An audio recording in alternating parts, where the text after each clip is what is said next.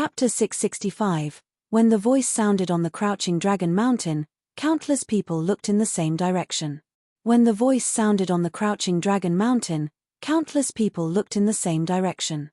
Jiyu Dongliu had come to the Zhuge family to ask for her hand in marriage. Today was the engagement between the White Cloud City's young city lord Bai Luli and Zhuge Mingyu. The Zhuge family had prepared the crouching dragon feast, the entire barren state had come forth to congratulate them, and the White Cloud City lord had already given the betrothal gifts. However, there was someone who had come to ask for her hand in marriage now. Coming at this kind of time, they didn't even need to think to know whose hand he was asking in marriage. Many people in the barren state had heard that there was once a distinguished character that had challenged Bai Luli and left after being defeated. That battle was rumored to be for Zhuge Mingyu. And before this, Yi Futian and Shui Yi had stood up to oppose the marriage. It must have been for this person. Pairs of curious eyes looked across the air and saw a handsome white-robed scholar walking up step by step. His footsteps were not fast, but each step of his had a mysterious tempo and was exceptionally steadfast. Soon, he had appeared at the feast and raised his head, looking forward. Everyone looked at the figure that had appeared. He had a face like a piece of jade and eyes that looked like stars. With his demeanor, he was already a remarkable figure. Facing countless geniuses from the barren state, he had walked up to the Zhuge family to propose marriage. His courage and boldness caused many people to secretly compliment him. Third brother, Yi Futian and Shui Yi called out softly with smiles on their face. However, they did not know whether to be happy or sad. Under the current circumstance, although their third brother had come, could he really change anything? Zhuge Mingyu looked at the familiar face. Although 5 to 6 years had passed, he was still as dull as before but cute in its own way. He had finally come to the Zhuge family and kept his promise. As long as he came, it was enough. At that moment, the glint in Zhuge Mingyu's eyes appeared exceptionally brilliant. Zhuge Qingfeng looked at the figure. It was no wonder his daughter Zhuge Mingyu liked him. Such a dignified person. After being with him for years, it was only natural to fall in love with him. However, the White Cloud City Lord's expression was grim, a frosty intent appearing within his deep black eyes. Asking for trouble. Bai Ziyi looked on indifferently. He had spread the news to lure Yi Futian to the Zhuge family. He wanted to see how he would be embroiled in this storm and how he would get out unscathed. He was jealous of Yi Futian and also hated him. That was why he was excited to see Jiyu Dongliu come. It was the only way for Yi Futian to really sink.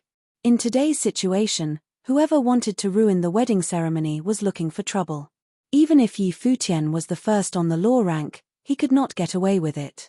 Today's marriage represented the Holy Ji Palace's will. Whoever took part in its ruin would pay the price. "Step down and I will not bother with you," Liu Chan said in an overbearing tone as his gaze landed on Jiyu Dongliu. Jiyu Dongliu raised his head and looked at Liu Chan. Those days in the barren state, while he was on the run, he had also heard about the Zhuge family, so he naturally knew the purpose of the joint marriage. The Holy Ji Palace wanted to create a saint and the person who had been chosen was Bai Luli. The entire barren state supported the marriage except for his little brothers. However, it was to no avail. Zhuge Mingyu was naturally going to end up as a sacrifice. Master once told me a story. He told me that there was once a Buddhist cultivator. He had reached a certain cultivation level and needed to experience more human emotions and experiences. He felt that if he cultivated step by step, he would need to travel too far and experience too many things. If he had that time, he would be able to give more people redemption and do more beneficial things. Jiyu Dongliu looked at Liu Chan and said. The crowd looked confused and did not know what Jiyu Dongliu meant by his words. So, he took a shortcut and robbed others of their memories, using them to experience the lives of others. He successfully broke through his cultivation level, but the other person became a lifeless shell. Many people's gazes lit up, seemingly knowing what Jiyu Dongliu wanted to say. After he broke through his cultivation level, his state of mind faced obstacles again.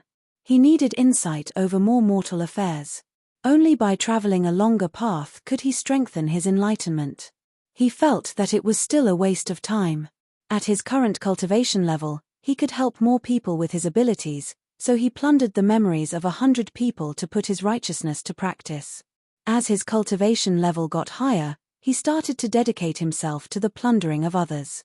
He was respected by people and used Buddhist teachings to give others enlightenment. He felt that this was his righteousness. In the end, those who followed him in the cultivation of Buddhism all had their memories plundered and became puppets. I would like to ask the elders present, is he a Buddha or a demon? Jiyu Dongliu looked at Liu Chan and the rest. Even the influential figures were slightly moved by the story. They naturally understood the moral of the story. It was referring to today's marriage. He's naturally a demon. Liu Chan stared at Jiyu Dongliu and replied, the barren state has no saints. Bai Luli has the potential to become a saint and succeed the divine path and protect the legacy of the barren state. He has exceptional potential and is a match made in heaven with Zhuge Mingyu, congratulated by the entire barren state. Who has been plundered here? Cultivation is about cultivating one's mind. If you lie to even yourself, it is no wonder that the barren state has no saints. Jiyu Dongliu said emotionlessly, if Mingyu and I die here today, then will you all be Buddhas or demons? Such insolence, an elder from the Zhuge family berated him. Many people stood up and an oppressive aura was released towards Jiyu Dongliu, surrounding him. If it is for righteousness, you should be able to sacrifice yourself and not others. If the Zhuge family wants the barren state to create a saint, they can offer up the treasure. If the Holy Ji Palace and White Cloud City want to create a saint, they can snatch it. Jiyu Dongliu continued, perhaps to you, that is evil and this is righteousness. As he said that, he laughed mockingly at himself. He was a reasonable person, but he also understood that today, these people would not reason with him. After all, reason was not as strong as the fist. As his gaze turned, he looked towards Zhuge Mingyu and a smile appeared in his star-like eyes as he said, sorry for making you wait 6 years. It's fine, Zhuge Mingyu smiled brilliantly and replied. Are you willing to leave with me? Jiyu Dongliu asked. You still owe me something, Zhuge Mingyu said. Jiyu Dongliu looked at her, then smiled and said, I like you. Zhuge Mingyu's smile became even more brilliant. Her wedding robes appeared to have been worn just for this moment. Me too, blockhead. Zhuge Mingyu stood up and the sunlight reflected off her face. At that moment, she was unbelievably beautiful. At the feast, there was only silence apart from their conversation. Everyone stared blankly at this scene, even the influential figures. They were also feeling uneasy. They felt as though they were looking at a sad yet beautiful love story. This time, the Holy Ji Palace and White Cloud City seemed to be the evil ones. Yi Futian watched all this unfold and felt his eyes become watery. Beside him, Hua Jiyu had tears in her eyes while Beitang Xing'er had already started to cry. Second sister had waited for this moment for very long, and third brother was finally willing to say the words. However, what were they to do in today's situation? Good, very good indeed. In one of the seats in the feast, a monk's palms closed together as he said. His appearance was solemn and had traces of divine will, and he had a look of admiration and praise when he looked towards Jiyu Dongliu and Zhuge Mingyu. Zhuge Mingyu's skirt reached the floor as she elegantly walked step by step towards Jiyu Dongliu. The White Cloud City Lord's expression was extremely grim. Mingyu, an elder from the Zhuge family, shouted. Zhuge Mingyu's footsteps stopped and she heard him call out, do you know what you are doing? Of course I do. I've known clearly what I want to do, Zhuge Mingyu smiled and replied. You have agreed to the marriage and the entire barren state has come forth to congratulate you. Now, you are doing this, what do you think the Zhuge family and the White Cloud City's reputations will become? The elder had a cold tone and there was a pressure emanating from him. Have I ever objected? Zhuge Mingyu looked at him and replied, if I objected, would you all disagree to the marriage? The other party's expression froze. Zhuge Mingyu had objected before indeed. In fact, she had done so many years ago and even left home to prove it. Have you all given me any choice? Zhuge Mingyu continued asking, since none of you have cared about how I feel, then why should I care what happens to all of you? The members of the Zhuge family stared at Zhuge family, then turned their cold gazes to Jiyu Dongliu and said, take him down. A few elders from the Zhuge family released horrifying auras and stepped forward. At that moment, Yi Futian moved in a flash beside Jiyu Dongliu. Yu Sheng, Hua Jiyu, Shui Yi, and the others also stood up and moved beside Jiyu Dongliu. Even Yu Shi also walked out. Go back. Yu Kai's expression was sour. What were these fellows doing? Father-in-law, there is no compromise for this issue, Shui Yi replied. He turned to Yu Shi and said, you go back. Yu Shi was still pregnant. Isn't your third brother my third brother as well? Yu Shi smiled at Shui Yi and replied. Shui Yi felt warm inside and grabbed his wife's hand. Although she was the daughter of the Alchemy City Lord and nobody dared to touch her, she was willing to step out with him under these circumstances. How could he not be touched? Today, I'm the one proposing marriage, why are you all adding on to the trouble? Jiyu Dongliu looked at the people standing beside him and asked. Yi Futian smiled brilliantly and asked him, third brother, do you think we're considered the groom's family or the bride's family? Jiyu Dongliu was taken aback and replied, smiling, such a glib tongue. Yi Futian, Yu Sheng, Hua Jiyu, do you all understand what you are doing? The Tianqing Palace Lord looked at Yi Futian's group and asked. This matter was the palace's will. Now, these palace disciples were standing on the opposing side of the Holy Ji Palace. Before I came, I asked my master. My master also agreed to my being here. Although I am a disciple of the palace, before that, I am a cultivator, so I naturally need to follow my heart. The palaces can be wrong sometimes as well. Yi Futian looked at Sage Tianqing and replied. I have said that later, you and Yu Sheng can enter the Sage Hall to cultivate. What the two of you should be doing now is cultivating. Liu Chan looked at Yi Futian and Yu Sheng and said. Then I will not enter the Sage Hall. Yi Futian looked at Liu Chan and replied, on the divine path, I do not require any external help. Chapter 666, Liu Chan stared at Yi Futian. If it was any other palace disciple who dared to rebel against his will, he would not care. However, he was Yi Futian, the first on the law rank. He had personally organized a discussion by the 6 palaces to permit him into the Sage Hall to cultivate. Evidently, he had high hopes for Yi Futian. He had hoped that Yi Futian would be able to become like Bai Luli in the future or even stand side by side with Bai Luli. Now, he was a little disappointed in Yi Futian. Although it was not wrong for Yi Futian to have his own stance, compared to the barren state having a saint, all personal opinions were insignificant. Liu Chan stared at Yi Futian. If it was any other palace disciple who dared to rebel against his will, he would not care. However, he was Yi Futian, the first on the law rank. He had personally organized a discussion by the 6 palaces to permit him into the Sage Hall to cultivate. Evidently, he had high hopes for Yi Futian. He had hoped that Yi Futian would be able to become like Bai Luli in the future or even stand side by side with Bai Luli. Now, he was a little disappointed in Yi Futian.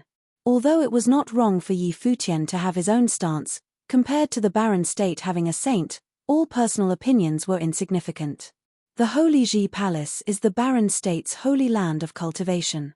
Cultivating in the palace, there are no rules to abide by, you can do whatever you want and the palace will not interfere. Sage Tianqing's gaze landed on Yi Futian as he continued, however, that is just one rule that all Holy Ji Palace disciples must follow. The will of the palace is absolute, all personal wills must make way in front of the palace's will. Not just the disciples, but even the elders and the palace lords must abide by it. In today's matter, you have already violated the palace's will. What if the palace's will is wrong? Yi Futian looked at Sage Tianqing and asked every personal will in the palace may be wrong, but the palace's will never be wrong, Sage Tianqing said decisively. Yi Futian looked at Sage Tianqing, then looked at his third brother and second sister, then said with resolution, however, this time, I firmly believe that the palace's will is wrong. Sage Tianqing looked towards Liu Chan. Liu Chan asked, I'll ask you one last time, will you step down? No. Yi Futian's tone was still certain with no hesitation. All right.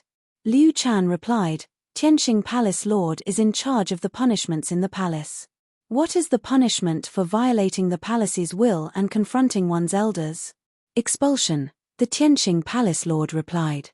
Since you are so arrogant, from now on, you are no longer a disciple of the palace. Liu Chan looked at Yi Futian and said calmly, but there was a tinge of anguish in his heart. Even so, his will was exceptionally resolute. The barren state needed a saint, and Bai Luli had already obtained the Sage Hall's teachings in the Sage Hall. Now, the Holy Ji Palace had placed supporting Bai Luli to the saint level as its top priority. This was also his brother's final wish for the barren state to have a saint. For this, all sacrifices were necessary. At the feast, the influential figures stared at Liu Chan with uneasy hearts. The law rank first, Yi Futian, had been expelled from the Holy Ji Palace. Liu Chan was probably agonizing over doing this. However, in the current situation, Yi Futian had resolved to be on Jiyu Dongliu's side. This also meant that he would be opposing the palace's will. Similarly, he was opposing Bai Luli. This was a fact that could not be changed, so Liu Chan had to make a choice. Liu Chan must have been extremely unwilling to make such a choice. After all, prodigies like Yi Futian, including Bai Luli's generation, had only appeared twice to thrice. The Holy Ji Palace had never expelled any of its law rank firsts. Yi Futian had created an unprecedented feat. Sitting at the side, Bai Ziyi had a smirk on his face. Yi Futian had been expelled by the palace and was now a forsaken disciple. Uncle Master, the wedding can be discussed. Be prudent about this, Zhuge Qingfeng said. He had personally witnessed Yi Futian revealing his potential, but the progression of matters was outside his control. Everything was already in place and it could not be stopped simply by him. He also knew how firm the palace's will was this time. He had thought that after this matter was over, he would look for Liu Chan to have a good chat. At least, he wanted them to wait for Yi Futian for another year. However, Yi Futian was now on opposing sides with Liu Chan. The two of them were equally obstinate and firmly held their own stance.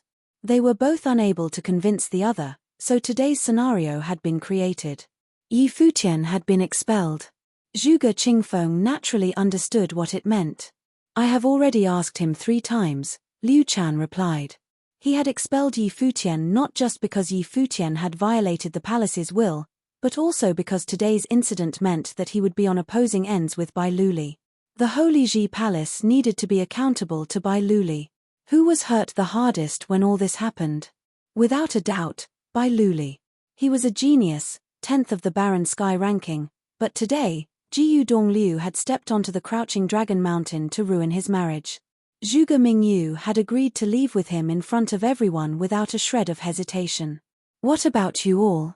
Liu Chan looked at Yu Sheng, Hua Jiyu, and Yi Xiaosha. We will stand where he stands, Yu Sheng replied. Hua Jiyu looked at Liu Chan and held Yi Futian's hand, walking side by side. She did not need to say anything more. Very well. Liu Chan took a deep breath and said, from today onwards, all of you are no longer disciples of the Holy Ji Palace. At that moment, the Crouching Dragon feast appeared to be exceptionally quiet and repressed. The law rank first and second, as well as a divine spiritual sorcerer, had all been expelled. From this, they could see how deep Liu Chan's obsession with the barren state having a saint was. Yi Futian looked at Liu Chan, then bowed towards him. He then raised his head and said, I have learned much in my 3 years of cultivating in the palace. If this matter can be resolved, I will definitely not treat the palace as my enemy.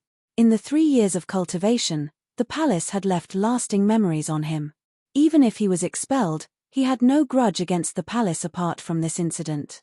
He only felt that the palace was wrong this time and he maintained his stand.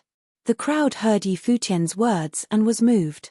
However, this matter could not be resolved that easily. Shu Qiu and Huang Zhouge looked at the figure and could not help it. Shu Qiu had already reminded Yi Futian in fear that he might be rash. However, there was no way for him to persuade him for he was already embroiled within. The Zhuge family's experts stepped forward. Since Yi Futian's group had already been expelled from the palace, they no longer had any reservations. Step down, a commanding voice sounded, causing many people to be astonished. As their gazes turned, they stared dumbfounded at the person who had spoken. It was the Zhuge family lord, Zhuge Qingfeng. The Zhuge family's experts had confused expressions. Their family lord had ordered them to step down. At the feast, many people had confused expressions. Could it be that Zhuge Qingfeng was still in distress over his daughter? Qingfeng, an elder in the Zhuge family, called out to him. He had more seniority than Zhuge Qingfeng. "Little brother, what do you mean by doing this?" The White Cloud City lord stood there, the robes on his body shaking in the wind and his body emanating a terrifying aura. He did not look at Zhuge Qingfeng, but before that, when Zhuge Qingfeng had tried persuading Liu Chan to be prudent, he could already feel Zhuge Qingfeng's attitude. It had seemed different from what he had expected. Liu Chan's gaze also looked towards Zhuge Qingfeng. He naturally felt it as well. Zhuge Qingfeng was wavering. Since it's a matter between the youngsters, let them settle it themselves. Zhuge Qingfeng's expression was calm and did not show much emotion, as though he had already thought about it clearly. Since the matter had already come to this, he naturally had to have his own stance.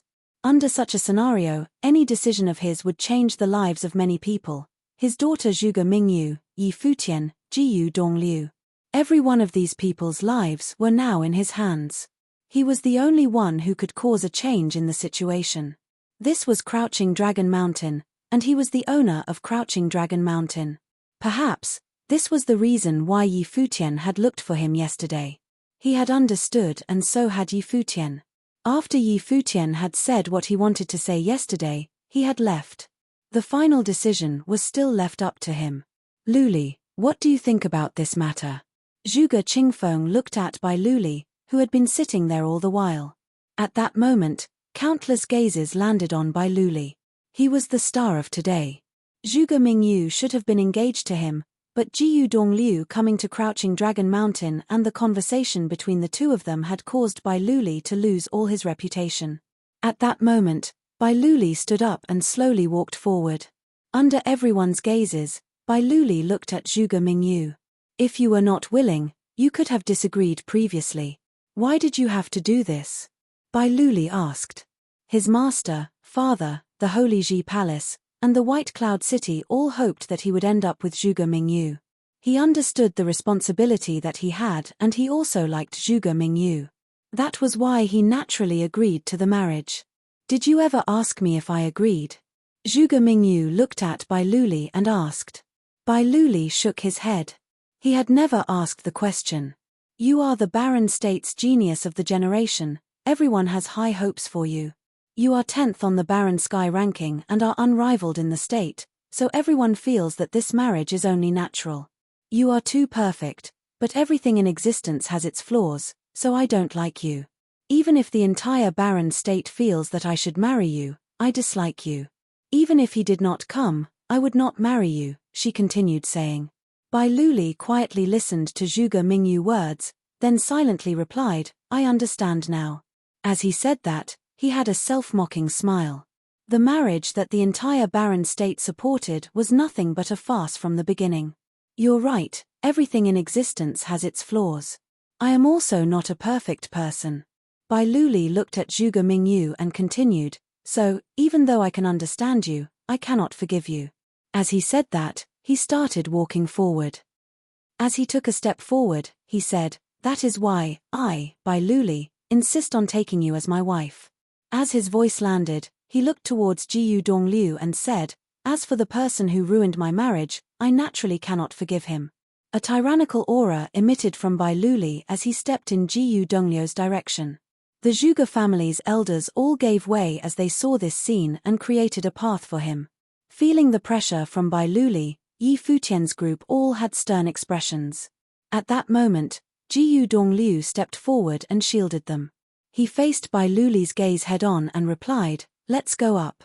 As his voice landed, his body flew through the clouds and landed in the area above Crouching Dragon Mountain. Bai Luli raised his head and looked, then moved in a flash and flew into the air. Chapter 667. The two figures flew into the air above Crouching Dragon Mountain. They were both in the Sage Plain, so the impact of their battle would be extremely terrifying. If they battled on Crouching Dragon Mountain, the destruction caused would be too great. The two figures flew into the air above Crouching Dragon Mountain. They were both in the Sage Plain, so the impact of their battle would be extremely terrifying. If they battled on Crouching Dragon Mountain, the destruction caused would be too great. Countless people raised their heads and looked into the air. They saw an invisible current flowing around both their bodies. The spiritual chi in the air started to rampage and the winds bellowed. Imposing currents flowed down from the heavens and a sage plane might crushed down from the air, seeking death. The White Cloud City Lord's expression was ruthless. Disregarding their potential, there was already a difference in cultivation level between Jiyu Dongliu and Bai Luli. What kind of battle would it be? If it had not been for Bai Luli stepping out, he would not have let Bai Luli fight with Jiyu Dongliu, and would have executed Jiyu Dongliu immediately. After today's incident, what would be left of White Cloud City's reputation? Why go to such an extent? Many influential figures looked into the air and sighed. A few years ago, Jiyu Dongliu had challenged Bai Luli when he had entered the Sage Plane and lost, but Bai Luli had not pursued the matter. This time, even with Bai Luli's refinement, he was evidently enraged. Today was his engagement. He had been watched by the entire world and the entire barren state had sent their congratulations. However, he was now a laughingstock. Just like he said, he could understand Zhuge Mingyu, but he could not forgive her. Thus, he had walked out. Third brother. Yi Futian raised his head and looked at the battle in the air. Bai Luli was famous throughout the land. Even with his third brother's exceptional potential, he still had no confidence in this battle. Yesterday, he had gone to look for Zhuge Qingfeng. Evidently, Zhuge Qingfeng had been moved and was willing to help him, but he could not stop Bai Luli from stepping in unless he wanted to start a war with White Cloud City. Moreover, there were people from the palace around as well. Bai Luli is already a high-level sage while Jiyu Dongliu is only a mid-level sage. The outcome of this battle is quite obvious, the Alchemy City Lord Yu Kai said. He looked at Shui Yi, seemingly trying to hint for them not to have too high hopes.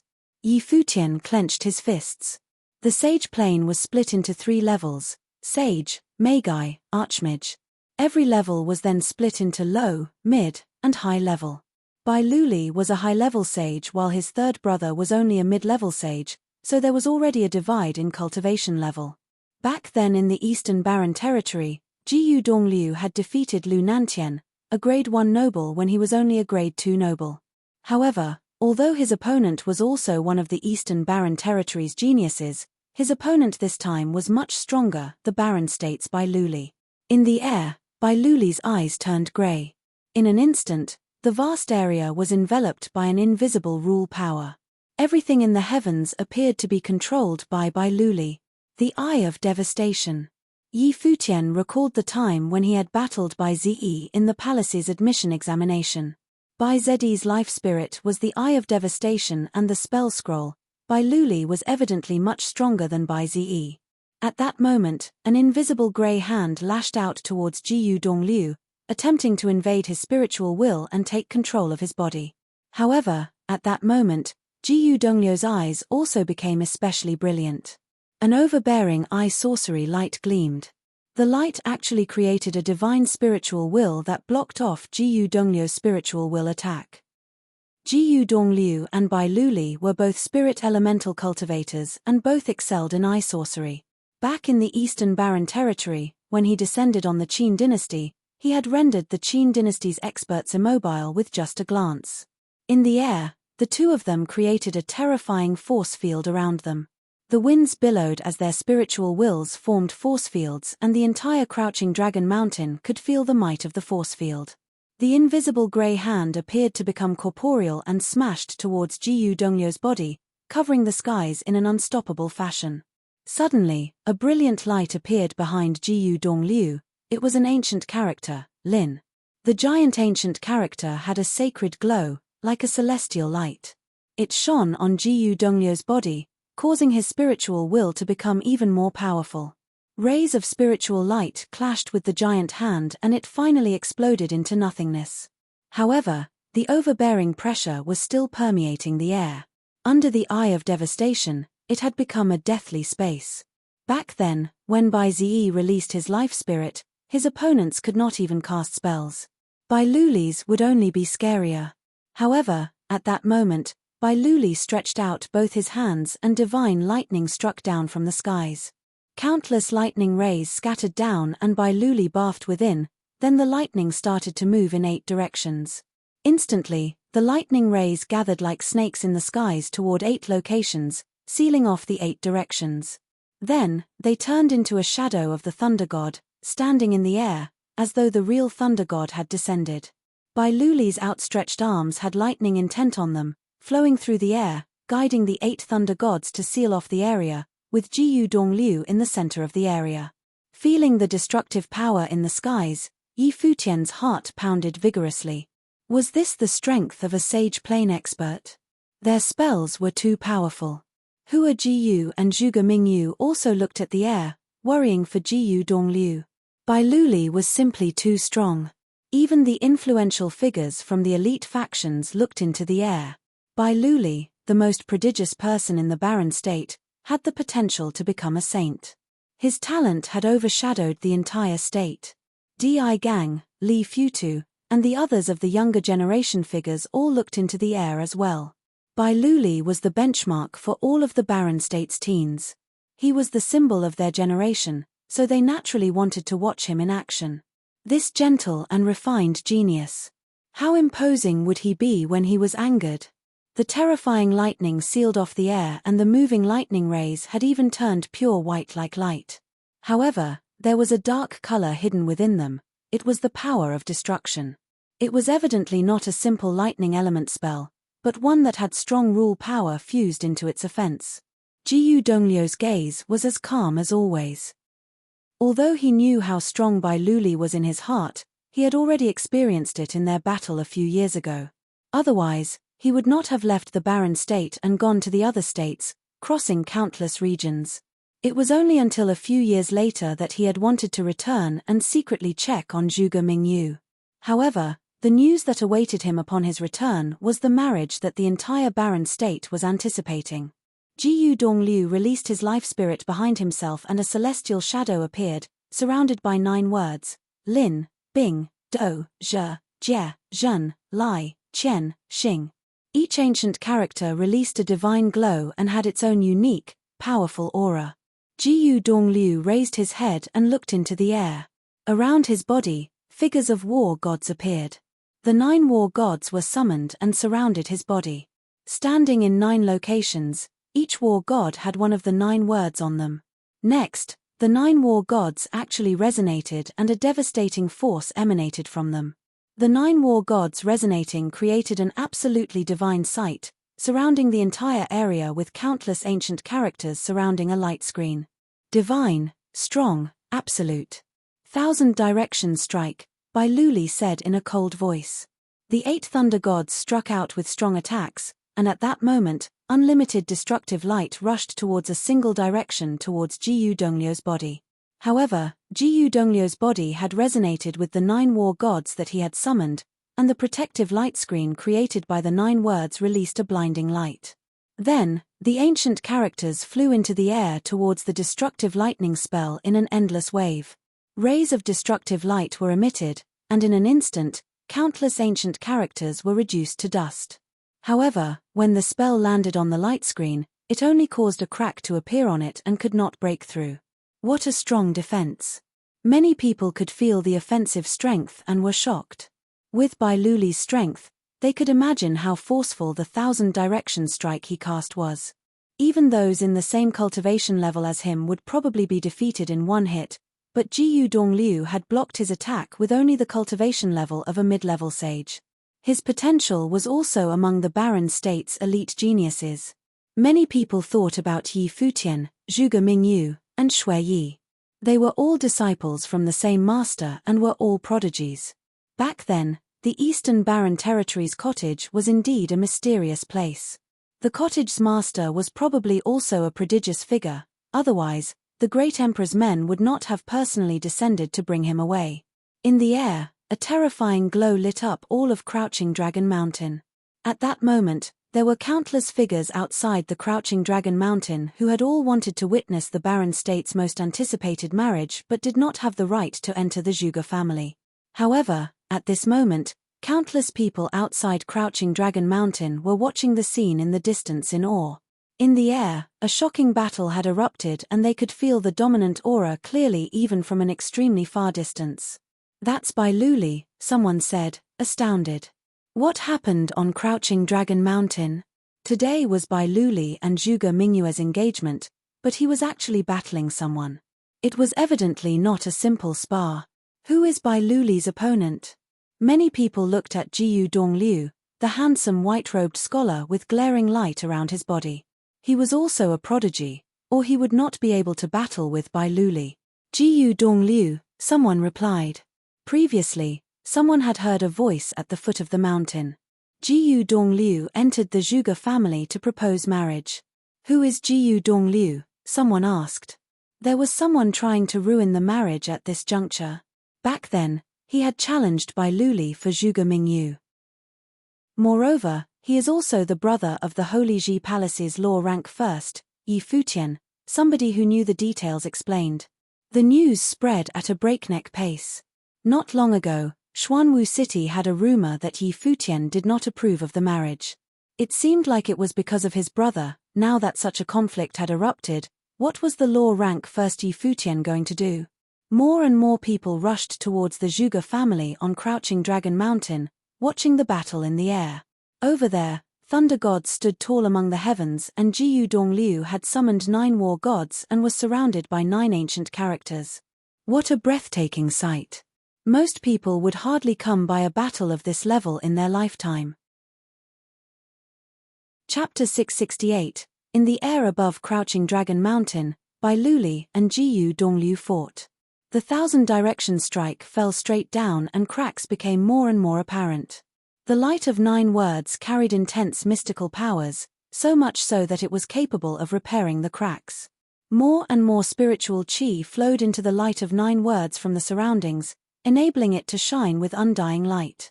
In the air above Crouching Dragon Mountain, Bai Luli and Jiyu Dongliu fought. The 1,000-direction strike fell straight down and cracks became more and more apparent. The light of 9 words carried intense mystical powers, so much so that it was capable of repairing the cracks. More and more spiritual chi flowed into the light of 9 words from the surroundings, enabling it to shine with undying light. Bai Luli remained unfazed. While he knew that Jiyu Dongliu was an extraordinary figure possessing exceptional talents, Bai Luli nonetheless possessed the edge in plain difference. As such, there was little to be left to the imagination with that battle. It was not that Bai Luli was being reckless, it was that he was the most notable figure of his generation in barren state, one possessing the potential to become a saint and a symbol of an era. As such, he needed to have that much confidence. Unending godly thunder coursed throughout Bai Luli's body. He glanced at the airspace above Jiyu Dongliu for a bit. The Eye of Devastation controlled unlimited power in their surroundings, enabling the coalescence of appalling power right above Jiyu Dongliu. The light from the 9 shadows of thunder gods stopped attacking Jiyu Dongliu and was instead focused on locking down the battlefield. Unending powers flowed to one low point. At that very moment, the shadow of a giant like a true ancient god appeared, just like a saint. Godly creation of all things. Sparkles were seen in the eyes of many great figures from the Holy Ji Palace. It was a super powerful ability of the Holy Ji Palace, one passed down in Sage Hall. Bai Luli entered the Sage Hall long ago, and it was said that he attained the acknowledgement and lineage of the Sage Hall, which was why the Holy Ji Palace saw him to be the successor and the next Palace Lord. Every single will of the Holy Ji Palace had Bai Luli becoming a saint in mind, paving the way for him to do so. Godly creation of all things was a super powerful offensive technique, but it was also a frightening defensive technique packed with tremendous power. The shadow, which looked like an ancient god, stood tall in the air, holding a heaven-shaking divine hammer. Devastating light rained downward. A terrifying gravitational pressure bore down on everything below. Even in their banquet seat of Crouching Dragon Mountain, everyone was still able to sense the terrifying power of the pressure. Third brother. Shuiyi's expression changed. The pressure was simply too powerful. Luo Fan turned rather pale as well. Yi Futian felt a shudder within. When Jiyu Dongliu and Lu Nantian fought, Shuiyi and Luo Fan were incredibly confident, not worrying that their third brother might end up losing it all. Right here and now, however, neither of them had any of that confidence. There might have been many who bore great titles yet had little to show for it, but when a person was able to become a true master of something, to make it to the pinnacle and become a symbol of his generation, that person would definitely not be one with a great name but little to show for it.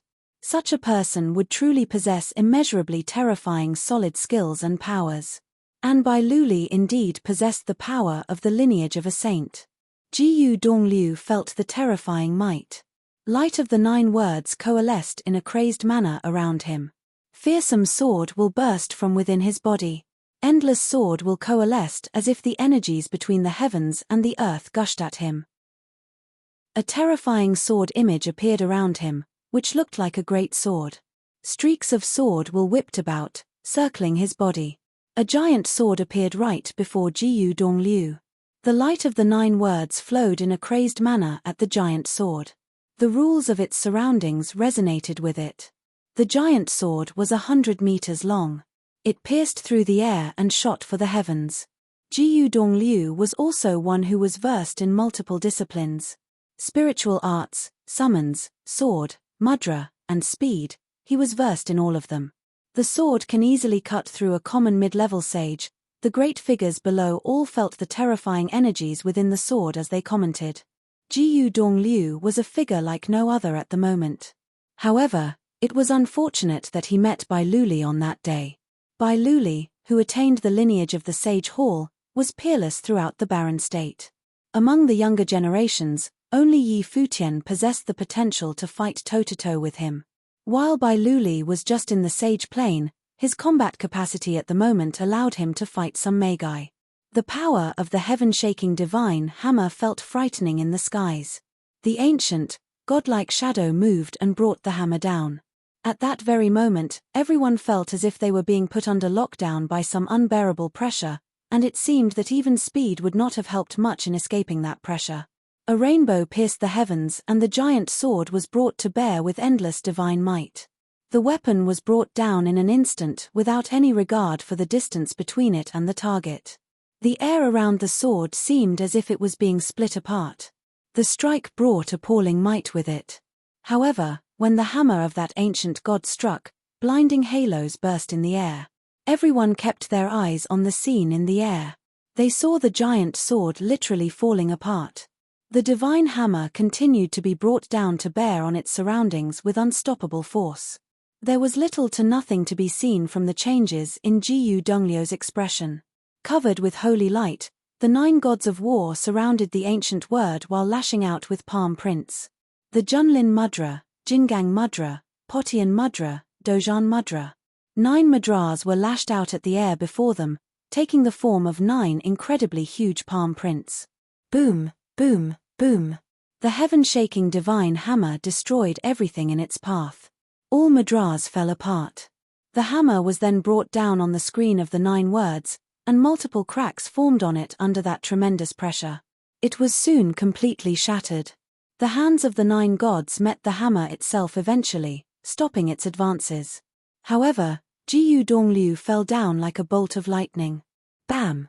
A loud rumble was heard and Jiyu Dongliu stepped on the middle of the banquet at Crouching Dragon Mountain. Everything around him was destroyed that very second.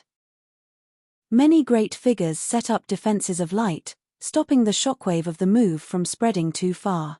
Many were able to see that the ground that Jiyu Dongliu stepped on shattered. His body was slightly bent and blood was seen from the corner of his mouth. Third brother. Yi Futian and the rest of his party were stunned as they looked at figure dressed in white before them. That is just too powerful. Many turned their heads up to look at Bai Luli in the air. That silhouette stood proud in the air for all to see, be it inside or out of Crouching Dragon Mountain. It exuded the air of an absolute champion, a sight to behold for all in barren state. He would have pummeled anyone from the same plane as he. It went without saying that he was not going to lose that fight, as he was fighting Jiyu Dongliu, someone of a lower plane. Bringing the massive offensive capacity afforded by the lineage of the saint to bear was the greatest acknowledgement he demonstrated for Jiyu Dongliu's abilities. How is that bastard so powerful? Even Long Linger looked rather unwell. Jiyu Dongliu was Yi Futian's senior, and it was a given whose side she was on. Long Ao and his wife glanced at the girl before turning their attention back at that figure standing proud in the air. Bai Luli ranked 10th on Baron Sky ranking as a sage, and he managed to do so with his extraordinary talents and incredible frightening potential. How could he not be so powerful? While both had only attacked each other several times in that battle, it was more than enough for everyone around them to see how immensely talented those two were. It was a pity that their stance meant that they were on opposite sides with no chance for reconciliation. "Stop fighting already," Zhuge Mingyu looked at Jiyu Dongliu and said. She had never asked for Jiyu Dongliu to beat Bai Luli anyway. Jiyu Dongliu glanced at her and replied, "It is not that I do not know what you are thinking. It is just that there are things that I have to do." He took to the air as soon as he finished talking, shooting up like a bolt of lightning, standing before Bai Luli once again. The 9 words surrounded him, and this time, they turned even more dazzling. Undying light shone on his body, and with him at the center, a tornado whipped up. He looked like a being of light as he gradually turned to resemble a sword. Sword traversing the heavens, Jiyu Dongliu mumbled, and a terrifying heaven-slaying sword matrix formed with him at the center. He closed his eyes and it seemed as if countless shadows flew out of his body.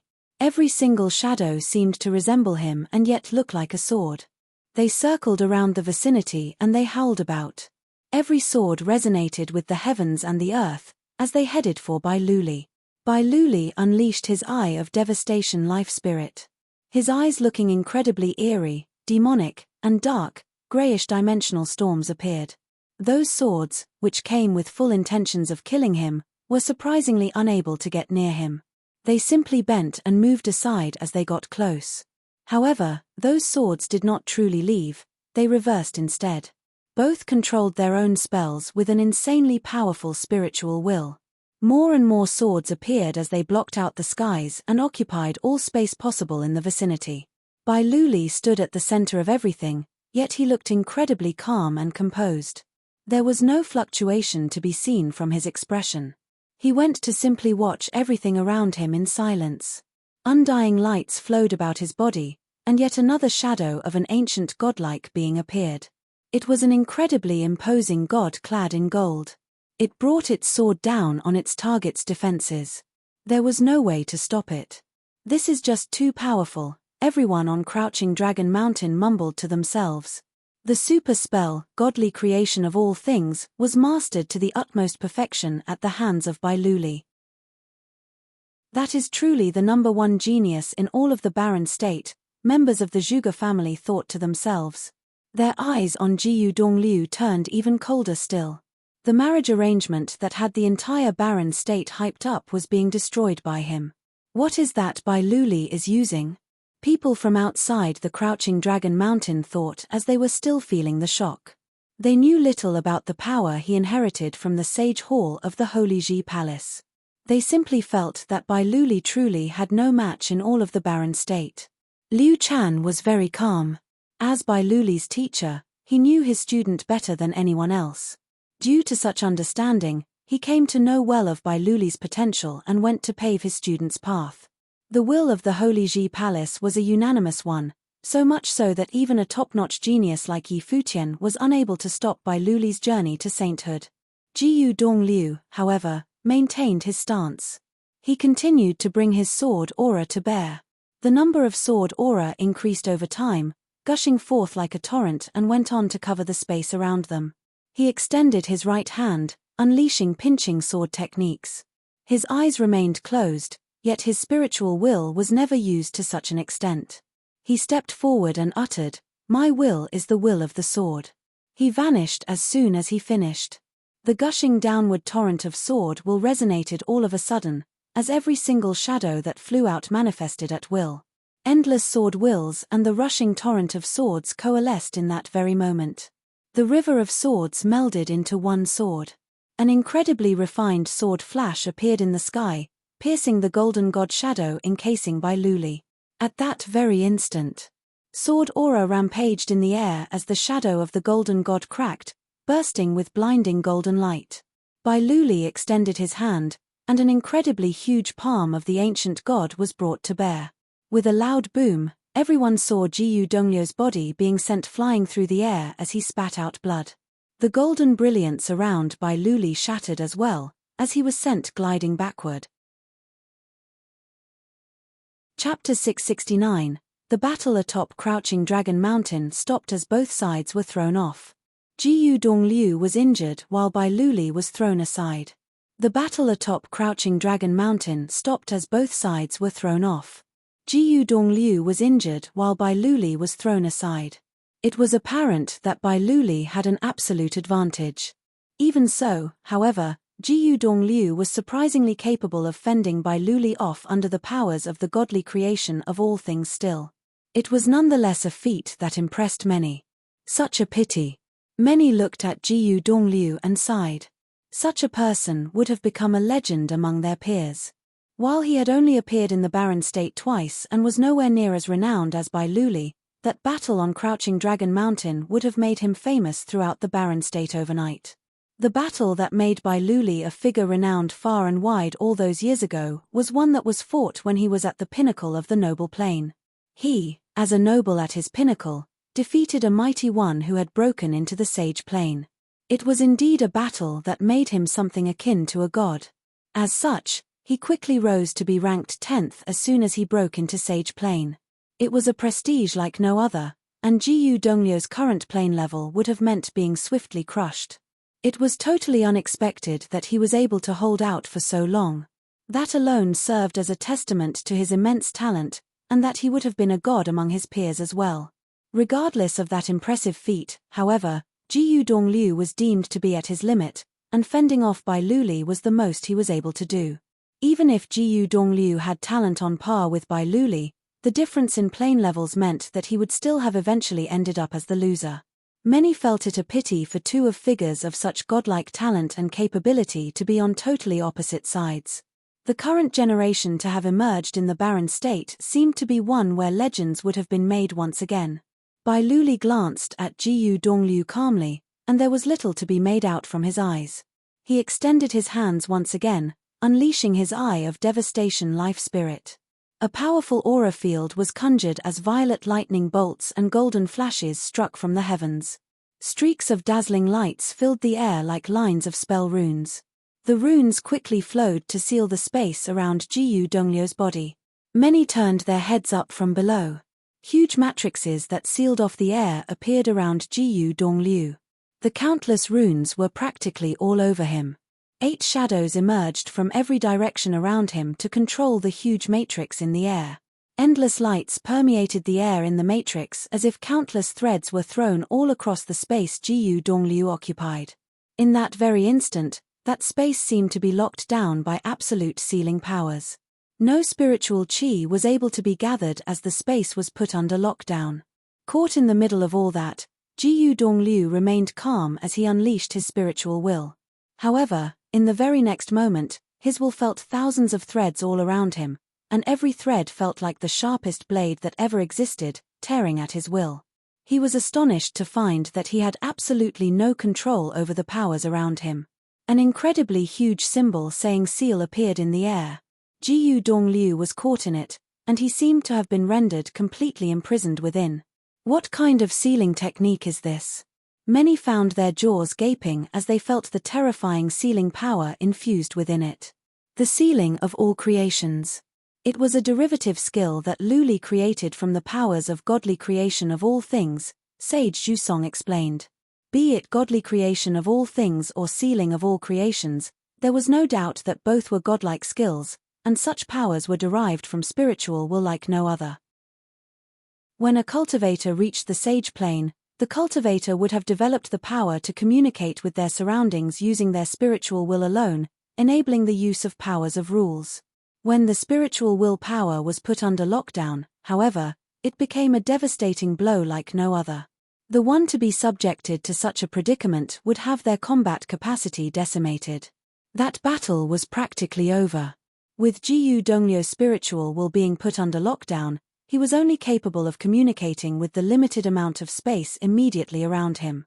Light of the 9 words circled around him and 9 shadows of the gods of war stood by. Sword aura permeated the air, attempting to unravel the seal. At that very moment, a purplish-gold shadow of an ancient god appeared before Jiyu Dongliu, standing tall in the sky, looking like some insurmountable god. His godly creation of all things allows him to summon ancient gods of varying abilities. Many watched the ongoing battle with stunned looks. Bai Luli was simply too powerful, so much so that he seemed to be the manifestation of the concept of invincibility. The summoned purplish gold ancient god held a heavenly halberd in its hand as if it was the enforcer god charged with enforcing the laws between the earth and the heavens. A devastating, punishing power was unleashed from the weapon it held, striking down like purplish gold lightning bolts. The power of the Tianqing Pavilion. The hearts of many great figures shook. Such combat capacity was practically invincible if the one wielding it were to reach the pinnacle of Sage Plane. It was truly the potential of one destined to become a saint and the champion of barren sky ranking in the future. Endless punishing lights rained down Jiyu Dongliu, hitting hard on the 9 words but still unable to destroy them. The ancient god was then seen striking down with the heavenly halberd in hand. The air rumbled with thunderous might, creating a sonic boom like no other. Boom! When the heavenly halberd hit its intended target, sparkling lights danced in the air, spreading out in all directions. The ancient runes around Jiyu Dongliu shattered one after another and his defensive screen of light cracked, threatening to shatter at any given second. However, terrifying beams shot out from Jiyu Dongliu's eyes. He unleashed his will to his very limit, keeping the screen of light together. Despite his efforts, the punishing lights seeped through the cracks and hit Jiyu Dongliu, making him spit more blood as his body trembled. That's the end of it, many quipped to themselves how short the battle had been at the sight of Jiyu Dongliu being bombarded. It was, however, a spectacular battle. Despite Jiyu Dongliu's strategies and tricks, none of them proved to be of much use when he was being severely limited by Bai Luli's overpowering abilities. The air meant for sainthood crushed his opponent through sheer difference in plane levels. Third brother. Yi Futian watched the battle above as he trembled within. So that is what Bai Luli, the #1 genius of the barren state, is capable of. Despite his third brother's unparalleled talents, he was being suppressed all the same. Geniuses were all capable of fighting people of planes higher than theirs, and his third brother was one with such talent. It was a pity that the one who stood before him was another with such talent. It was near impossible to make up for the difference in plane level when fighting someone like Bai Luli and come out on top. Ants trying to shake a tree, futility like none other indeed. Bai Zi glanced at the air with cold eyes. His expression was a cold one, yet his mind was elated beyond measure. What makes Jiyu Dongliu think he can just come over to Crouching Dragon Mountain and steal the bride like that? Yi Futian had already been expelled from the Holy Ji Palace. If he dared kick up a fuss over Jiyu Dongliu's death, he would have ended up dying next, and there was simply nothing anyone could do to save his skin. The punishing lights headed for Jiyu Dongliu without rest, penetrating the screen of light. Jiyu Dongliu remained adamant in resisting the onslaught. His white garb was stained red with blood, and it was a harrowing sight to behold. Shui Yi, Luo Fan, and all the others clenched their fists as they trembled. They, however, were unable to do anything to help. That battle was one that they did not even so much have the capacity to intervene in. Worse still, there were many great figures around them, and none of those great figures would have tolerated any attempts to ruin the battle. Enough, Zhuge Mingyu said coldly. She leaped into the air armed and ready, but Bai Jiyu, the city lord of White Cloud, City glanced at her casually. Terrifying eye sorcery was unleashed from his eyes, making Zhuge Mingyu feel herself going stiff all over and utterly incapable of moving. The difference in plane between her and the city lord was simply too great. You are the future lady of White Cloud City. Know your place, the city lord said coldly with a deadpan expression. If it was not for that treasure of the Zhuge family and the desire to provide further assurance for his son, Bai Luli, on his way to sainthood, the city lord would not have lowered himself to propose such a marriage arrangement. He was the city lord of White Cloud City, ranked 4th on the barren sky ranking, while his son, Bai Luli, ranked 10th and was seen to be a future saint. No other force throughout the barren state other than the Holy Ji Palace, where both of them trained, was deemed qualified enough to have him take such measures. Despite this, however, Zhuge Mingyu dared do something so outrageous. It was seen as an unparalleled display of insolence. Zhuge Mingyu glared at the city lord coldly before turning her eyes back at the battlefield in the air. Jiyu Dongliu's current predicament seemed to have reddened her eyes somewhat. She had once thought that so long as he was there, she would fear nothing and would give anything to be with him. She came to realize that that had been little more than an assumption. She was still afraid, and at the moment, her heart ached. She felt herself to have gained some understanding about that breakup letter that Jiyu Dongliu sent. Sometimes, it was not so much something done out of worry for oneself, but out of concern for what the other party would do. Zhuge Mingyu turned her eyes at Zhuge Qingfeng. The only one capable of stopping the battle was none other than her father. Zhuge Qingfeng took notice of Zhuge Mingyu's eyes and knew her intentions. He knew her daughter well. If something were to happen to Jiyu Dongliu, all her inhibitions would be thrown out of the window. He knew that while his daughter seemed to be the calm and quiet sort, she was incredibly stubborn within. Bai Luli looked at Jiyu Dongliu in the air and asked, "Don't you want to say something?" Jiyu Dongliu glanced at Bai Luli before closing his eyes, letting all that punishing power penetrate his body. What was that Bai Luli wanted me to say? Whatever one deems to be the right thing to do, then one should persevere with one's undertaking no matter what. What else is there to be said? At that very moment, Jiyu Dongliu recalled a lot of things. The cottage, the old man sitting in there, him standing behind the old man, asking teacher, "What does it mean to be a sage?" "Your plane, your breadth of mind, and your bearing," the old man answered. "How is one able to become a sage?" he asked again. "Keep an open mind, and the world will open up before you. Know your destiny, and you will know how to become a sage." What is above the sage? The saint. What does it mean to be the saint? According to my understanding of the saint, it means to be free of shortcomings, the old man said. What would that actually be? He asked again. What the hell is wrong with you, kid? I don't do cultivation. Can't you go find answers yourself? But would I be able to do so? So long as you have the world in your heart and are free of yearning in your mind, there is no way you can't do that. Are you doubting my judgment of character now? I should have left you to your own devices back then, the old man yapped away in anger. Jiyu Dongliu thought, and there seemed to be a holy shadow welling up in his mind. Formless power flowed into his body and his will seemed to grow stronger, spreading outside his body. The power of the sealing of all creations was still in place, blocking his willpower. However, the life spirit behind him glittered with dazzling light, becoming increasingly holy as if it was imbued with terrifying divinity. Everyone was dumbfounded at the changes to Jiyu Dongliu's body. The life spirit behind him seemed to have metamorphosed, becoming some holy being. The light of holiness flowed into his body, making him shining inside out with holy glitter. Chapter 670. What is happening? Many turned to look at Jiyu Dongliu. Some mysterious latent power within him seemed to have been awakened. His life spirit gradually metamorphosed, as if he was becoming even more powerful. What is happening? Many turned to look at Jiyu Dongliu. Some mysterious latent power within him seemed to have been awakened. His life spirit gradually metamorphosed, as if he was becoming even more powerful. Is he harnessing the power of the secret arts?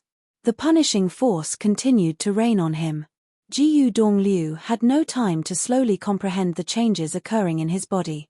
His spiritual will seemed to have broken through the power of sealing of all creations, spreading out to the greater surroundings about him. The light of the 9 words grew intensely dazzling as they resonated with the heavens and the earth. Voom! At that very second, the 9 words surrounding his life spirit went to bombard the 8 gods of war. Limitless power gushed into the ancient words, making every word seemingly infused with some mystical power as they rained down below. 8 earth-shaking rumbles were heard as the shadows of those gods of war were being torn apart. The power of sealing of all creations disintegrated, but that terrifying shadow of the ancient god attacked with its halberd still. The shadow of the life spirit behind Jiyu Dongliu grew increasingly huge, becoming a true holy shadow. It lashed out with its giant palm at that ancient god. 9 mudras emerged as the palm continued on its path, with the powers of the world gushing into the mudra in the hand. The ancient god Shadow's heavenly halberd continued to be brought down with the might of divine wrath. The mudras shattered violently, but that halberd was unable to survive the clash as well. The holy shadow was thrown back with a huge rumble, and the body of that great ancient god broke apart. He became stronger. Countless were shocked to see what Jiyu Dongliu had become.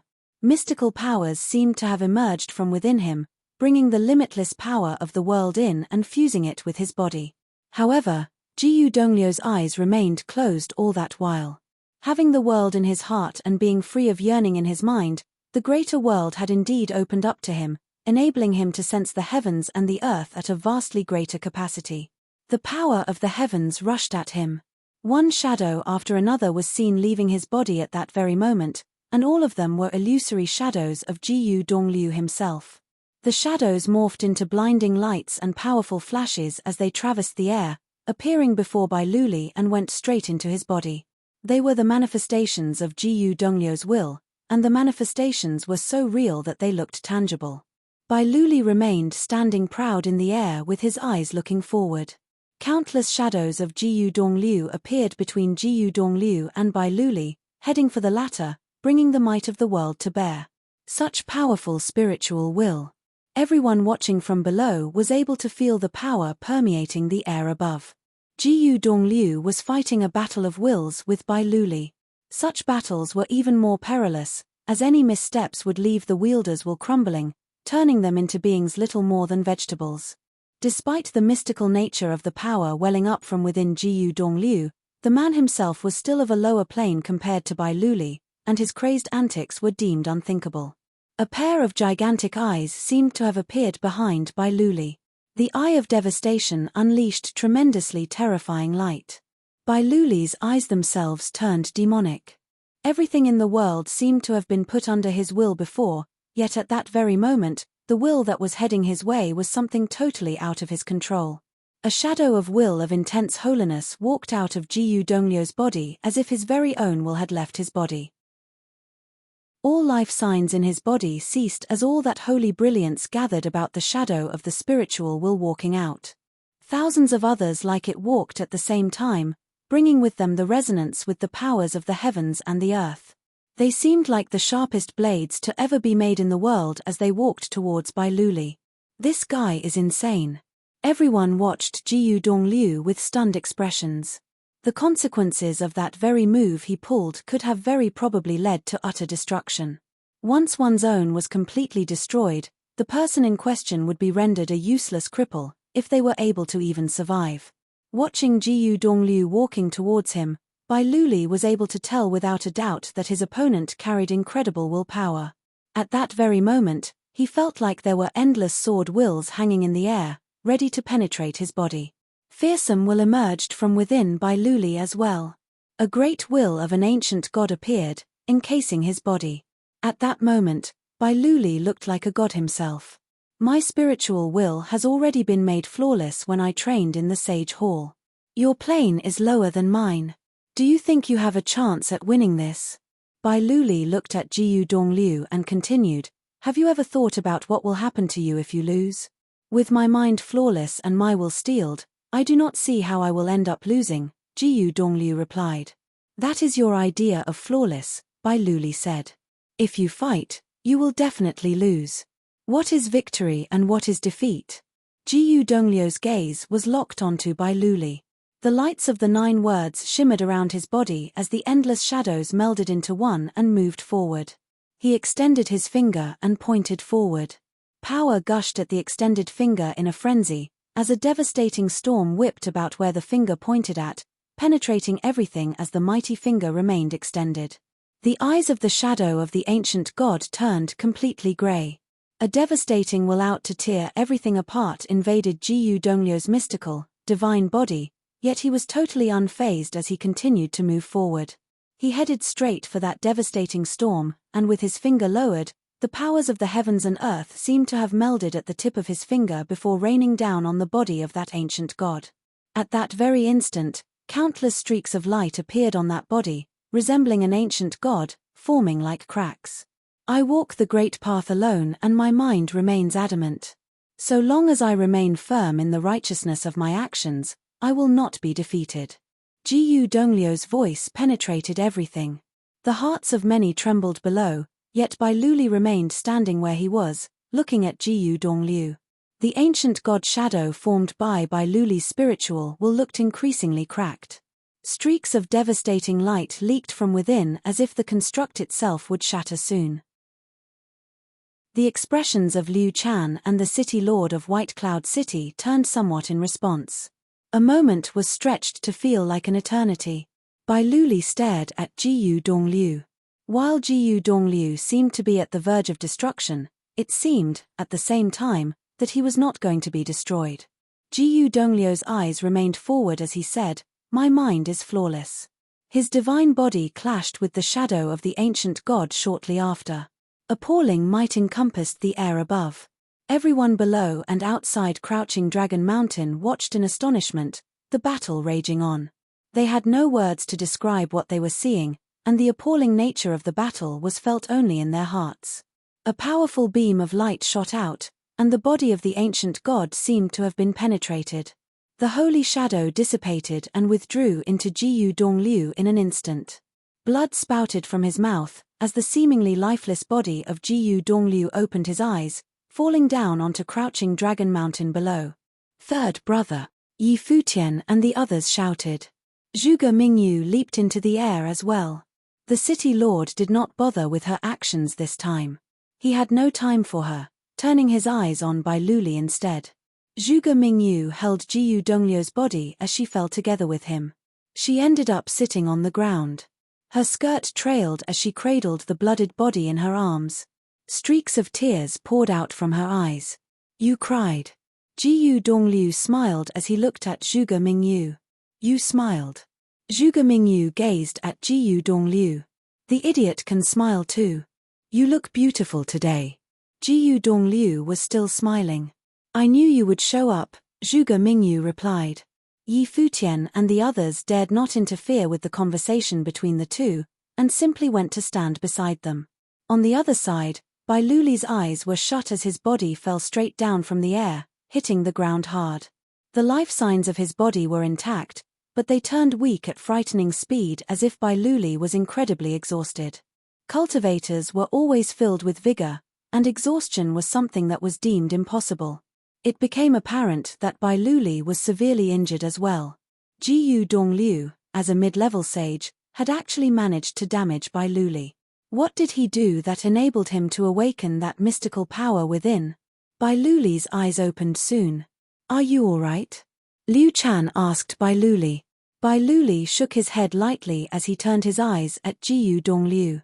A streak of murderous intent was seen in the eyes of Bai Jiyu, the city lord of White Cloud City, as Zhuge Mingyu cradled Jiyu Dongliu. He said coldly, "This is Crouching Dragon Mountain.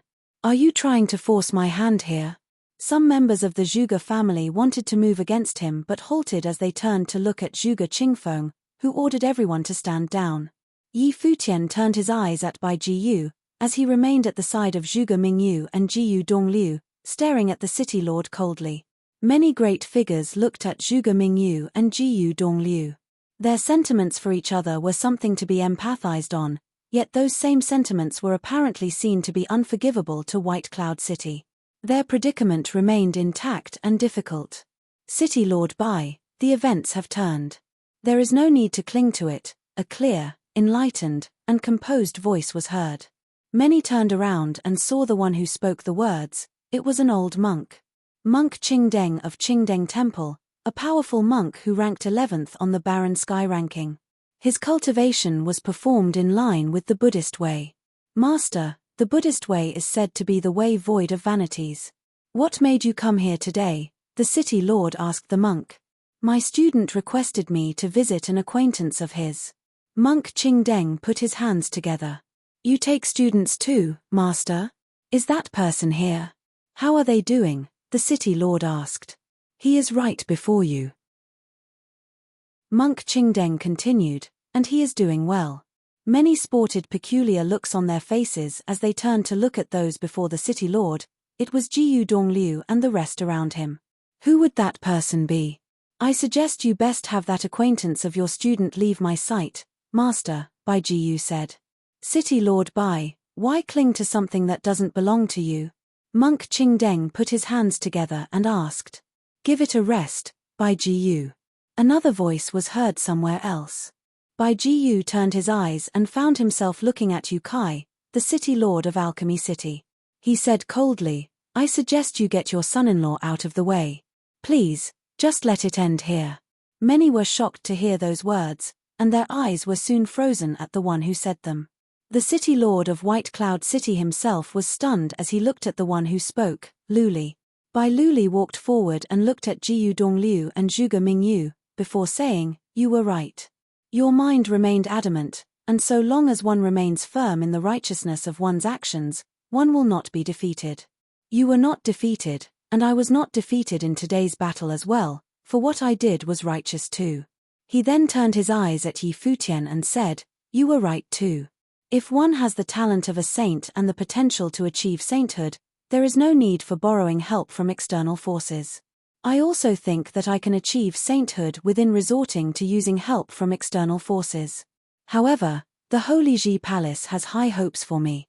If it is something that enables me to reach such a goal in a more assured manner, I see no reason to deny it. He then turned to look at Zhuge Mingyu and said, I'm not a perfect person, and there is no perfect person in this world. I would not have needed to explain anything, but in this battle, if he had not earned respect for himself, I would have killed him without hesitation. I need to do something for myself for what happened today. Finally, he turned around and said to Liu Chan, Teacher, let's go. Liu Chan looked at Bai Luli with eyes of admiration. This is indeed Bai Luli, the genius of his generation like none other. Indeed. Liu Chan nodded. He did not say anything further and did nothing to blame anyone. If Bai Luli himself wanted to end things that way, then so be it. Bai Luli nodded and leaped into the air. His silhouette was high in the air as he said, I walk the great path alone, and while I'm not perfect, my mind is flawless. Chapter 671. In the venue of the banquet, the eyes of many saw Bai Luli off. In the venue of the banquet, the eyes of many saw Bai Luli off. As he said it himself, he was no saint and, therefore, was imperfect. As such, he would have been angered and would have resented people and things. As he put it himself, he was unable to forgive Zhuge Mingyu and Jiyu Dongliu, yet that battle changed his mind and he calmed down. It was probably done out of respect and acknowledgement for Jiyu Dongliu's prowess and belief, but Bai Luli looked even more human for doing so. Bai Luli was, after all, the #1 genius in all of Baron State and the heir chosen by the Holy Ji Palace.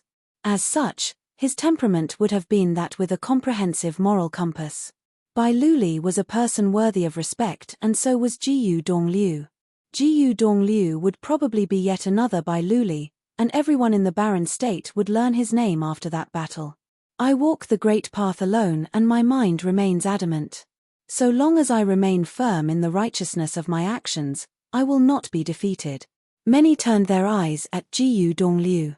They were able to feel the same vibe from him being together with Zhuge Mingyu as they did with her and Bai Luli. Jiyu Dongliu and Zhuge Mingyu were a good match. At the very least, the love between them was flawless. Liu Chan gazed at Jiyu Dongliu for a bit, before turning around to address Yi Futian, Yu Sheng, and the others, attaining sainthood without the use of external help. I look forward to your way of the divine path. Take care. He then left the scene to follow Bai Luli. Sage Tianxing and Sage Zhu Song followed and disappeared from Crouching Dragon Mountain in mere moments. Yi Futian finally felt his nerves wind down, seeing Bai Luli and Liu Chan gone. He had never expected the one to eventually give up to be Bai Luli.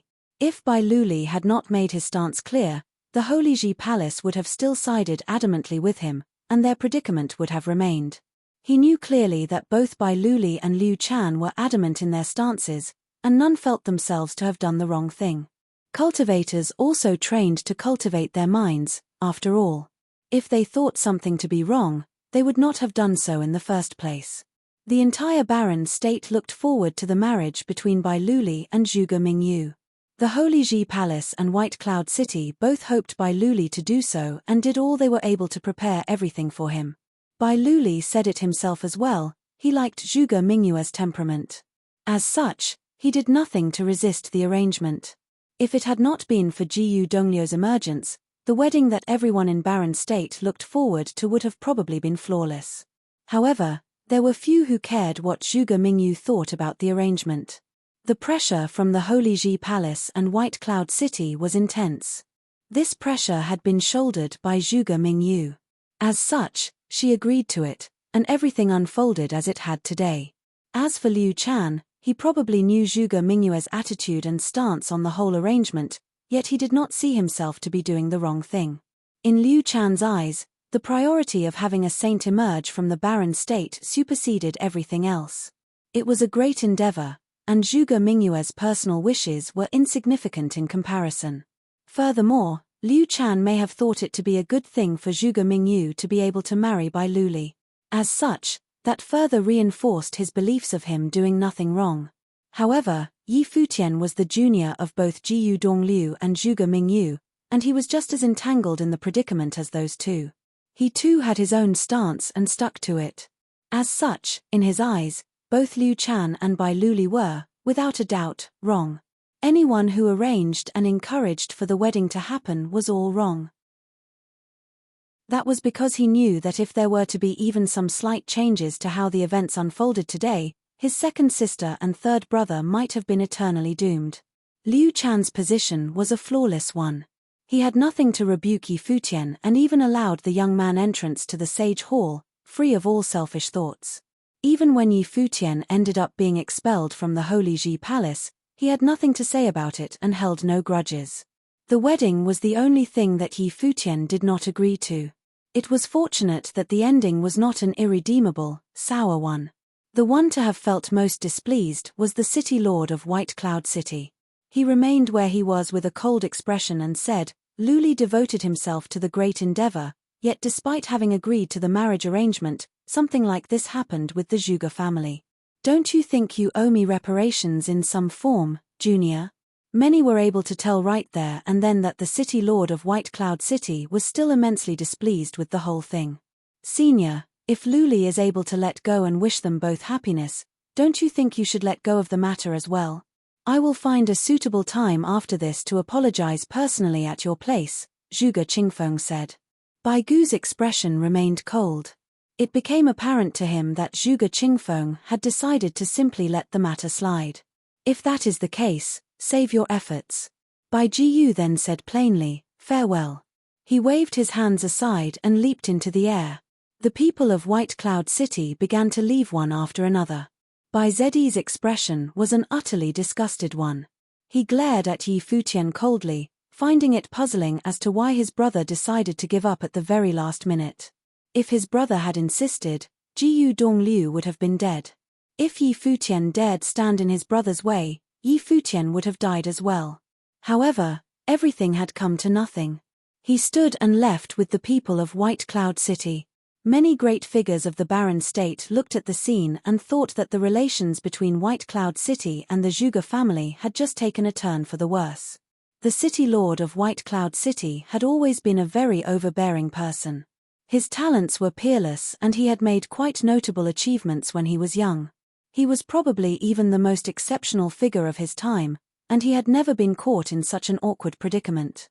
What the Zhuge family did today had no doubt offended White Cloud City daily. Many turned their eyes at Zhuge Qingfeng.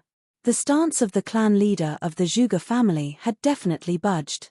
He would not have prevented the mighty ones from the Zhuge family from acting otherwise, as his daughter was still the main focus of the day. There was little to be read from Zhuge Qingfeng's expression. He looked composed as he saw Bai Jiyu off. Zhuge Qingfeng knew his senior well. Bai Jiyu was immensely overbearing, wanting to be the number one and the most prestigious one no matter where he went. Bai Jiyu was also incredibly stubborn. Such a combination of personality traits coupled with his talents got him to where he was today. The city lord of White Cloud City enjoyed a status that was just as prestigious as the city lord of Alchemy City, and both figures were seen as the most renowned figures in the western regions. It was such that he and the city lord of Alchemy City were two of the most powerful figures in the barren state, right behind the mighty ones from the Holy Ji Palace and the Ice Temple. As Zhuge Qingfeng knew Bai Jiyu very well, he also knew that he had offended Bai Jiyu in ways unthinkable. However, he did not feel guilty about it all. Liu Chan did what he did for the sake of the great endeavor, yet that senior of his had selfish agendas. Bai Jiyu would not have pressured him continuously otherwise. As such, Zhuge Qingfeng cared little about what Bai Jiyu thought. What happened happened, and there was little point in having regrets about it.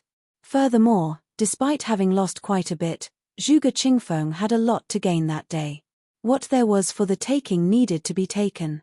At the very least, that was the action befitting his status as the clan leader. Master Zhuge, I see that the case has ended, and I bid you farewell, the head of the sovereign family, Huang Shi, said. There is no need to hurry, brother Huang Shi. Zhuge Qingfeng continued, we, the Zhuge family, have thrown the banquet here in Crouching Dragon Mountain to celebrate the engagement of my daughter. While there have been some untoward incidents, the event will continue. Many were shocked to hear Zhuge Qingfeng's words. They all turned their eyes at Zhuge Mingyu and Jiyu Dongliu and came to realize right there and then what he meant. Huang Shi looked rather funny at the response. Zhuge Qingfeng does know how to get things done quickly, and he sure has no qualms about offending Bai Jiyu further. He obviously sees himself guilty as charged now, so he can at least take what is there to take. The battle between Jiyu Dongliu and Bai Luli demonstrated Jiyu Dongliu's talents and prowess in ways that could not have been done any better. Having him replace Bai Luli was seen to be a sound option for the Zhuge family. Furthermore, they did not forget all those people of the younger generation standing behind Jiyu Dongliu. The former number 1 and number 2 on the law rank, Yi Futian and Yu Sheng, as well as the son-in-law of Yu Kai, the city lord of Alchemy City, all stood by Jiyu Dongliu. It was apparent that they respected that senior of theirs very much.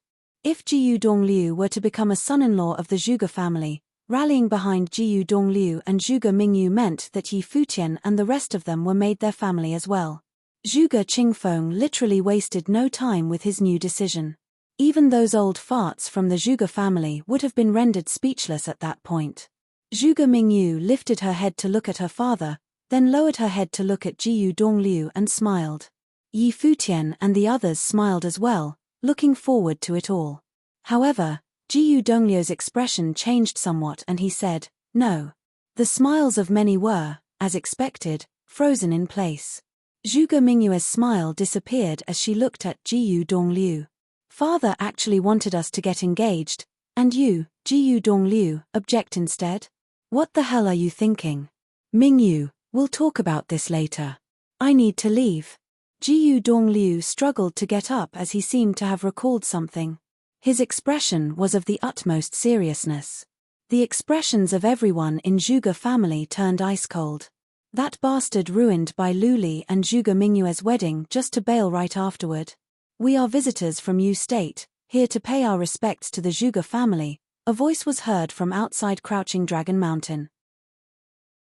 Countless eyes turned in the direction of that voice in an instant. Many felt the occurrence peculiar. Visitors from Yu State. Yu State was one of the orthodoxy states led by Emperor Xia, situated right next to Barren State, with their borders being near the Barren State's western regions. Visitors from Yu State. What are they doing here in Crouching Dragon Mountain? Jiyu Dongliu's expression changed drastically. Such changes in expression had not appeared on him even when he was fighting Bai Luli just moments ago. He knew that one battle would, at least, have not gotten many in trouble, and that was also the reason he refused to show up and had written that breakup letter instead. However, he was unable to hold himself back, seeing that line written in blood. Zhuge Qingfeng looked outside. The group outside the mountain flew in before he gave his permission. Their auras were powerful and the guards of Crouching Dragon Mountain did not bother stopping them. They knew there was no they could have stopped those visitors. There were even several among the group who possessed the aura of sages. The group landed before them from the air. The young man standing in the middle exuded an air of exceptionality. His body was a slender one and his eyes were filled with pride. He swept his glance at Jiyu Dongliu and thought that he had to praise Jiyu Dongliu for his prowess in running away. Jiyu Dongliu kept his trail well hidden, and that made him very difficult to find. Even when the group had a lock on his aura, they were only capable of tracking him to a possible area, not an exact one. If he had stayed hidden all the time, they would have had a more difficult time tracking him down. It was unfortunate that Jiyu Dongliu sparked a battle himself, which enabled the group to track him. Yi Futian and Zhuge Mingyu lifted their head and looked at the visitors in the air, suddenly recalling that breakup letter Jiyu Dongliu wrote and why he was in such a hurry to leave before. They came to realize something at that very moment. Those visitors were the true reason why that letter was written in the first place. Chapter 672. Everyone's eyes were on the group that showed up out of nowhere. The young man who seemed to be the leader glanced at Jiyu Dongliu and Zhuge Mingyu, smirking in his mind. He is doing this for a girl. Hardly surprising. Everyone's eyes were on the group that showed up out of nowhere. The young man who seemed to be the leader glanced at Jiyu Dongliu and Zhuge Mingyu, smirking in his mind. He is doing this for a girl. Hardly surprising. The impasse of love had always been the downfall of heroes. Jiyu Dongliu was one exceptional figure himself, who dared steal from that young man and had been on the run since. It was unfortunate that Jiyu Dongliu was caught eventually. Girls, always the weakness. And you would be. Zhuge Qingfeng looked at the group that just showed up. They gradually landed on the ground and the young man bowed and said, I heard that the Zhuge family of Crouching Dragon Mountain was throwing a banquet and there were many senior figures of the Barren State here. I sincerely apologize for any disruption caused. My name is Zhon Xiao, from the Jisheng Cliffs of Yu State. Jisheng Cliffs. Many great figures at the scene felt rather surprised. Throughout every single one of the 9 states, any place or force bearing a word implying holiness or divinity in its name was something to be reckoned with, as such naming conventions were never taken lightly. The Holy Ji Palace and the Ice Temple had all once been sacred grounds. It was only due to the circumstances of the times that they gradually fell into decay, and hardly saints appeared in this generation. The Jisheng Cliffs were one of such sacred grounds in Yu State, and it was a place enjoying prestige like none other in Yu State. You are all visitors from sacred grounds, I see. Please, take a seat, Zhuge Qingfeng said. My pleasure. Zhon Xiao cupped his hands and said, but I only came for one person on this trip, and I will bother you all no longer after I'm done. Zhon Xiao set eyes on Jiyu Dongliu. He then added, this person has done something despicable in Yu State. He stole some treasure that belonged to me. I'm about to take him away and I assume you all will not mind that. I stole something? Jiyu Dongliu glared at Zhon Xiao with cold eyes. He knew well where that piece of treasure actually came from. Many turned their eyes at Jiyu Dongliu. While there was no way they would have just believed Zhon Xiao's words, they were curious as to what Jiyu Dongliu did to actually have mighty ones from Jisheng Cliffs chasing him all the way to the Barren State. What was the treasure that he stole? Zhuge Qingfeng turned his eyes to Jiyu Dongliu, who stood up and glared at Zhon Xiao, saying, I'll hand you the piece that you seek. Would you settle the matter then? If it had not been for the circumstances right there and then, there was no way he would have simply handed the piece over. He was only able to make compromises as he did not want to involve Mingyu and the rest in his mess. The score between them would be settled at a later date. Of course, Jiyu Dongliu also knew that the probability of Zhon Xiao agreeing was close to 0. Zhon Xiao glanced at Jiyu Dongliu sarcastically and said, I'm taking you away as well. Jiyu Dongliu continued glaring at him. Things turned out just the way he had predicted. Zhuge Mingyu stood beside him and glared at the visitor with cold eyes as well. I will need to know the situation better before I make any judgments, Zhuge Qingfeng said. Zhon Xiao and the rest of his party turned their attention to Zhuge Qingfeng and he added, Sir, this person stole something of mine and ran away with it. There is nothing to explain about the situation, as I can't be accusing him without solid reasons. I hope you understand, sir. You expect to take someone away from the Zhuge family just because you say so? I'm afraid that is not appropriate, Huang Shi said. He was not saying what he said because he was friends with Zhuge Qingfeng. It was on the contrary instead, as he and Zhuge Qingfeng had been rivals for a very long time. However, it was still inappropriate for someone of the younger generation from Jisheng Cliffs, Yu State, to simply intrude into the Zhuge family and ask to take someone away in front of mighty ones ranked on the Barren Sky ranking.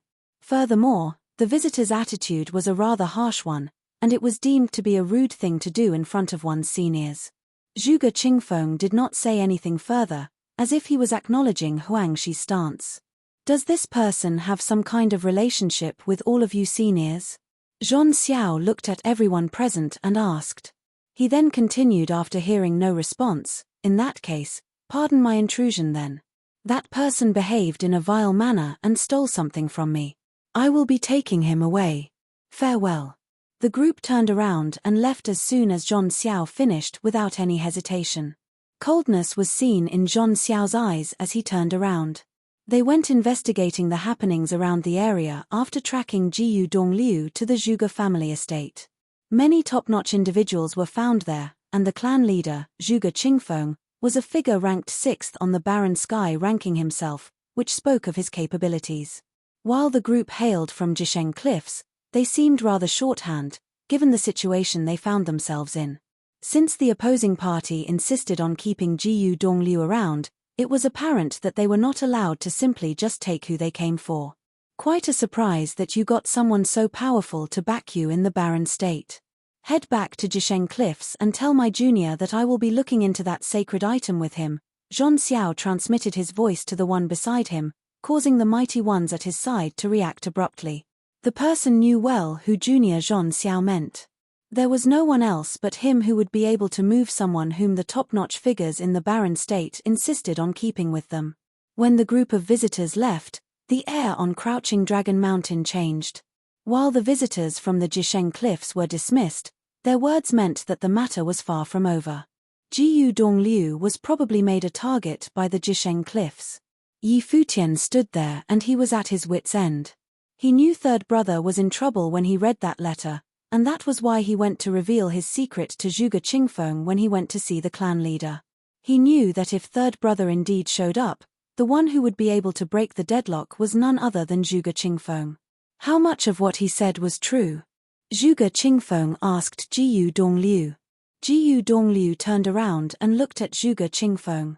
He had come all the way to Crouching Dragon Mountain preparing to give his life up. He deemed himself lucky that he was still alive. Mingyue's father had been good to him so far. Zhon Xiao is indeed someone from Jisheng Cliffs. His plane is close to mine, but he has sages serving him. As such, one could say that his status in Jisheng Cliffs is a high one. It is said that he was one of the 9 warriors of Jisheng Cliffs. As for the treasure, I did take one, but it wasn't exactly how way he put it. For now, I'm afraid it's inconvenient for me to reveal the details, Jiyu Dongliu explained. He did not want to lay out what Zhon Xiao did in front of everyone. If the details went back to Zhon Xiao's ears, his vicious personality would make sure that many died for it. While everyone present was a renowned figure in the Barren State, Jiyu Dongliu would have rather not get anyone entangled in his mess. Zhuge Qingfeng nodded. In that case, stay and recuperate to your heart's content. While Zhon Xiao may be someone from Jisheng Cliffs, he won't be able to do anything against the Zhuge family for now. While Jisheng Cliffs was sacred ground, what the younger generations did outside would not reach the ears of the saints in Jisheng Cliffs. There were many lineages to Jisheng Cliffs, and that was one similarity shared with the 1,000 holy islands in the Holy Ji Palace. Even their most powerful individuals would only be on par with the mighty ones on the Barren Sky ranking. Even if they were somewhat stronger, they would not be stronger by much. There was an old saying, the mighty dragon is no match for the native serpent. It would not have been easy for the visitors to do anything against the Zhuge family. Be it Zhuge Qingfeng or any of the top-notch figures in Barren State, many of them were mighty ones ranked on the Barren Sky ranking who had been through a lot. If they were intimidated enough by the words of someone of the younger generation to do as they pleased, it would be an insult to their current status. Thank you, sir. Jiyu Dongliu gave his thanks. Father, let the banquet continue, Zhuge Mingyu said as she looked at her father. Many looked at Zhuge Mingyu with startled eyes. No one had expected Zhuge Mingyu, a girl, to ask to be married to Jiyu Dongliu. Her personality was indeed something else altogether. Mingyu. Jiyu Dongliu looked at her. Zhuge Mingyu returned the gaze, staring straight at his eyes, smiling. She said firmly, "If you are unwilling, I'll just go find someone else." Yi Futian was baffled, thinking that his second sister was definitely someone that no one would be able to keep in check. Third brother simply had no way out of this. Jiyu Dongliu sighed in his mind as he looked at Zhuge Mingyue's eyes. He knew that Zhuge Mingyue's mind was all made up. "I'll never forgive you if you don't show up today. But since you're here, I'll be wherever you go from here on out. Be it living free and unfettered or on the run for the rest of my life, it will be my choice." Zhuge Mingyu looked at him, then turned around to say to her father, "I won't regret this." Jiyu Dongliu held her hand and felt warmth in his heart. "All right." Both of them smiled at each other. Putting all worries aside, their hearts were connected as one at the moment. They gazed at each other warmly and sought comfort within each other. Yi Futian beamed with a bright smile. He felt warm deep down as well. While he definitely was able to feel a tinge of pressure, at the moment, he was truly carefree and had put all worries behind him. His second sister and third brother finally ended up together after all. This is just beautiful. The same smile was seen on Hua Jiyu's face as well, and it was a pretty one like none other. She looked at Yi Futian with her beautiful eyes. Their hands were held tight together, and both of them were able to sense the other's thoughts. "If that is how it is, Zhuge Qingfeng, just let them have it their way then," Huang she said. Everyone who was there practically served as a witness to Jiyu Dongliu and Zhuge Mingyu. Their love was one that deserved to be made whole. "Leader, I think it is best to handle this with more caution. It can't be done in such a messy manner," some elder from the Zhuge family said. While the Zhuge family did not fear the people of Jisheng Cliffs, it was undeniable that there were risks to deal with. Furthermore, despite Jiyu Dongliu having demonstrated his exceptional talents, the arrival of visitors from the Jisheng Cliffs irked them. If they had completed their alliance with White Cloud City, having Zhuge Mingyu married to Bai Luli instead, things would have turned out very differently. The Zhuge family would have truly stood at the pinnacle of the barren state. The state of affairs now, however, had too many uncertainties in it. The family ended up offending both White Cloud City and the Holy Ji Palace. Now, they had Jisheng Cliffs added to their list of enemies. "My second sister and third brother are in love with each other. How is this messy in any way?" Yi Futian said. He then looked at Zhuge Qingfeng and continued, "I hope that you will give your blessings to them, uncle. If there are any risks to be had, third brother will definitely not drag the Zhuge family into the mess. When everything is settled, my third brother's talents will prove that he is no way inferior to Bai Luli. I will leave the Zhuge family," Jiyu Dongliu said. Since Zhuge Mingyu made it clear that she was willing to travel the world with him, Jiyu Dongliu had no intentions of letting her down. If something untoward was to happen, he had no intentions of dragging the Zhuge family into it. Zhuge Qingfeng looked at Yi Futian. Despite him singing praises about Jiyu Dongliu's talents, Zhuge Qingfeng knew a thing or two about Yi Futian's own talents. He also, of course, had great admiration for Jiyu Dongliu. "Since when do you get to say anything about the affairs of the Zhuge family?" a youth berated. "Ms. Mingyu is the very treasure of the Zhuge family. How can her marriage be set with just a few words?" "Yi Futian, you are no longer a student of the Holy Ji Palace. Who are you to tell the Zhuge family what to do?" Zhuge Xing added coldly. First, he went kidnapping Hua Jiyu, and now he egged his third brother on to marry his second sister. He is something indeed. He is now just a worm expelled from the Holy Ji Palace. Of course he'd want to look for another backing. And what better could that backing be other than the Zhuge family, eh? The younger generations of the Zhuge family erupted in an uproar with their dissatisfaction towards Yi Futian. The score over what happened a month ago had yet to be settled. He openly insulted the Zhuge family as a bunch of good-for-nothing idiots. Back then, Yi Futian was still a student of the Holy Ji Palace, the number one on the law rank, and a student of Sage Dojan. His status was totally different back then. Now, he turned his back on the will of the Holy Ji Palace and stood at the opposite side of the palace. It was unthinkable that he had the gall to interfere with the affairs of the Zhuge family. The elders said nothing as the younger generation went on attacking Yi Futian with sarcastic words. The great figures looked at the scene and saw that the Zhuge family's younger generation harbored a very deep grudge against Yi Futian. Chapter 673. Yi Futian scanned them and felt anger welling up inside, but it was not anger at how those people berated him sarcastically, it was anger caused by how they only saw their own interests and the interests of their family. They never gave any thoughts about what second sister wanted herself. The marriage arrangement between Bai Luli and his second sister was something everyone in the Zhuge family agreed to. Zhuge Xing and Bai Ziyi got close as if they became brothers. His third brother showed up, demonstrating talents that were in no way inferior to Bai Luli, and it was his second sister who asked to be married. But everyone else jumped out in objection. Yi Futian scanned them and felt anger welling up inside, but it was not anger at how those people berated him sarcastically, it was anger caused by how they only saw their own interests and the interests of their family. They never gave any thoughts about what second sister wanted herself. The marriage arrangement between Bai Luli and his second sister was something everyone in the Zhuge family agreed to. Zhuge Xing and Bai Ziyi got close as if they became brothers. His third brother showed up, demonstrating talents that were in no way inferior to Bai Luli, and it was his second sister who asked to be married. But everyone else jumped out in objection. What are these people taking my second sister for? Only ants think about sucking up to people and climbing ladders. I would sooner spare myself the shame and agony of being around filthy, wretched beings like you all, Yi Futian said coldly at the younger generation of the Zhuge family, giving them no face at all. He believed that Zhuge Qingfeng sided with Zhuge Mingyu and that the clan leader would have been embarrassed to have this younger generation be in his family. How dare you, the youths burst out in anger. Some even went pointing fingers at Yi Futian.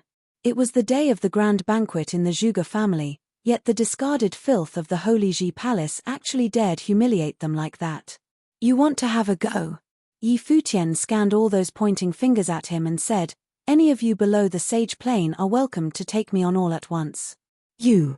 It was craziness like no other. Yi Futian never so much even batted an eye at them. Huang Zhouge and Shu Qiu watched the scenes unfold in amusement. There were other young geniuses of the Baron State, like Di Gang, present.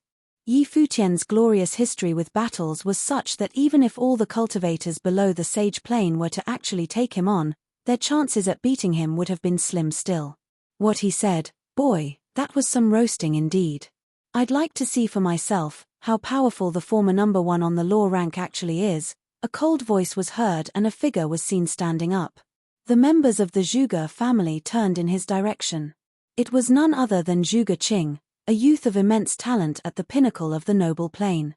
While he had never trained in the Holy Ji Palace, he was the number one noble in the Zhuge family. Furthermore, he was actually halfway to the sage plane, and that alone spoke volume of his terrifying prowess. Yi Futian turned his eyes at Zhuge Qingfeng and shouted, Uncle. He wants to try his hand, so show what you're made of, Zhuge Qingfeng said. Understood. Yi Futian nodded and looked at Zhuge Qing. You mind going up? No need for that.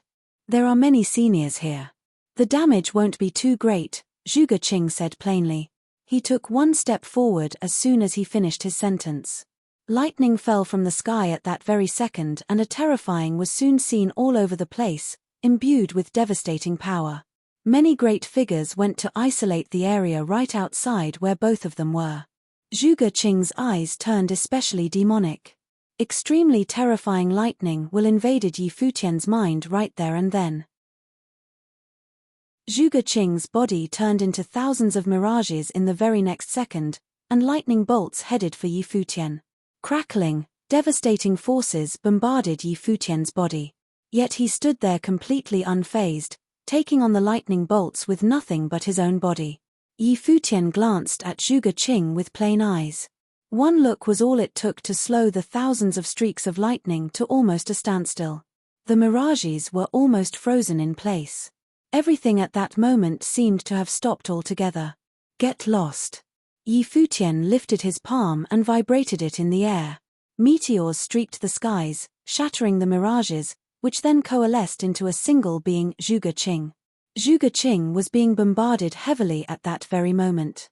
Blood spewed from his mouth as he was thrown hard on the floor, destroying the tables and chairs below. The youths of the Zhuge family turned pale. That was only one move. The number one noble in the Zhuge family was totally helpless. Zhuge Xing and many others were filled with envy as they watched Yi Futian at work.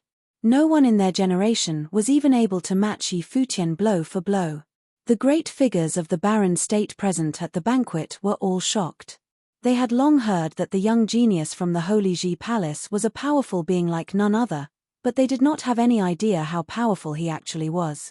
They were able to see for themselves that very day that Yi Futian was indeed very powerful. There was no one of his caliber to be found in the Zhuge family, or rather, there was no one of his caliber to be found among all the nobles in any of the top forces. Grade 2 noble now. A tinge of bafflement was seen in the eyes of Huang Jiuge, Shu Qiu, and the others. Yi Futian defeated Di Gang and Shimen Hanjiang when he was a grade 3 noble. Now that he became a grade 2 noble, it stood to reason why Zhuge Qing looked so helpless in front of him. It was Zhuge Qing's unlucky day to fight a genius like Yi Futian. Anyone else feel like having a go? Yi Futian scanned the younger generation of the Zhuge family, and as expected, none dared answered. Yi Futian, would you consider joining the sovereign family? I'll train you like how I train the rest of the members of our family, Huang Shi said. Come to Alchemy City instead. Yu Kai interjected, you have your senior here for company. The faces of the younger generation of Zhuge family turned even more sour as the two great figures extended their invitations. The burn was intense. Discarded filth of the Holy Ji Palace? Dreaming of sucking up to the Zhuge family? A genius like Yi Futian would have doors open for him throughout every single top force in the barren state even if he was indeed expelled from the Holy Ji Palace. I thank you both for your kind invitations, however, I currently do not have any thoughts of joining any force, Yi Futian said. The two nodded while smiling. They were not actually being serious to begin with. Of course, if Yi Futian had actually said yes to any one of them, they would have been very happy nonetheless. Uncle, Yi Futian looked at Zhuge Qingfeng and said, I do not have any intentions of interfering with the affairs of the Zhuge family. I showed my concern because the matter at hand involved my second sister and third brother. Zhuge Qingfeng had, of course, understood his intentions. Yi Futian practically handed his life to Zhuge Qingfeng the day before. His relationship with Mingyu was that so long as the Zhuge family did not let Mingyu down, it was all the same whether he ended up joining the Zhuge family or not. Zhuge Qingfeng turned to look at his daughter. The eyes he saw said that even if he were to object, it would all turn out the same anyway.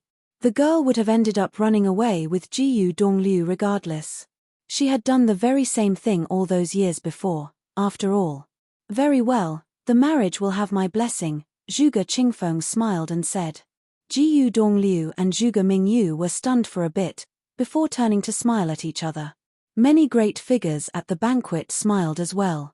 The lovebirds tied the knot, and it was a rather happy ending to things. However, the ending brought some measure of pressure with it nonetheless. Clan leader. Some elders from the Zhuge family looked at Zhuge Qingfeng. They found how he handled the matter to be rather haphazard, as he did not even bother discussing it with them. Mingyu is my daughter. I ask that you all let me decide on the matter, Zhuge Qingfeng said with a certain measure of might. His tone was such that no one else said anything further. Many present looked at Zhuge Qingfeng. When the one ranked 6th on the Barren Sky ranking was determined to get something done, none in their family were able to do anything to stop him. His attempt to marry off his daughter to Bai Luli was one done against his conscience. His current attempt to prevail against dissenting views was considered penance for his daughter. Thank you, sir, Jiyu Dongliu bowed and said. What did you call them? Zhuge Qingfeng smiled at Jiyu Dongliu and said. Jiyu Dongliu was stunned and then looked rather funny. He seemed to have trouble bringing the words out from his mouth. What are you hesitating for? Zhuge Mingyu smiled sheepishly at him and said. Jiyu Dongliu turned serious and shouted, You have my thanks, father-in-law. Well said, Zhuge Qingfeng answered. Zhuge Mingyu practically smiled ear to ear at that. She turned to look at the sky and felt rather relieved. The dust settled, and the ending turned out to be a happy one. Today is a big day for the Zhuge family. Everybody, drink up. Zhuge Qingfeng said with a clear, booming voice, and his words were heard throughout Crouching Dragon Mountain. A tinge of firm will was heard from his booming voice. No matter what the future held, he would naturally stick to his decision made on that very day. At the very least, it was a decision he made by listening to his heart. Many who heard the voice outside Crouching Dragon Mountain were stunned. Bai Luli had left long ago. What is that big day the Zhuge family is talking about? What is happening in Crouching Dragon Mountain right now? Yi Futian, Hua Jiyu, Shui Yi and all the others were happy for their elder brother and sister. Yi Futian's mind was on the verge of collapse when he heard that his second sister was to marry Bai Luli. While he made his way to the Zhuge family, there was no way he would have been able to stand against the will of the entire barren state. That felt very, very bad to him. It was fortunate all of that was in the past. He, however, did not mind much about being expelled from the Holy Ji Palace. The path of cultivation was a long journey, and the Holy Ji Palace was little more than a stop on that journey, instead of everything there was to it. The opinions of the world mattered even less to him. Little brother. Jiyu Dongliu looked at Yi Futian. Third brother, Yi Futian shouted in response. They smiled at each other as Jiyu Dongliu recalled their first meeting back at the Kangya Kingdom all those years ago. Our little brother has finally grown up. The banquet resumed. While the engagement between Bai Luli and Zhuge Mingyu was completely ruined that day, that seemed rather insignificant compared to all the other hurdles that happened in Crouching Dragon Mountain. News of what happened would travel throughout the barren state soon enough. Yi Futian toasted to many great figures as a gesture of gratitude: Huang Shi, Yu Kai, Yu Shong, and all the others. All of them helped him one way or another on that day, and he owed them for it. None of those great figures took Yi Futian as just another face among the younger generation. Within just a few years, Yi Futian would have become yet another Bai Luli. Zhuge Xing and the others burned with jealousy seeing how the great figures treated Yi Futian. Yi Futian came before Monk Qingdeng and said, "Thank you, Master." Monk Qingdeng smiled and nodded at Yi Futian. "How is Hua Qingqing doing?" Yi Futian asked. Chen Yuan told him back then that he would send Hua Qingqing to Qingdeng Temple. "She is doing fine. She has a destiny with the Buddhist way, and I thank you for sending her to the temple." Monk Qingdeng smiled and said. "You said that she asked you to come see me. Did she ask for you to bring any word?" Yi Futian asked. Monk Qingdeng replied, "Only that I send her regards to you." "Thank you, Master." Yi Futian smiled. Brother Futian, Long Linger came at him and said, "I think I'm not going to study in the Holy Ji Palace." "What the hell are you talking about?" Yi Futian glared at her and said, "Train hard in the Holy Ji Palace. When you return, go to Battle Sage Palace and tell Lulan Shui that I will go pick them up in the Holy Ji Palace." "Okay," Long Linger answered with some reluctance. "Any word you need me to bring?" Shu Qiu asked. "Tell Wuchen and the others to train hard. Don't worry about me," Yi Futian said to Shu Qiu. "All right." Shu Qiu nodded. Yi Futian turned his gaze far away. He still needed to head back to the Holy Ji Palace at least once, and he still needed to say his goodbyes to his teacher at the very least. Chapter 674. After a few days, news of what happened at Crouching Dragon Mountain had spread across the barren state, causing a great furor. After a few days, news of what happened at Crouching Dragon Mountain had spread across the barren state, causing a great furor. Bai Luli and Zhuge Mingyue's engagement had been the talk of all of the barren state, and over half of the top powers in the land had come to wish them well. However, someone had tried to steal the bride on the day itself, and in the end, the engagement ceremony had become Zhuge Mingyu and Jiyu Dongliu's. For Jiyu Dongliu to have replaced Bai Luli as the groom was shocking beyond measure. Furthermore, it seemed that when the two clashed that day, in a battle between the barren state's two most monstrously talented individuals, Jiyu Dongliu had actually been able to injure Bai Luli despite being just a mid-level sage. And it was even said that if the two had been of the same plane, then Jiyu Dongliu would have been even more powerful. This seemed ridiculous to many. In the past, Bai Luli had stood alone at the top of his generation, with no one within his generation who was good enough to challenge him. Anyone who did had been defeated. But now, it seemed like there was finally someone who was good enough to challenge Bai Luli at the top. Furthermore, following after these two monstrous talents was Yi Futian. His future was bright, and perhaps he too would be able to contest Bai Luli after some time. Looks like there were many talents within this generation in the barren state. There was one more thing that made people shudder to hear. Jiyu Dongliu, who has now the son-in-law of the Zhuge family, had offended the cultivators of Jisheng Cliffs, which was in the Yu state. It seemed like those cultivators weren't planning to let Jiyu Dongliu off. They had probably gone back to mobilize more people. It was unknown whether this would lead to conflict between the Yu state and the barren state. While the powers of the 9 states would have some interaction with each other, it took too long for normal cultivators to traverse such vast distances of land. It took a person of at least the sage plane to head over and explore a different state. As such, for the average person, the barren state was vast enough a territory to explore. Within their lifetime, they did not necessarily get the opportunity to venture out to the other states, which made these states absolutely foreign to most people. Any knowledge of sacred places within the other states, like the Jisheng Cliffs, probably only existed in ancient texts and rumors. In the Mingyu quarters on Crouching Dragon Mountain, the training grounds glowed with a dazzling light. Yi Futian stood on a building, watching the training grounds. He could vaguely make out the outline of a celestial shadow, which was incredibly radiant. Zhuge Mingyu and Hua Jiyu were there as well. Zhuge Mingyu was even prettier than before now. With a smile on her face, she watched the celestial shadow. Is third older brother still training? Yi Futian asked. Yeah, Zhuge Mingyu nodded, and continued, he seemed to have some sort of realization during that battle. Since he didn't get the opportunity to train during the fight itself, he went straight into training that very night. But that... Yi Futian blinked in surprise, that was the best time. Every moment in a night of passion was priceless, but his third older brother had shut himself off to go and train instead. What are you thinking about, youngest brother? Zhuge Mingyu looked over at him smiling. Yi Futian shuddered before answering, nothing. I just feel it's a bit of a pity. Fourth older brother and fifth older brother went to such trouble to come visit, but third older brother has shut himself away like this. He's really missed out on this reunion. Shui Yi and Luo Fan had already returned to Alchemy City with Yu Kai. Zhuge Mingyu looked at him with a half-smile. This rascal dared to make fun of his second older sister and his third older brother. He was really getting bolder nowadays. Older sister, do you think third older brother will break through to the next plane?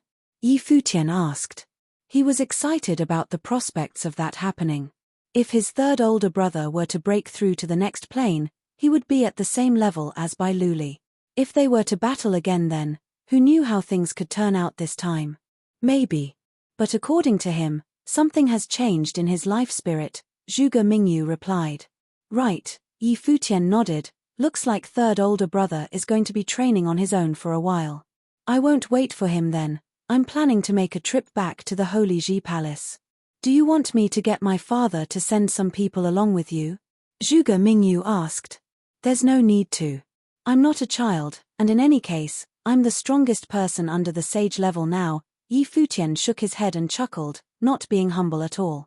The Zhuge family already had issues with him over things like this. Back then, he had been publicly accused by many of wanting to make use of the Zhuge family's power. If he were to receive help from the Zhuge family now, he would definitely be laughed at behind his back. Furthermore, it would only bring trouble to Zhuge Qingfeng. All right then. Zhuge Mingyu smiled and nodded. I'll take my leave now then. Yi Futian left to find Yu Sheng, Hua Jiyu and the rest, before leaving the Zhuge household together. At the Holy Ji Palace, an equally huge furor had ensued the moment news of what happened at Crouching Dragon Mountain reached their ears. Yi Futian had been implicated in the battle between Bai Luli and Jiyu Dongliu. As a result, he was expelled from the palace. Both his and Yu Sheng's names were removed from the law rank, and Shimon Hanjiang had become first in the law rank again. However, becoming first in the law rank this way seemed a little uneventful. It had been a lot more exciting the first time Shimon Hanjiang had reached the top of the rank before Yi Futian had taken over him. Many months ago, Yi Futian had faced Shimon Hanjiang and won in a battle they had after he had risen to the top. Many people were anticipating the day where they would be able to compare Yi Futian and Bai Luli. But life was full of surprises, and in just a few months Yi Futian was no longer a disciple of the Holy Ji Palace. He set a historic precedent for being the first disciple who had been first in both the law battle and the law rank to be expelled from the palace. Right then, Yi Futian was being blocked by a guard outside the palace. "I'm here to say goodbye to my teacher and to pick up my family. Please help me report this to them," Yi Futian requested. "All right." The guard naturally knew about Yi Futian as well, and he went forth to announce his arrival. Soon he came back and told Yi Futian, "Go ahead." "Thank you." Yi Futian thanked the guard before heading straight for the Battle Sage Palace. Hua Jiyu went to visit the Daozong Palace instead. Sage Daozong had been kind to her, and so she wanted to bid him farewell as well. In the Battle Sage Palace, Yi Futian first returned to his old living quarters. Lulan Shui and Yi Qingxian had been waiting for them over the past few days. Yuan Zhon had arrived as well, saying, "I'll leave with you as well." "All right, you should come and see teacher with me." Yi Futian nodded at him. This was also something that senior Yuan Hong had asked of him as well. "Right." Yuan Zhon nodded, and they set off towards the Battle Sage Hall, where both Sage Dozhan and Sage Jinggang were. It was as if they had been waiting for the two. "Teacher, I've been very unfilial to you," Yi Futian bowed to Sage Dozhan as he spoke. Sage Dozhan was a large, burly man. He watched Yi Futian very calmly, and replied, "Back then when you asked to go visit the Zhuge family, your will was unshakable. I thought about it but concluded you wouldn't regret anything. Since you acted out of your own will, there is no question of you being unfilial." "Will Yuan Zhon leave with you too?" Sage Jinggang asked. "Yes, uncle." "I'm sorry," Yi Futian replied apologetically. "Don't worry about it." Sage Jinggang shook his head and chuckled. Yu and Yu Sheng were previously first and second in the law rank, with few worthy competitors in the noble plane, Sage Dozhan mused. "Your next aim should be to reach the Sage Plane. It's just a pity you didn't manage to train inside the Sage Palace. But since this was a choice you made on your own, there isn't much to be sorry or regretful over. The world is vast, there'll be training opportunities everywhere." "Thank you, teacher," Yi Futian replied, his heart warm. His three teachers, Hua Fengliu, Mr. Du from the cottage, and Sage Dozhan, had all been individuals with unique personalities. They all had an important influence on various periods of time in his life, offering him help and advice. They had been very kind to him, and he was extremely grateful for that. Walking this path of cultivation, Yi Futian had encountered many challenges and enemies, but he had also met many elders worth respecting and made friends that stuck through thick and thin with him. Just like what Sage Dozhan had just said, the world was vast, and there'll be training opportunities everywhere. You may have left the palace, but you'll still be a disciple of mine.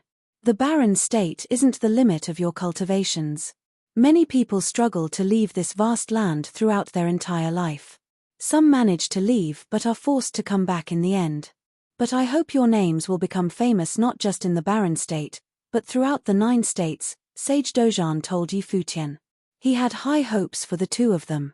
"No," Yi Futian shook his head, and Sage Dozhan looked at him, "it'll be the divine prefecture and the world beyond." Sage Dozhan was taken aback slightly before he smiled and nodded. "That's right, the divine prefecture and the world beyond it is." Since Yi Futian had such great ambition, the sage would eagerly await the day he realized his dreams.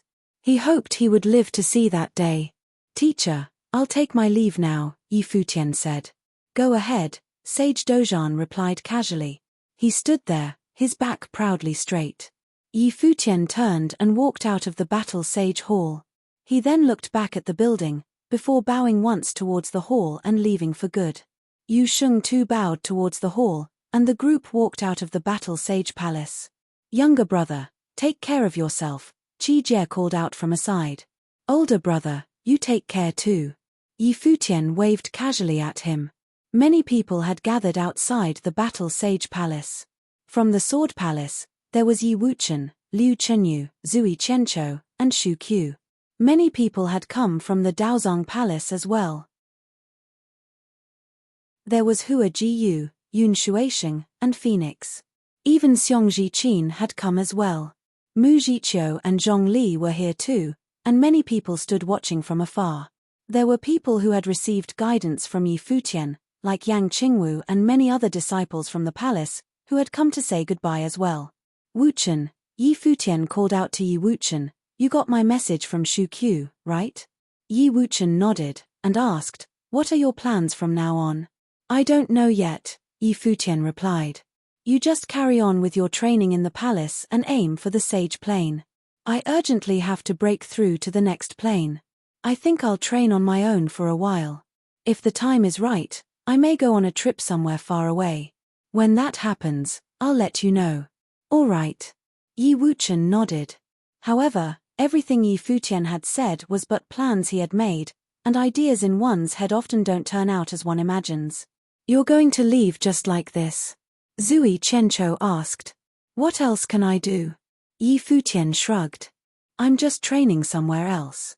It's not like you'll never see me ever again. Train well, you all, we'll get the chance to take on the world together in future. I'll take my leave now, you don't have to see me off." Yi Futian and the rest then left the palace. Though Yi Futian had said not to see him off, Yi Wuchen and everyone else still followed after him anyway. As such, a strange sight could be seen within the Holy Ji Palace. A talent had been expelled from the palace and was leaving, yet he was followed by many other talented individuals who were sending him off. When many influential characters heard about this, they were moved as well. Yi Futian was a leader of his generation at the Holy Ji Palace, and everyone looked up to him. It was a pity.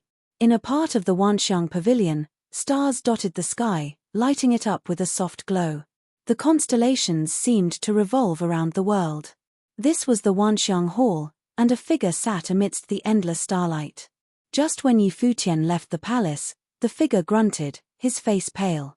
As he opened his eyes, a flash of dazzling light burst across the hall. In the next moment, the glowing stars had disappeared. The man stood up, and instantly he seemed so much more impressive. He then walked out of this place. Very soon, news spread through the Wanxiang Pavilion that Sage Wanxiang had finally left the hall. Chapter 675. In the Holy Sage Pavilion, Liu Chan sat cross-legged, taking a break. Right then, someone walked towards him. Liu Chan opened his eyes to look at the person, asking, "You finally left?" In the Holy Sage Pavilion, Liu Chan sat cross-legged, taking a break. Right then, someone walked towards him. Liu Chan opened his eyes to look at the person, asking, "You finally left?" This person was Sage Wanxiang, the pavilion lord of the Wanxiang Pavilion. "Yes." Sage Wanxiang nodded. "I did some divination for the palace while I was in there. Take a look at it." As he spoke, an illusion appeared before him. In the starry skies, the constellations shifted and glowed. Underneath the starlight lay a palace that stretched out like a city. This was a projection of the Holy Ji Palace. Then, several streaks of dark light shot down from the sky, striking the palace. It was like the end of the world, with a hint of darkness pressing down upon everything, as if a huge crisis was about to happen. Liu Chan was not an astrologer, but he could still somewhat understand this sort of divination. His expression turned extremely concerned and serious, and he asked, "What sort of divination is this?" "It's a divination of crisis," Sage Wanxiang replied. "There'll be a crisis at the palace soon. What will be the result?" Liu Chan's expression grew graver. Sage Wanxiang shook his head. "Don't you know that astrologers aren't prophets? We can't predict the future, but what we can do is to use astrology to deduce a rough idea of what might happen. Since this is a divination of crisis, that means the palace is about to face one soon. Whether or not the palace will be destroyed within this crisis, or if it'll find a new lease of life is unknown. Many things can happen and change this one reading. However, this reading seems to match one that we had some years back." "Are you referring to Liu Chan's eyes were alert.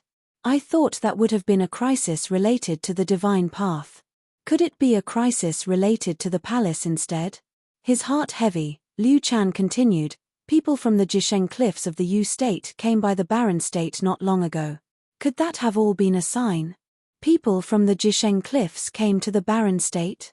Sage Wanxiang questioned, a gleam flashing through his eyes.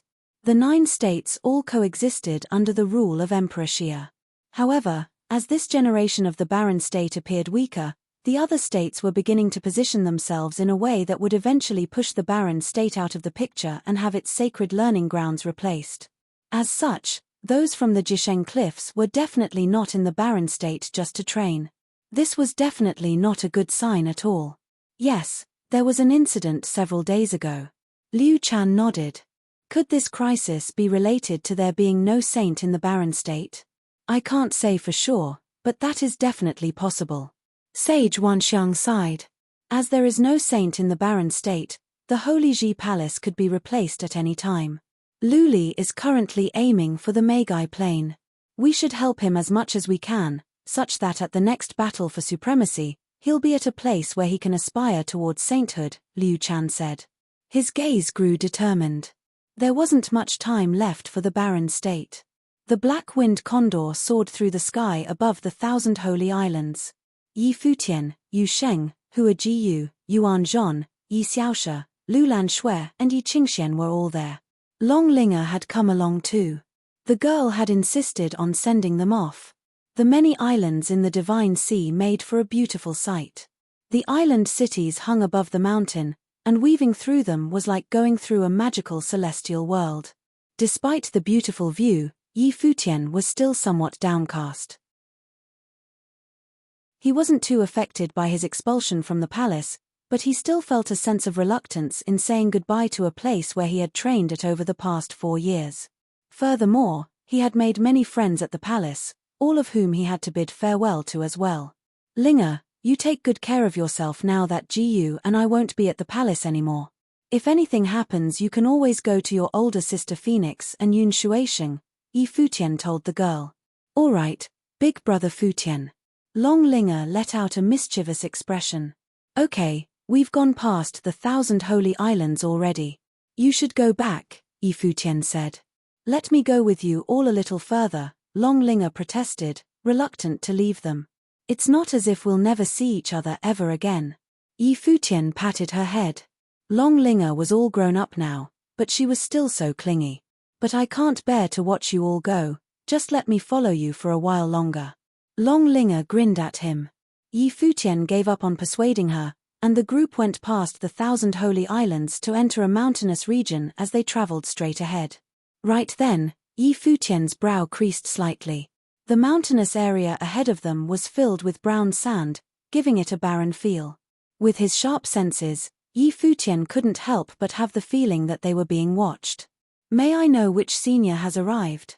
Yi Futian looked up into the sky and asked. There was no reply, not even a hint of any new energy. Yi Futian's expression darkened. At the Sage Plain, one spiritual will could cover vast distances. To kill someone from a distance away while being completely out of their sight would not be a difficult feat for a sage. Whoever they were up against was evidently not near them, but somewhere that was out of the perception range of Yi Futian's own spiritual will. The other person could definitely see them, it was just that Yi Futian had noticed their presence. Yu Sheng and Yuan Zhon lifted their heads as well, their expressions growing colder. Linger, go back to the palace now. Yi Futian pushed Linger away. This new presence could be targeting him. I won't. Long Linger looked towards the skies. At this juncture, she couldn't bear to leave even more. Listen to me, please. Yi Futian's tone grew urgent. Long Linger did not reply but shook her head stubbornly. The energy grew even more prominent. It was as if the person realized they had been discovered and was now making no effort to hide. The black-winged condor continued onwards. Yi Futian's expression was cold.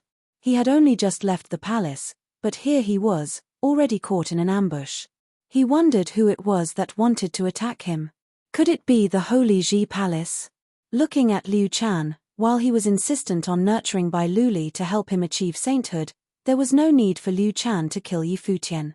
Yi Futian was only just a noble, even if he had been expelled from the palace. For Liu Chan to attack him with such underhanded means would be incredibly ungracious of him. But then, who was it exactly that wanted him dead? "Prepare to fight," Yi Futian murmured, his voice low. Ritual implements appeared in his hands at the same time. In his left hand, he held the pagoda that Yu Kai had given him, while in his right hand was the divine destruction polearm. Powerful energy emanated from his being. Everyone in the barren state knew that no one of the noble plane would be able to go up against him. If one were to attack him, they could only do so using an individual of the sage plane. Armor appeared on Yu Sheng's body, and instantly a frightening energy appeared all over his being. The black-winged condor let out a powerful magical aura, and shifted into its demonic beast form, its gaze frosty. A strong wind started blowing, and the brown sand was sent flying through the air, turning into a terrifying sandstorm. Caught within the storm, the group's vision was blurred, causing them to almost be unable to see the path ahead. Surges of murderous intent reached them. Whoever sent them had not bothered to hide their intentions. It was evident that they were here for Yi Futian's life. Yi Futian had only just been expelled by the palace, but the moment he left the territory of the palace, his life was instantly being targeted, not just by a person, but by a group, he realized. "You can come out now," Yi Futian lifted his head and said coldly. He could perceive a few blurry figures appear within the sandstorm, all of them emanating a frightening energy from their beings. These were 4 powerful individuals of the sage plane. It seems like whoever wanted him dead thought very highly of Yi Futian's capabilities, sending such a powerful group after him. Whatever happened in the sky was beyond everyone's concern at this point, but a frightening energy was beginning to manifest there as well. Within the sandstorm, a golden flash of lightning appeared, bringing with it a scarily destructive power. Yi Futian suddenly found himself in an illusion. It was as if the surroundings had been entirely covered by a destructive matrix. Within the sandstorm, he could see a vermilion bird spread its wings and fly. He also saw a Chilean race across the space and a terrifying golden halberd appear out of nowhere. An immense pressure descended upon them, and the black-winged condor was immediately slowed down. Its wings grew incredibly heavy, making it hard for it to move. Just then, with a long cry, the dazzling vermilion bird rushed down from the heavens, heading straight for the group. This enormous divine bird was surrounded by the light of punishment, which formed the shape of a cross and destroyed everything in its path. "Immortal celestial bodies, absolute territory," Yi Futian called out.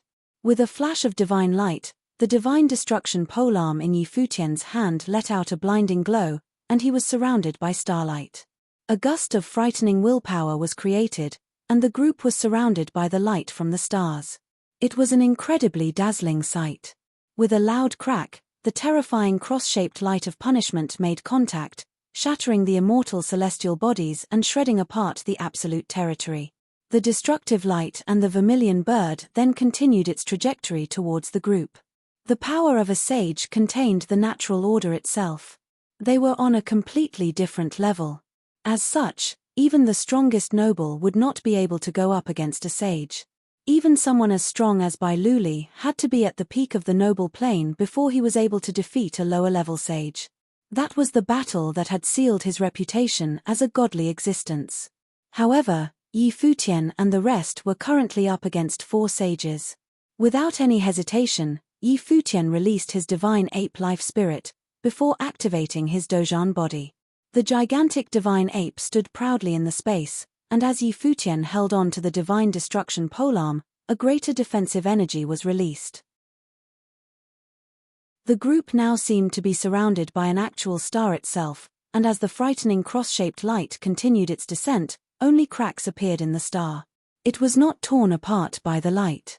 At this moment, the vermilion bird suddenly rushed down, and with a crack, the star was broken apart once again. However, Yi Futian raised the divine destruction polearm, and it turned into a 100-meter polearm that covered the sky. The polearm slashed towards the sky with a destructive power. With a loud crash, the violent destructive power tore through the space and tore the vermilion bird into pieces. But a far scarier power began to descend from the heavens, seeming to turn everything into an image of destruction. Yuan Zhon stepped into the sky and roared. Wolf fang bat in hand, Yuan Zhon charged straight for the Qilin pacing about in the sky. The Qilin was immense in size, and despite the great power of the wolf fang bat, it felt like the attack had landed on the body of an actual divine beast. Yuan Zhon spat out a mouthful of blood, feeling his own body being suppressed. Even with a ritual implement, the increment in his power was limited, and he struggled to fight back against the attack of a sage. An even more savage, destructive power descended upon them. Dazzling golden halberds appeared in the sky, with each halberd being about 100 meters long. They spun down from the heavens, emanating an immense power that could destroy everything in their path. The next moment, the halberds descended all at once towards Futian, in an attempt to suppress him immediately. It seemed like the most important target to get rid of here was Futian. With several thuds, several dazzling streaks of light shot through Yusheng's body, and 5 of the 7-star acupoints were activated. Terrifying demonic energy surged out of him, and his eyes became like that of a demon's, shining with a blood-red glow. He was not holding back at all. He knew all too well that to hold back in this battle would be to court death. It was the same for Futian, who was harnessing the energy within his body to the maximum. Golden flames enveloped his body, and a dazzling divine light shot upwards into the heavens. Chapter 676. At that moment, Futian's expression was exceptionally grim. It was a life-and-death moment. He could no longer keep his strength a secret. What was the point of keeping a secret if he lost his life? At that moment, Futian's expression was exceptionally grim. It was a life-and-death moment. He could no longer keep his strength a secret. What was the point of keeping a secret if he lost his life? Jiyu, 7th brother, you two go down and take care of Linga, Futian said. Hua Jiyu's body had a 7-color glow, and a strong spiritual will erupted, attempting to block the halberd striking down from the air. However, even with the treasure pearl's boost, she was still unable to stop the halberd's offense. Futian and Yusheng's body stepped into the air at the same time, both of them releasing their Dojan body and opening 5-star acupoints, pushing their strength to the limit. Go! Futian took out his tower ritual implement and his will of the emperor entering the ritual implement, using the most strength he could from the ritual implement. The area around them appeared to have frozen. Above them, the tower glowed, surrounding the area. The halberd crushed down onto their defenses but was unable to break through it. In the air, the 4 sage plane cultivators saw Futian and Yusheng's changes and a sharp glint appeared in their eyes. At that moment, the 2 of them appeared to have metamorphosed, one of them looking like an emperor and the other looking like a demon. Moreover, they both had elite ritual implements in their hands. In such a hurry to kill me right after I leave the palace, have you thought of the consequences? Futian's voice was exceptionally cold and sounded throughout the area. You are already abandoned by the palace, so what if we kill you? A cold voice sounded from above them with shocking killing intent. A golden line appeared in the air and dangled down, turning into countless crosses, like a punishment spell that killed using crosses. If you leave now, I can treat today's matter like it never happened. Otherwise, no matter whether I live or die, your clan will definitely have a calamity befall them. Futian's voice was icy. He had guessed where the 4 sage plane experts were from. Among the people who he had offended, there was one who specialized in such an ability. Big words for someone who's about to die, the voice replied with frosty killing intent. The cross-punishment spell turned into slaughter rule power and crushed down, tearing through their defenses and heading straight for Futian and Yusheng. At that moment, under Futian's will of the emperor, the starry defense around them became even more brilliant. The Dojan body on the divine ape had the emperor's light around it and the stars surrounded them. Moreover, rock wings appeared and rushed into the air. The cross-punishment spell struck towards them, causing cracks to appear in the starry defense. The spell tore it apart gradually but was unable to break through it completely. Yusheng was the same, his body was like a demon's and he flew into the air with a defensive ritual implement around his body. The 2 of them flew higher until they could see the 4 sage plane cultivators who were standing in the 4 major directions. As they saw this scene, the four people's expressions changed. After the two of them had released their secret techniques, their auras had nearly rivaled a sage plane cultivator. Adding on their ritual implements, they had the ability to match a sage plane. That was why they could ignore the punishment light. Who among the palace planned this? Yi Futian asked coldly. Lulan Shui and the rest were in the palace, so only those in the palace would know that he would come back and wait here to ambush him. Evidently, this was a premeditated assassination and not a haphazard decision. Since it was planned, there would naturally be a mastermind, and it was likely to be someone from the palace. Seeing the emperor's light on Yi Futian's body, making him look like the emperor's descendant, the four of them marveled internally. This person was indeed a genius. His potential might even be higher than Bai Luli's, and he had kept a huge secret. However, they had already come too far to give up. Their only choice was to kill him. Light of punishment. A cold voice sounded and a prison made of punishment lights appeared in the air. The prison was created by countless punishment lights interweaving, and the brilliant light closed around Yi Futian and Yu Sheng at a surprising speed. It was attempting to slice them into countless pieces. Big Brother Futian.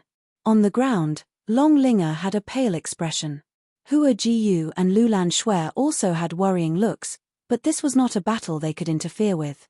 Even Yi Futian had to sacrifice some of his potential to battle the other party. Yi Futian's expression was cold as he used the fatal entanglement spell. The vines flew towards the punishment light but were sliced to shreds immediately. No matter how tough the vines were, this was a slaughter rule power light. Bang! At that moment, Yu Sheng stepped forward. His body was surrounded by the Dozhan body and it made him look like a demon. He wore the defensive ritual implement on his body and the air vibrated as he rushed outwards. When the terrifying punishment light sliced towards him, he ignored it and continued dashing forward. Yi Futian also rushed out and he had an alarming defense around him. At the same time, he held the polearm of divine destruction in front of him and broke out of the prison. At that moment, a halberd crushed down towards them with boundless pressure. Yi Futian raised his polearm of divine destruction and a rule power appeared in the heavens. It was unbelievably heavy, as though the power of the heavens had all culminated in one strike of his rod, crushing forward and shattering the halberd's light. On the other end, a gargantuan Qilin rushed towards Yu Sheng. Yu Sheng let out a roar and his huge Dozhan body grabbed the Qilin's claws and the Qilin bit towards the body's head. With a roaring bellow, the Dozhan body's arms tore towards both sides. In an instant, the gargantuan Qilin was torn into two halves from the middle. It was a shocking sight. However, at the same time, a vermilion bird rushed towards Yu Sheng's back, crashing into him, causing the huge Dozhan body to tremble violently and vomit out blood. His huge body turned around and his expression was extremely cold. With another roar, the power of his ritual implement gathered on his fists and he stepped forward, causing crackling sounds to be heard in the heavens. His fists appeared to break through space itself, landing on the vermilion bird and shattering it. At that moment, in the battleground, the scenario that had formed was two sage plane experts targeting Yi Futian and the other two surrounding Yu Sheng. Are you a disciple of the palace or you have cultivated there previously? Yi Futian stared at a young sage plane cultivator who looked like he was in his 30s. Of course, his actual age was not so young, but the person had well-defined features and was extremely strong. He had definitely been in the sage plane for some time. The palace's spells would not be leaked, but the abilities that this teen was using looked like the Tianqing Palace's abilities. The other person was weaker, so he should be a low-level sage. Yi Futian was confident in killing him by using his will of the emperor and his polearm of divine destruction. The two of them had cold expressions. They did not expect that Yi Futian and Yu Sheng still had such hidden trumps. With 4 sage plane experts dealing with them, they had expected a one-sided massacre. Since you know now, you can die peacefully, the young sage plane cultivator said icily. As his voice landed, the rule power in the air circulated rampantly. At that moment, countless punishment lights tore through and air towards Yi Futian. Yi Futian felt the terrifying killing power and delivered an emperor's punch. It had a mysterious rhythm and the heavens resonated with him, strengthening the defense around his body. At the same time, The divine ape swung the polearm of divine destruction and a huge force appeared in the air. An unending stream of punishment lights tore through the air, killing towards them. However, they were kept out by the defensive barrier around Futian. The teenage sage plane cultivator had a frigid expression as he stretched out his hand. In an instant, a wave of golden lightning appeared in the air above Futian, a halberd appearing from within the wave. It spun around and hummed in the heavens, releasing a destructive might. The halberd's light appeared to have locked onto Futian's body. In the next moment, countless halberds slashed downwards. At that moment, Futian struck out with his rod towards the sky. With a deafening sound, his body sank downwards in a beautiful arc with the help of the force, towards the other sage plane expert. The sage plane expert looked at him and Futian could feel a vermilion bird shadow appear in his head, burning through the skies, attempting to destroy his spiritual will. However, the will of the emperor prevented his will from being extinguished and he continued forward. A huge vermilion bird flew towards him, blocking out the skies and surrounding him in endless flames. Futian rushed straight towards it, surrounded by his starry defense. The divine ape roared and struck out towards the heavens onto the giant vermilion bird. A deafening crash sounded and the vermilion bird cried in agony, its body exploding and flames burning throughout the skies. The sage plane expert attempted to retreat, but Futian threw out the tower ritual implement in his hand and a terrifying force emitted from it. Futian's spiritual will had assimilated into it and at that moment, time and space appeared to have frozen. The sage plane expert could feel his body becoming slower, while Futian moved in an arc, assaulting him with another strike of the rod. His eyes widened as a terrifying vermilion bird flame rushed out from his pupils. However, Futian's eyes were like the emperor's eyes and as his gaze swept across, the divine ape swung down with the polearm and it landed on the sage plane expert's body. In an instant, the sage plane cultivator's brain was cracked open and his body fell to the ground. A sage plane expert, dead. At the same time, a dangerous feeling came over Futian and he turned around immediately, slashing out with his rod. However, he saw countless halberds rushing towards him and his rod technique was unable to completely shield him. The halberd tore through his defenses, landing on his dojan body, causing it to quiver. He immediately retreated and coughed out a few mouthfuls of blood. Using the force to retreat, his body appeared in the area where Yusheng was. He saw a sage plane cultivator who had been forced to retreat by Yusheng's fists and swung down at him with his rod. The sage plane expert suddenly felt as though his body was unable to move and raised his head, but what awaited him was the divine ape swinging a ritual implement down on him.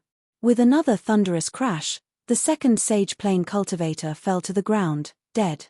The other sage plane expert who had been fighting with Yusheng retreated and created distance between them, his expression ghastly. They had actually allowed Futian to kill two sage plane experts. He had already grasped a speck of a sage's rule power. Now that he was possessed by an emperor-like will, his cultivation level had also entered that of a half-sage and he had horrifying attack ability. The sage plane cultivator who had previously cultivated in the palace, had an extremely grim expression. Two of the sage plane experts had been killed, and they might not even be able to take down Futian and Yusheng. As expected of the genius that rose up after Bai Luli. At that moment, an even more terrifying pressure wafted in the skies and a figure bathing in flames gradually descended. Feeling the aura on him, Futian, who was bathed in the emperor's light, was in despair. This was definitely not the aura of a sage, he was likely a magi. The difference in cultivation level was insurmountable. To kill them, they had sent out 4 sages and a magi. He could imagine how determined they were. They did not want to give him any opportunity to escape. The expert who walked down from the air looked at Futian with admiration. If this person did not die, his achievements would naturally be stunning. It was a pity that he had to die today. Alchemy City's battle was a life-and-death battle agreed upon by both parties with the city lord personally being the witness. Futian looked at the expert in the air and said, "Don't try to use Alchemy City to threaten me. Back then, Yu Kai was intentionally biased towards you, causing my Gongsun clan's #1 armorer to die. The person who obtained first in Alchemy Conference died such an unjust death. Now, the Gongsun clan has already moved to White Cloud City, the expert in the air replied coldly, as though he did not care to hide where he was from. You've sought refuge in the White Cloud City. Yi Futian's tone was frigid. Although the Gongsun clan was a major clan in Alchemy City, it would not be considered elite in the Barren State. In the past, it depended on the City Lord Office and Emperor family, but Gongsun Yi's death caused a rift between the Gongsun clan and the City Lord Office. Moreover, the Emperor family had tried to solicit them. However, the Emperor family was still inferior to the City Lord Office. So, they chose to leave and enter White Cloud City. In White Cloud City, the White Cloud City Lord was the absolute ruler. As the fourth on the Barren Sky ranking, only he could pay no attention to you Kaiso. You must die, the person declared coldly. Behind him, a giant vermilion bird appeared and the skies started burning crimson. A colossal vermilion bird claw gripped downwards, covering the skies. It was much larger than the divine ape and Yi Futian used his will of the emperor to push his polearm of divine destruction to the limit, swinging out towards the sky. However, divine bird's claw was indomitable and the rod shadows were torn to shreds. The terrifying claw continued downwards and smashed onto Yi Futian's Dojan body, crushing it immediately. Yi Futian's body fell to the ground. He spit blood at the corner of his mouth. Die! Boundless flames surrounded the area and spread towards Yi Futian. However, Yu Sheng stepped forward to Yi Futian's side, his demon wings surrounding Yi Futian within. Courting death, the expert in the air howled and the vermilion bird struck again, crashing on Yu Sheng's body, causing his body to convulse violently. He also spurted out blood and the two of them crashed heavily into the ground. This expert was a mid-level Magi. To Yi Futian's group, it was not someone they could stand up to. Hua Jiyu and the rest landed in front of Yi Futian and Yu Sheng, their expressions pale like paper. Kill, the expert in the air said coldly. The sage plane expert who had cultivated in the palace previously nodded and the punishment light descended upon Yi Futian and Yu Sheng. Hua Jiyu flew into the air, stimulating the telekinesis pearl to its limit in her mind. Her hair flew and she closed her eyes, making her look like a goddess. Her spiritual energy affected the path of the descending punishment light. The punishment light pulsated and the sage plane expert in the air humphed. In an instant, Hua Jiyu spat out blood and her spiritual energy received a huge blow, causing her to fall to the ground. Roar! Yuan Zhon flew into the air with a bellow. Don't kill Yuan Zhon, a voice sounded in the air and the killing light avoided Yuan Zhon. He was the only successor to the Taihang mountain, so they would definitely not kill him. Otherwise, if that old ape flared up, it would not end well for them. As the killing light was about to land, Long Linga ran in front of Yi Futian and shielded him with tears in her eyes. She ripped the dragon-shaped jade on her neck and said, "Uncle, you said that you would protect Linga, I need you now." As she said that, she flew into the air, standing above Yi Futian and raising the dragon-shaped jade in her hands. She closed her eyes as tears flowed down her cheeks. Were they really going to die here?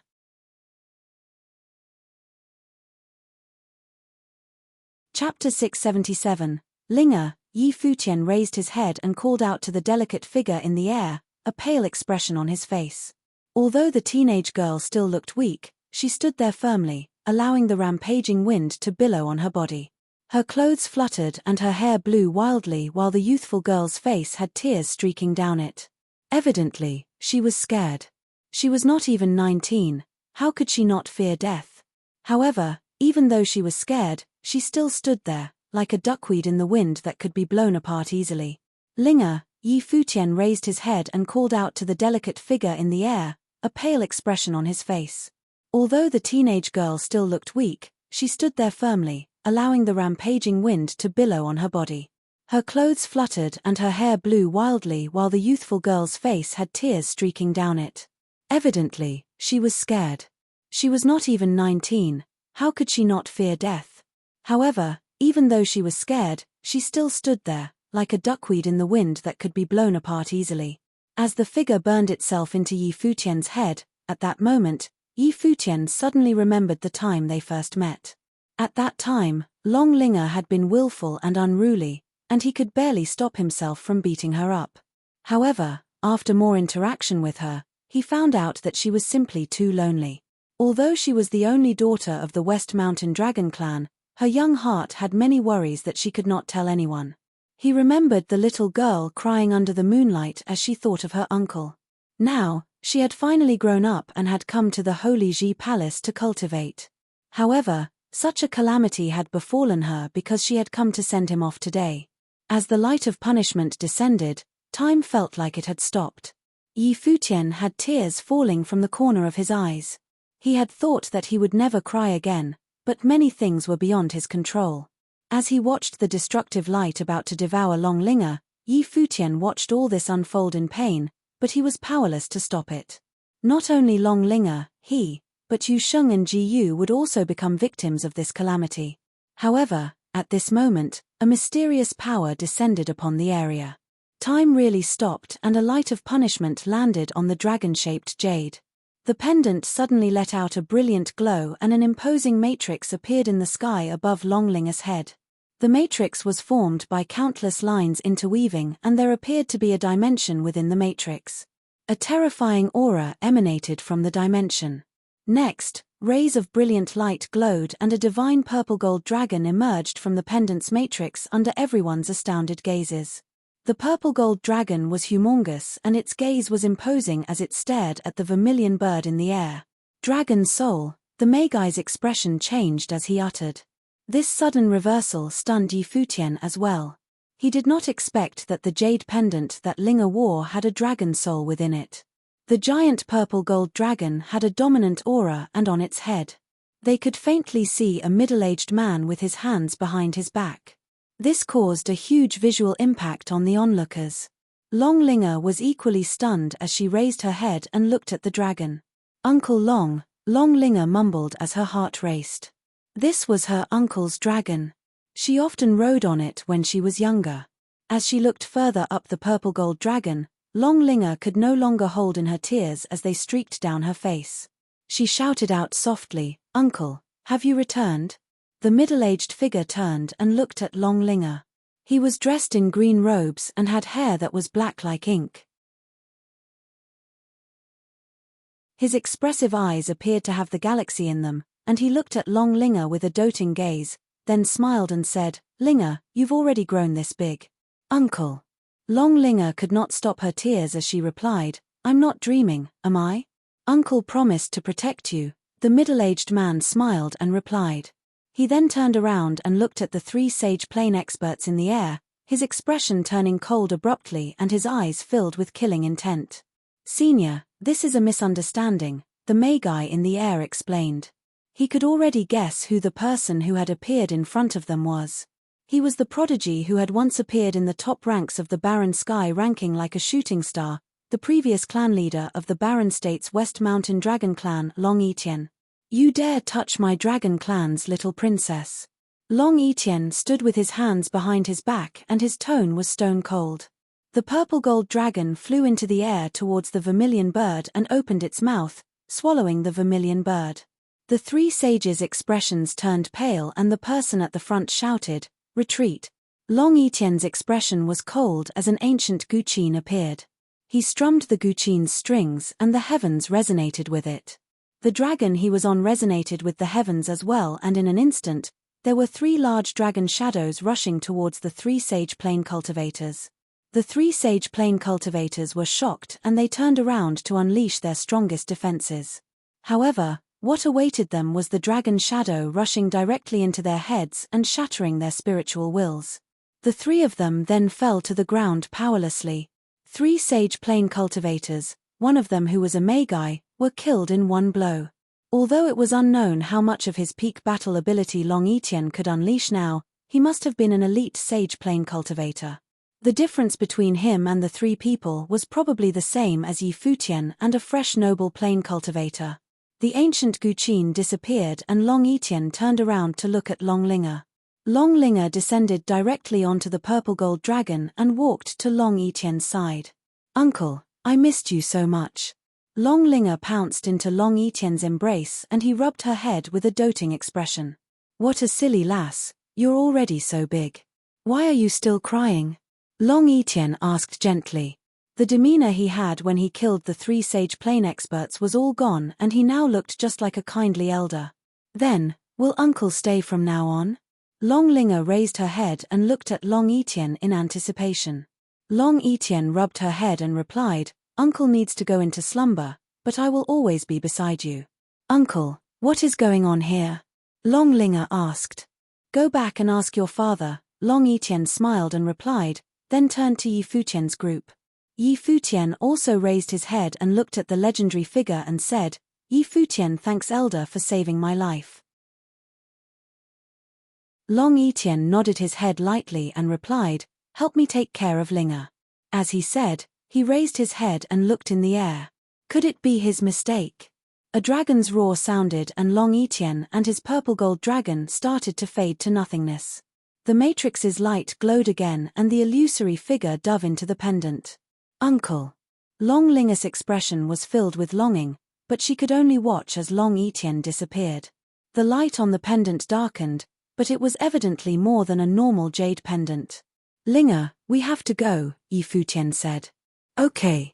Long Linga cried as she nodded. After barely surviving the calamity, she knew that it was not the time to be sad. Let's go, Yi Futian said, and the demonized black-winged condor took to the skies, carrying them and leaving like a flash of black lightning. Yi Futian, Yu Sheng, Hua Jiyu, and the others all had weak auras. If another sage plane cultivator came, it would definitely be their end. This time, he did not let Linga go back to the palace, for fear that she might run into something on the way back. After they had left for a period of time, a few figures approached the area that they had left from. These were the cultivators from the palace's edge, the 1,000 Holy Islands. They saw the corpse on the ground and had curious expressions. What on earth had happened here? It's Ning Yuan, someone exclaimed. One of the sage plane cultivators who had been killed had been recognized. It was one of the disciples who had previously cultivated in the palace, the Ning clan's Ning Yuan. Let's go and report this to the palace, one of the persons suggested. They knew that it was not a small matter and they could not make the decision. At that moment, in the White Cloud City, the Gongsun clan.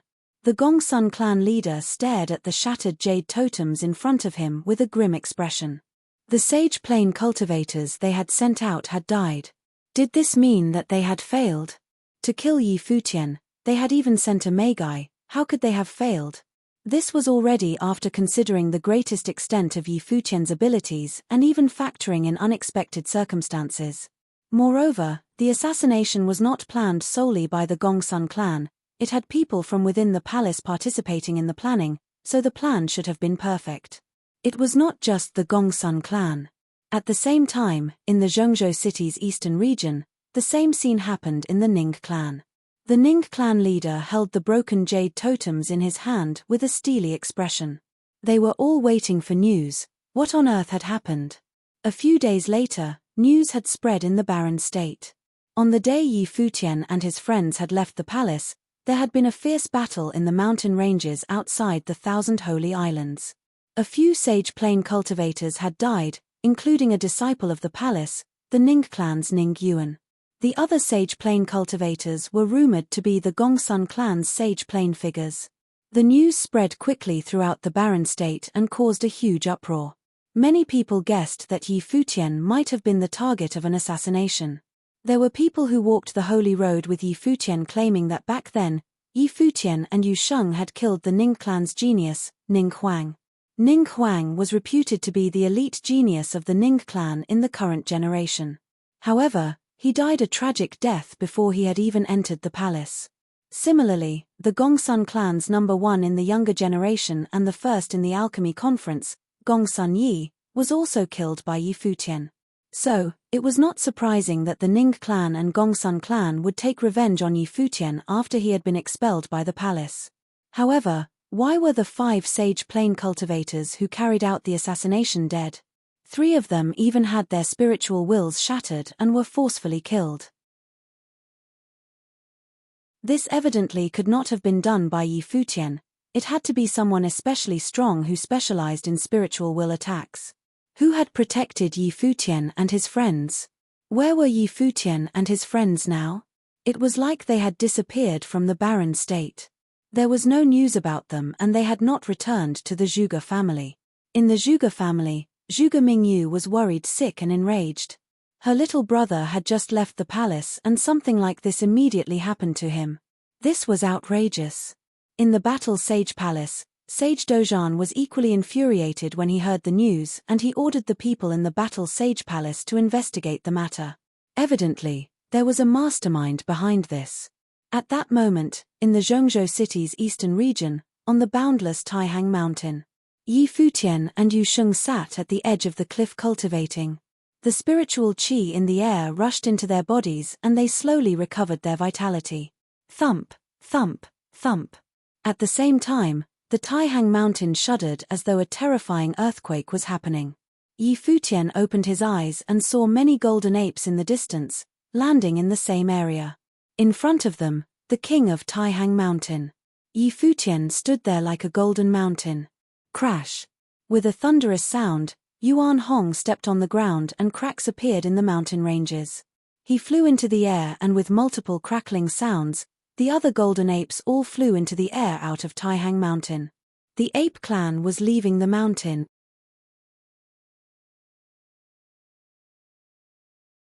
Chapter 678.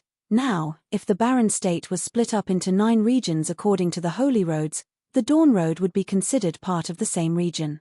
Taihang Mountain and the Ning clan were both within the region of the Dawn Road, the eastern area of the Zhongzhou city.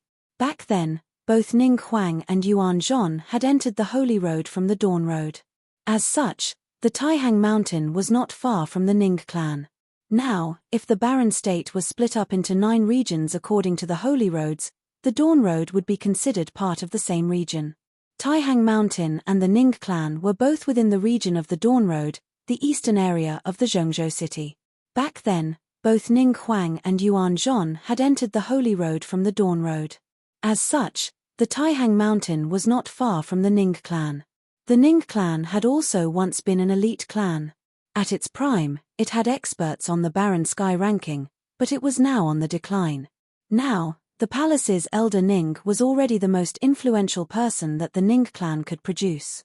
For the past few days, the Ning clan leader Ning Yuan had had a feeling of unease. That day, the assassination had failed and Ning Yuan had died.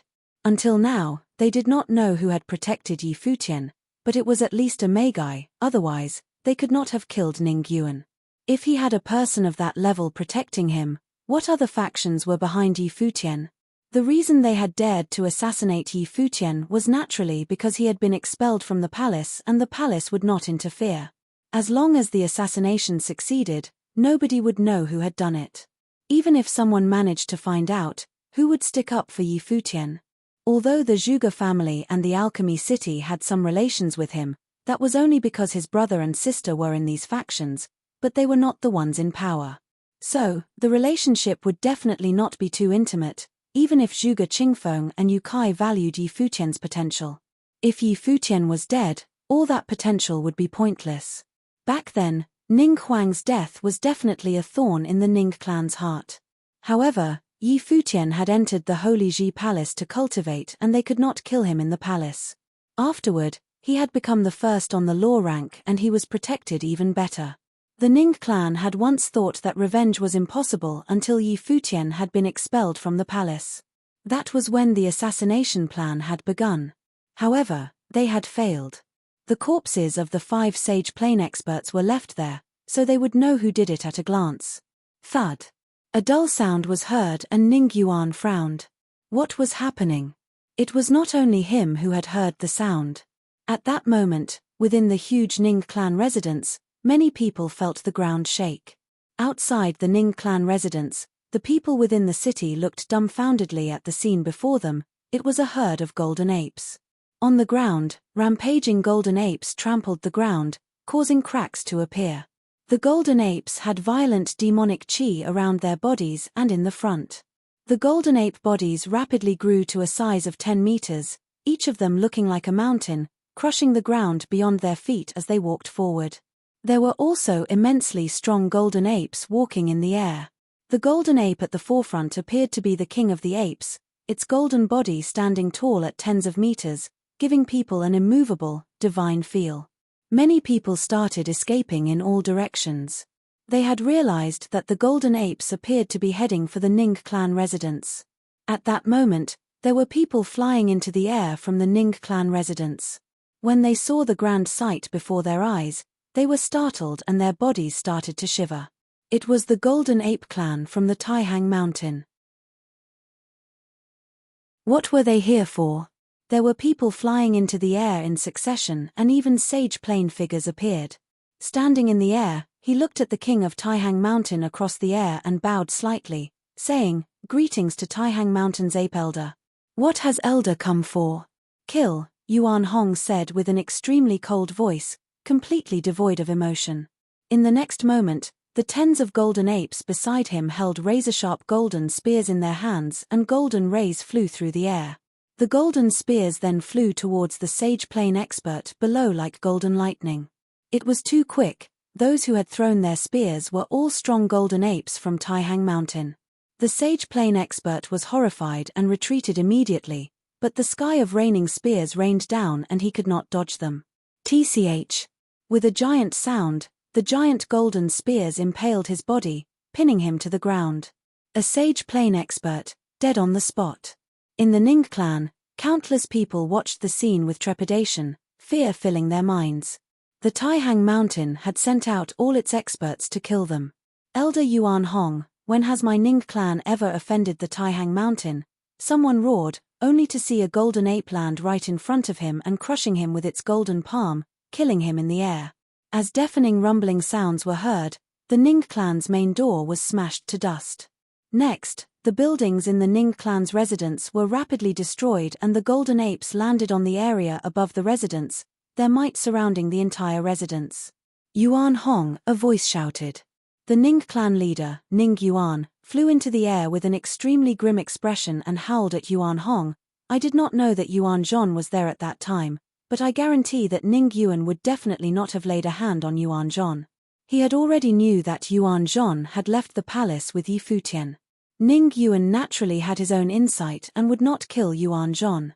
After all, they had no grudge with Yuan Zhon and did not want to, nor did they dare to offend Taihang Mountain. Yuan Hong's golden eyes swept across Ning Yuan. Even until now, Ning Yuan probably did not know why he was here. Since the Ning clan likes their outstanding sage plane figures, today, none of the Ning clan sage plane figures will be left alive. If any noble plane dares to step in, kill them all. Yuan Hong's voice sounded like a storm in Ning Yuan's ears, leaving him in despair. None of the Ning clan's sage plane to be left alive. If noble plane cultivators interfered, they would all be killed. This was akin to severing the Ning clan's lifeline. In the barren state, the sage plane cultivators were the elite figures. A faction could only be considered elite unless it had a sage plane cultivator. Some small cities could not even hold their own in the barren state without a sage plane cultivator, not to mention a clan. Moreover, the Ning clan was a strong clan and would definitely have offended many people. The clan also had many treasures. If their sage plane experts were all killed, how would the Ning clan survive? Bang, bang, bang. The huge golden apes stepped forward and started killing. The Golden Ape clan was renowned for its strong battle ability. How could the declining Ning clan be a match for them? It was absolutely a one-sided massacre. In another part of the battlefield, there were strong sage plane experts holding halberds in their hands, riding killins and assaulting a golden ape. However, the golden ape did not move and allowed the halberd to pierce its body, but the halberd could not even pierce through its skin. The golden apes naturally had invincible bodies that were forged by gold. His giant hand grabbed the halberd, snapping it in half, then slashed downwards and split the other party into two. He did not use much technique and chose to use tyrannical force to crush the other person instead. Below them, the Ning clan's members all had pale faces and boundless fear in their hearts. How could this be? Was it because of the incident that had been spreading wildly? However, the clan leader had already said that he would not touch Yuan Zhon. Why was Taihang Mountain still here? Yuan Hong, are you mad? Ning Yuan's eyes were blood red as he howled. You dare to commit genocide against a clan in the barren state? How will the other factions in the barren state dare to coexist with you? When you committed murder by using a sage plane expert to assassinate a noble plane cultivator, did you not think of the consequences? Yuan Hong said coldly, staring down Ning Yuan. Yi Futian killed my Ning clan's genius, Ning Huang. This is between my Ning clan and Yi Futian. What does it have to do with your Taihang mountain? Ning Yuan bellowed. Seeing all the sage plane cultivators die, he had gone into a frenzy. Yi Futian killed Ning Huang, so you wanted him dead. Now, you tried to kill Yi Futian, so I'm here to kill you. After today, the Ning clan will be removed from the barren state, Yuan Hong said nonchalantly. As he heard his words, Ning Yuan's expression became ghastly and he stared at Yuan Hong, saying, "Not possible, this is not possible. What relation does Yi Futian have with your Taihang mountain? It can't be just because he knows Yuan Zhon." Yuan Hong had led the Golden Ape clan to kill them, not because of Yuan Zhon, but because of Yi Futian. He had considered the Zhuge family and Alchemy City. He felt that these two major factions would not make a huge move because of Yi Futian, but he had not thought about Taihang Mountain. Evidently, Yi Futian, who had disappeared after that day's assassination attempt, was now in Taihang Mountain. Dead people don't need to ask that many questions, Yuan Hong replied cruelly. He stretched out his hand, and a golden rod appeared in his giant palm. He stepped forward and the earth shuddered under him. The golden rod crushed downwards, its might causing the entire Ning clan residence to crumble. The other people's battles all stopped at that moment. The power of the rod seemingly could cause the heavens to collapse. Before the rod had even landed, crashing sounds could be heard as the Ning clan residence repeatedly exploded, and some weaker cultivators were pressed to the ground, unable to move, spurting blood, feeling as though their internal organs would be crushed. No. Ning Yuan bawled and a giant Qilin appeared, flying towards the air. However, under the rod strike, the Qilin was smashed to smithereens. Yuan Hong was an elite high-level archmage and 18th on the Barren Sky ranking. Ning Yuan was a mid-level archmage. There was an entire cultivation level of difference between them, not to mention that their battle abilities were not on the same level. When Yuan Hong personally descended upon the Ning clan, there was already no doubt about the outcome. As the rod struck down, Ning Yuan was pounded to the ground, blood gushing from his mouth. The color paled from his face as he saw a giant foot crushing down upon his body, getting closer by the second. Ning Yuan felt utterly pained. Was he going to die in such a humiliating way? Being crushed to death? Countless gazes stared in his direction, watching Yuan Hong's foot trampling down. With a thunderous clap, the ground ruptured and cracks appeared in the entire residence as the Ning clan members watched with looks of despair. Their clan leader had been stepped on and crushed to death. What a humiliating way to die. Do your job. Yuan Hong raised his head and looked at the golden apes in the air. The golden apes immediately went on a killing spree and howls of agony could be heard all over the Ning clan. The noble plane cultivators all shivered, not daring to participate in the battle, their cries being completely drowned out by the battle. The Ning clan was finished. After today, they would be removed from the barren state, all because their clan leader had ordered an assassination on Yi Futian. Not long after, the ground shook and roaring sounds could be heard as Taihang Mountain's demonic beasts took to the skies and left. Outside the residence, countless people came over to the Ning clan, but what was left was crying and rubble. The apes on Taihang Mountain are really brutal, many people thought. The Golden Ape clan were still demonic beasts after all, and the rage of a demonic beast was utterly barbaric.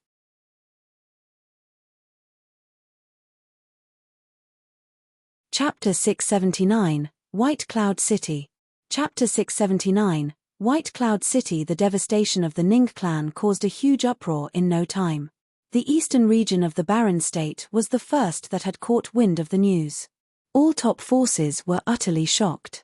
It was said that the king of Taihang Mountain, that violent king of the Golden Great Apes, brought his forces of Demon Ape down Taihang Mountain down on the Ning clan.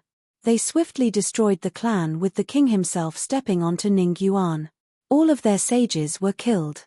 The unrest occurred with the Ning clan soon after people infiltrated their ranks to rob them. The once renowned Ning clan was reduced to history. The few survivors ran for their lives, with some going to Ningxian in the Holy Ji Palace, hoping to have Ningxian avenge the clan.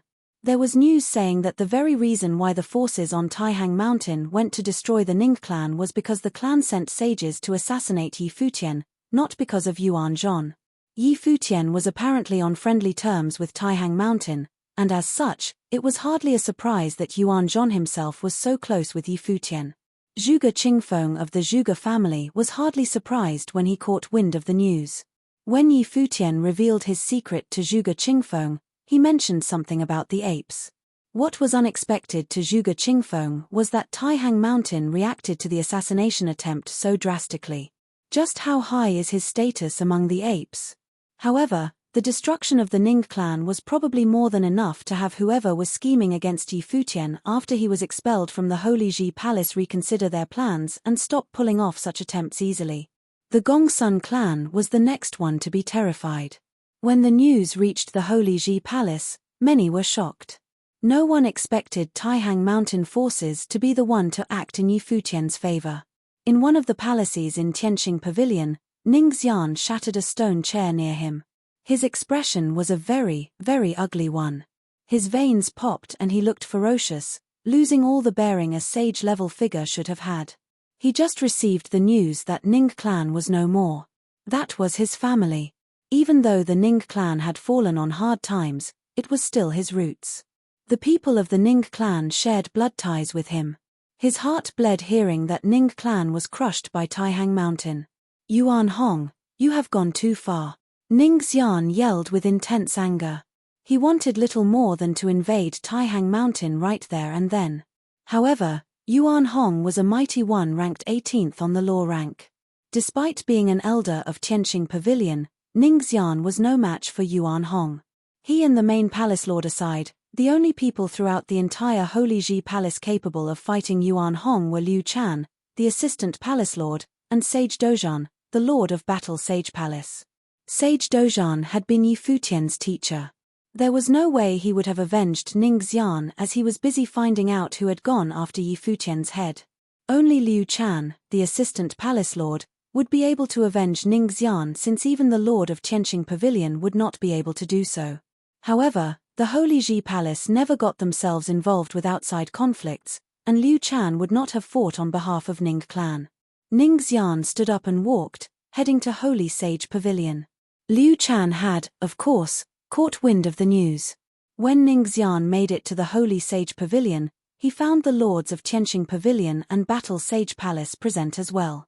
His expression changed for a bit, bowing to everyone there and then turning his eyes at Liu Chan, saying, "Assistant Palace Lord, that demon beast in Taihang Mountain was inhumanely violent. He went on to wage bloody wars when he first came to the barren state. It was entirely unexpected that his violent nature remained for all these years, slaughtering the entire Ning clan. Despite being amongst humans for so long, they were still devoid of humaneness. I suggest that you call upon all forces of the barren state to destroy Taihang Mountain in order to be rid of this menace once and for all." Liu Chan looked at him for quite a bit and said, "Ningxian, were you the one behind what happened outside the Thousand Holy Islands?" Sage Dozhan glared at him with equally cold eyes. Ningxian felt immense pressure coming his way all of a sudden. He had not expected Sage Dozhan to have gotten there before him. "I only knew of what happened and I took part in nothing. Yi Futian was expelled from the Holy Ji Palace, and as such, I paid no heed to his affairs." There was no way Ningxian would have admitted his role in anything. Ning Yuan returned to the Holy Ji Palace before the assassination attempt and he went to the Gongsun clan. "Don't tell me that it was something Ning Yuan decided to do himself," Sage Dozhan said coldly. A tinge of authority was heard from his voice. "Even if Yi Futian was no longer part of the Holy Ji Palace, he was still my student. You dared plan to assassinate him as soon as he stepped foot outside the Holy Ji Palace? And worse still, you planned this for a while, haven't you? Lord Dozhan, please do not accuse me of something I did not do." Furthermore, Yi Futian turned his back on the will of the Holy Ji Palace and even opposed the stance of the Holy Ji Palace. That was why he was expelled, and he no longer had anything to do with the Holy Ji Palace nor the Battle Sage Palace. Is what you said coming from your personal standpoint or that of the Holy Ji palaces? If it is something personal, I would say this much: I'm not your match. If the words were spoken from the standpoint of the Holy Ji palace, I do not see myself to be guilty, Ningxian said coldly. He came for two specific goals: to accuse and to save his own skin. Tianxing, what do you say? Sage Dozhan did not bother with Ningxian and went to ask Sage Tianxing instead. The Lord of Tianxing Pavilion was in charge of the laws, and such matters were within his jurisdiction. However, Ningxian was an elder of the Tianxing Pavilion. Ningxian did not say anything wrong. Yi Futian was expelled from the Holy Ji Palace, and as such, he had nothing more to do with the Holy Ji Palace. It was something personal, and from the Holy Ji Palace's standpoint, we have no right to deal with Ningxian. Of course, the case of Taihang Mountain avenging Yi Futian is something that the Holy Ji Palace will also not get involved with. However, the demonic beasts in Taihang Mountain have indeed gone too far by slaughtering the entire Ning clan. If other forces were to imitate their way of doing things, the barren state will be caught in a bloody storm in no time, Sage Tianxing elaborated. Liu Chan looked at the people before him calmly and said, none of this has anything to do with the Holy Ji Palace itself. Period. Ningxian, if you decide to seek vengeance, do it in an open manner and put your life on the line. The Holy Ji Palace will not get involved with your personal vendetta. You being alive or dead will have nothing to do with the Holy Ji Palace. Indeed, Assistant Palace Lord. Ningxian nodded while cursing under his breath. It had indeed been impossible to convince Liu Chan to move against Taihang Mountain, and he had been lucky to be able to save his own skin. Sage Dozhan glanced at Ningxian with cold eyes and said, Yi Futian and Yu Sheng were expelled from the Holy Ji Palace. While this had nothing to do with the Holy Ji Palace in principle, they were still marked for death as soon as they left the place. The Holy Ji Palace is sacred ground in the barren state. What would that have done to our reputation? If something like this happens again, do not blame me for ignoring my position at the Holy Ji Palace and take things personally. Sage Dozhan turned around and left as soon as he was done talking. His stout frame made every single step he took clear, exuding an overbearing air. Ningxian looked at his back and felt really bad. Ningxian, take care of yourself, Liu Chan glanced at Ningxian plainly and said. It was apparent that he found what Ningxian did to be displeasing, but he did not pursue the matter further. White Cloud City was one of the two cities in the western region of the barren state with similar renown to Alchemy City. It had always been one of the top forces in all of the barren state. Mighty ones prowled the streets of that magnificent, grand city, and the place was an incredibly prosperous one. Golden light showered from above right outside the city itself. Many looked up and felt their hearts jumping out of their chests. The lights came from one golden great ape after another. They were huge and they looked as if they were made of gold. It had not long ago that there was news from the eastern region, saying that the Ning clan had been slaughtered by a bunch of demonic creatures from Taihang Mountain. The same golden great apes had now made it to White Cloud City, and everyone knew what they came from. However, the Gongsun clan had submitted to White Cloud City, yet Taihang Mountain forces still dared to come with impunity. It was seen to be an act of utmost insolence. Quick, inform the city lord, the guards outside the city said. It was a matter of utmost seriousness. Yuan Hong had come all the way from Taihang Mountain, and no one other than Bai Ji Yu, the city lord of White Cloud City, would have been able to stand against Yuan Hong. A vast, regal, and luxurious estate had just been finished within White Cloud City. The place served as the residence of the Gongsun clan. However, members of the Gongsun family felt troubled, and the reason was an obvious one. The news of the Ning clan being totally destroyed was simply too shocking. They had thought the assassination attempt was something no one would dare to do or able to interfere with. They never expected Taihang Mountain forces to bring their might to bear on them, crushing the Ning clan to stand up for Yi Futian. As Taihang Mountain dared move against Ning clan, it was a given that they dared move against Gongsun clan. There were two people playing chess in the vast estate. One of them being Gongsun Jing, the clan leader of the Gongsun clan, while the other was a top-notch mighty one renowned in White Cloud City, Yun Hao, clan leader of Yun clan. While White Cloud City was ruled by clan, in actuality, many of the affairs in the city were taken care of by the Yun clan. Yun Hao was a force to be reckoned with in White Cloud City. He was a mighty one ranked on the Barren Sky ranking at 98th place. Relax, brother Gongsun. White Cloud City is not the Ning clan. Since you are here in White Cloud City, Yuan Hong will not dare to just kill his way into White Cloud City. This place still the turf of the city lord, after all, Yun Hao said to Gongsun Jing openly, with a loud brimming voice. Right. Gongsun Jing nodded, but he still could not help but worried about things. Boom. The earth shook violently for a brief moment. Yun Hao frowned while Gongsun Jing was immediately and extremely distressed. Boom, boom. There seemed to be something like an earthquake happening as the shaking continued. Both of them spread their spiritual will out far and wide, and both of them went pale soon after. Yun Hao looked distressed and embarrassed while Gongsun Jing stood up and gave an order with a loud voice, everyone retreat. Yuan Hong had actually come for them. Gongsun Ling, go get the city lord, he continued to shout. With the precedence of the Ning clan serving as a warning, he knew too well that Yuan Hong was not doing what he did then for amusement. He was there to crush his clan, and there was no way he was able to keep calm. Brother Gongsun, there is no need to be fettered, Yun Hao said as he stood up. His expression was cold as he stepped outside and glared at the demon apes coming from afar. He then yelled at them, Yuan Hong, this is White Cloud City. What the hell do you think you are doing? Bai Jiyu, the city lord of White Cloud City, was ranked 4th on the Barren Sky rank. Of the 3 ranked before him, one was his teacher, one was his senior, and one was in the Ice Temple. That meant that there was hardly anyone who dared piss off the city lord of White Cloud City in the entire Barren State. What Yuan Hong did right there, trampling all the way from Taihang Mountain, was seen to be insolence of the highest order. Boom, boom. The earth continued shaking as one golden great ape after another showed up. There were some among them who split up, intending to surround the Gongsun clan estate.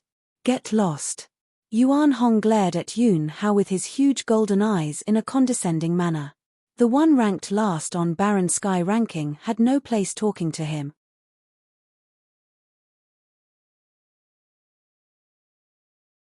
Chapter 680, Attitude. Chapter 680, Attitude. Yun Hao glared at Yuan Hong upon hearing the ape telling him to get lost. He was still a mighty one ranked on Barren Sky ranking, yet Yuan Hong dared berate him. Yuan Hong, I will warn you once again. This is White Cloud City, and nobody from the Barren State dares to come mess around here, Yun Hao said with a threatening tone. If Yuan Hong dared mess around in White Cloud City, then White Cloud City would have also invaded Taihang Mountain at a later date. There were few throughout the Barren State capable of enduring the wrath of the city lord of White Cloud City. That is where you are wrong. I'm not here in White Cloud City to mess around. I'm here to kill someone, Yuan Hong answered with a forceful tone. He extended his palm right after he was done talking. A sky-piercing staff made of gold appeared in his huge hands. He took one step forward and an extremely refined might permeated the space around them. The winds howled and the clouds turned, as the entire estate was being encased in the overbearing might. Bam! Yuan Hong took another forceful step forward, which seemed to be imbued with superpowerful martial arts will. Countless of the Gongsun clan fell flat on the ground. No one was allowed to escape. A regal, divine silhouette of a golden great ape appeared in all of their minds, which remained in their heads regardless if they were looking at it or not. Such was the might of the top-notch sage. Yun Hao, are you sure you want to get in my way? A strong wave of sound traversed the air and shook everything in its path. It was a might so powerful that even those far outside the estate were able to feel it. None dared go anywhere near the estate, and all of them simply took to watch the events unfold from afar. An illusory shadow of a great ape seemed to have appeared in the sky. It blocked out the sky as its vast shadow encased everything in it as if it was something made out of pure will. Yun Hao, at that very moment, was able to feel the truly terrible might of figures ranked high on the Barren Sky ranking. He felt utterly helpless against Yuan Hong. The staff in the ape's hand was lifted up high with terrible might. The shadow of the great ape seemed to have lifted its staff as well, synchronizing with his movements. It was some special ability of Yuan Hong himself. Yun Hao burst his aura in a crazed manner. Gong Sun Jing, who was standing behind him, went utterly pale as he looked at the sky. If that staff was brought down on their heads, it would pack enough force to raise the Gongsun clan estate. Yuan Hong, you have gone too far. A terrifying aura was sensed from afar. The skies changed in an instant, and the vicinity became grey. It seemed as if a pair of great grey eyes appeared, gaining control of the entire space like a pair of formless hands. That incredibly huge shadow with a staff seemed to be hindered by that formless power. Yun Hao felt the pressure on him lessen considerably. He let out a breath of stale air and relaxed for a bit. He came to know the terrifying might of that pressure when he was facing Yuan Hong. It was fortunate that the city lord showed up at the nick of time. The might that permeated the sky belonged to none other than the city lord himself. It was a power unleashed by the Eye of Devastation. The same spell, when used by the city lord, was several orders of magnitude more powerful than it had been when used by Luli. A terribly imposing figure dressed in white appeared in the air above the Gongsun clan estate. The city lord took his steps and was overflowing with terrible authority. He was practically clad in the powerful aura of one of the few top-notch figures. He addressed Yuan Hong, who stood before him with cold eyes. I care not for your affairs at Taiyang Mountain. This is White Cloud City, and I will not tolerate any disrespectful acts here.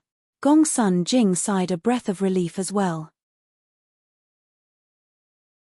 He was drenched in sweat all over. Being faced with an imminent threat of death, even sages would have felt fear. He had no doubt that if the city lord had not shown up, Yuan Hong would have crushed them right there and then. Those wretched beasts from Taihang Mountain, what business do they have with me killing Yi Futian? The two figures squared off against each other in the air. One ranked 4th on Barren Sky ranking while the other ranked 18th. It had been quite a while since such a battle happened in the Barren State. A formless gale blew across the air. Yuan Hong's golden eyes were set straight at Bai Jiyu as he said coldly, I told you, I'm coming to White Cloud City to kill the Gongsun clan today. Are you trying to cover for them by standing in my way? I'm telling you one more time. This is White Cloud City. If you think I'm going to cover them, very well then. What if I do? Bai Jiyu responded sternly. He was still a figure ranked 4th on the Barren Sky ranking, and there was hardly anyone in the Barren State he took notice of. Yuan Hong is threatening me? What a joke. The assassination attempt on Yi Futian had nothing to do with him, but the case with Jiyu Dongliu ruining the marriage arrangement in the Zhuge family estate had everything to do with Yi Futian. However, it was nowhere serious enough that Bai Jiyu deemed Yi Futian to be one he had to eliminate. If he had actually gone all the way to plan an assassination attempt on a noble like Yi Futian, that would have truly been a joke. If he had wanted to kill Yi Futian, all he had to do was simply slap the young man across the face. Bai Gu's status was such that assassinating Yi Futian was utterly beneath him. However, since the Gongsun clan had joined White Cloud City, it was only natural that they became Bai Gu's men. Yuan Hong asked if Bai Jiyu intended to cover the Gongsun clan, but there was hardly anything anyone could have done if Bai Jiyu actually did so. Your name has been the talk of legends, City Lord of White Cloud City. I, Yuan Hong, will find out for myself how powerful the one ranked 4th on the Barren Sky ranking actually is. Yuan Hong's words sent shivers down the spines of everyone within earshot. Even Yun Hao and Gong Sun Jing felt themselves trembling inside. Yuan Hong of Taihang Mountain actually dared move against the city lord of White Cloud City. It was something utterly insane. So be it, the city lord glared at Yuan Hong as he said plainly. It was only 3 words, yet the pressure behind those 3 words was extremely intense. Bai Jiyu also wanted to see for himself how powerful the golden great ape of Taihang Mountain, said to be invincible in battle, truly was. This is spectacular. I never expected to be able to see this up close. A boisterous laughing voice was heard. Several silhouettes were found at the side. Everyone turned their eyes in that direction.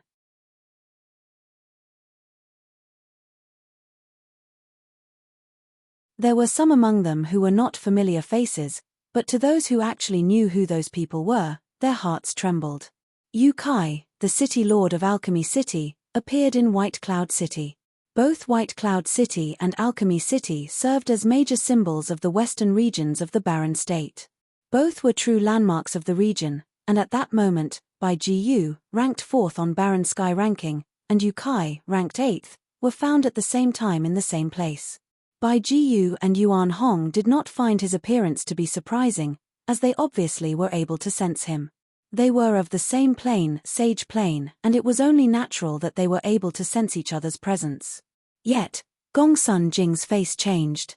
He had, after all, come all the way from Alchemy City to join White Cloud City. Yu Kai, I assume that you're not here in White Cloud City just for the show? Bai Ji asked. Of course not, Yu Kai said plainly. I came for the Gongsun clan. You want to meddle with that assassination attempt? Bai Ji asked as he frowned. Just because the victim is a junior of your son-in-law? Gongsun Jing's face went pale. Yu Kai wants in on this as well. My business here actually has little to do with Yi Futian. Yu Kai said, it's just that back when Yi Futian and Gongsun Yi fought, I was the one bore witness and hosted the fight. Everyone there saw it, including your son, Bai Luli. Now that the Gongsun clan wants revenge, they're practically throwing dirt on my face. He was being reserved with his words, but he needed not spell it all out for Bai Ji. Gongsun clan did more than just that. They had come to join White Cloud City before they planned the assassination, and that embarrassed Yu Kai even further. So? Bai Ji asked. So, I'm here to ask you. Do you mind handing Gongsun Jing to me? Yu Kai asked with a smile. Gongsun Jing's face went pale. Yu Kai had indeed come for him. Can't do. He is one of my people now, Bai Ji said casually. Gongsun Jing was already one of his men. If he had simply handed Gongsun Jing over just like that, that would have been an insult to his status as the city lord of White Cloud City. I knew you would say something like that, given your temperament and all. Yu Kai hardly minded. He continued with a smile, in that case, I'll just sit back and enjoy the show. Go on. Gongsun Jing felt immensely distressed. Since when did Yu Kai become so easy to talk to? Bai Ji turned his attention back at Yuan Hong and said, after you. Yuan Hong said nothing. He simply swung his staff, and in an instant, conjured multiple shadows of the staff in the air, yet he did not attack. The shadow of the ape in the sky swung its staff around as well.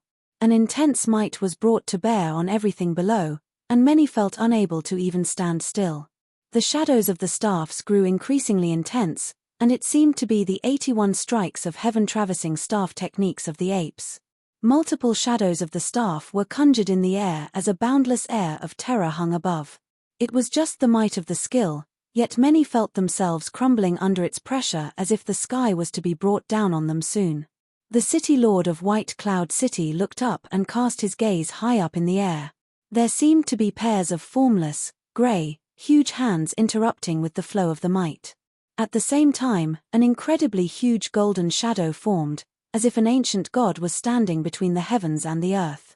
It was a conjuration made entirely of gold, seemingly conjured out of spite against Yuan Hong. The summoned huge golden ancient god extended multiple golden arms and lashed out in the air. It was a terrifying sight to behold. Boom! A thunderous rumble was heard.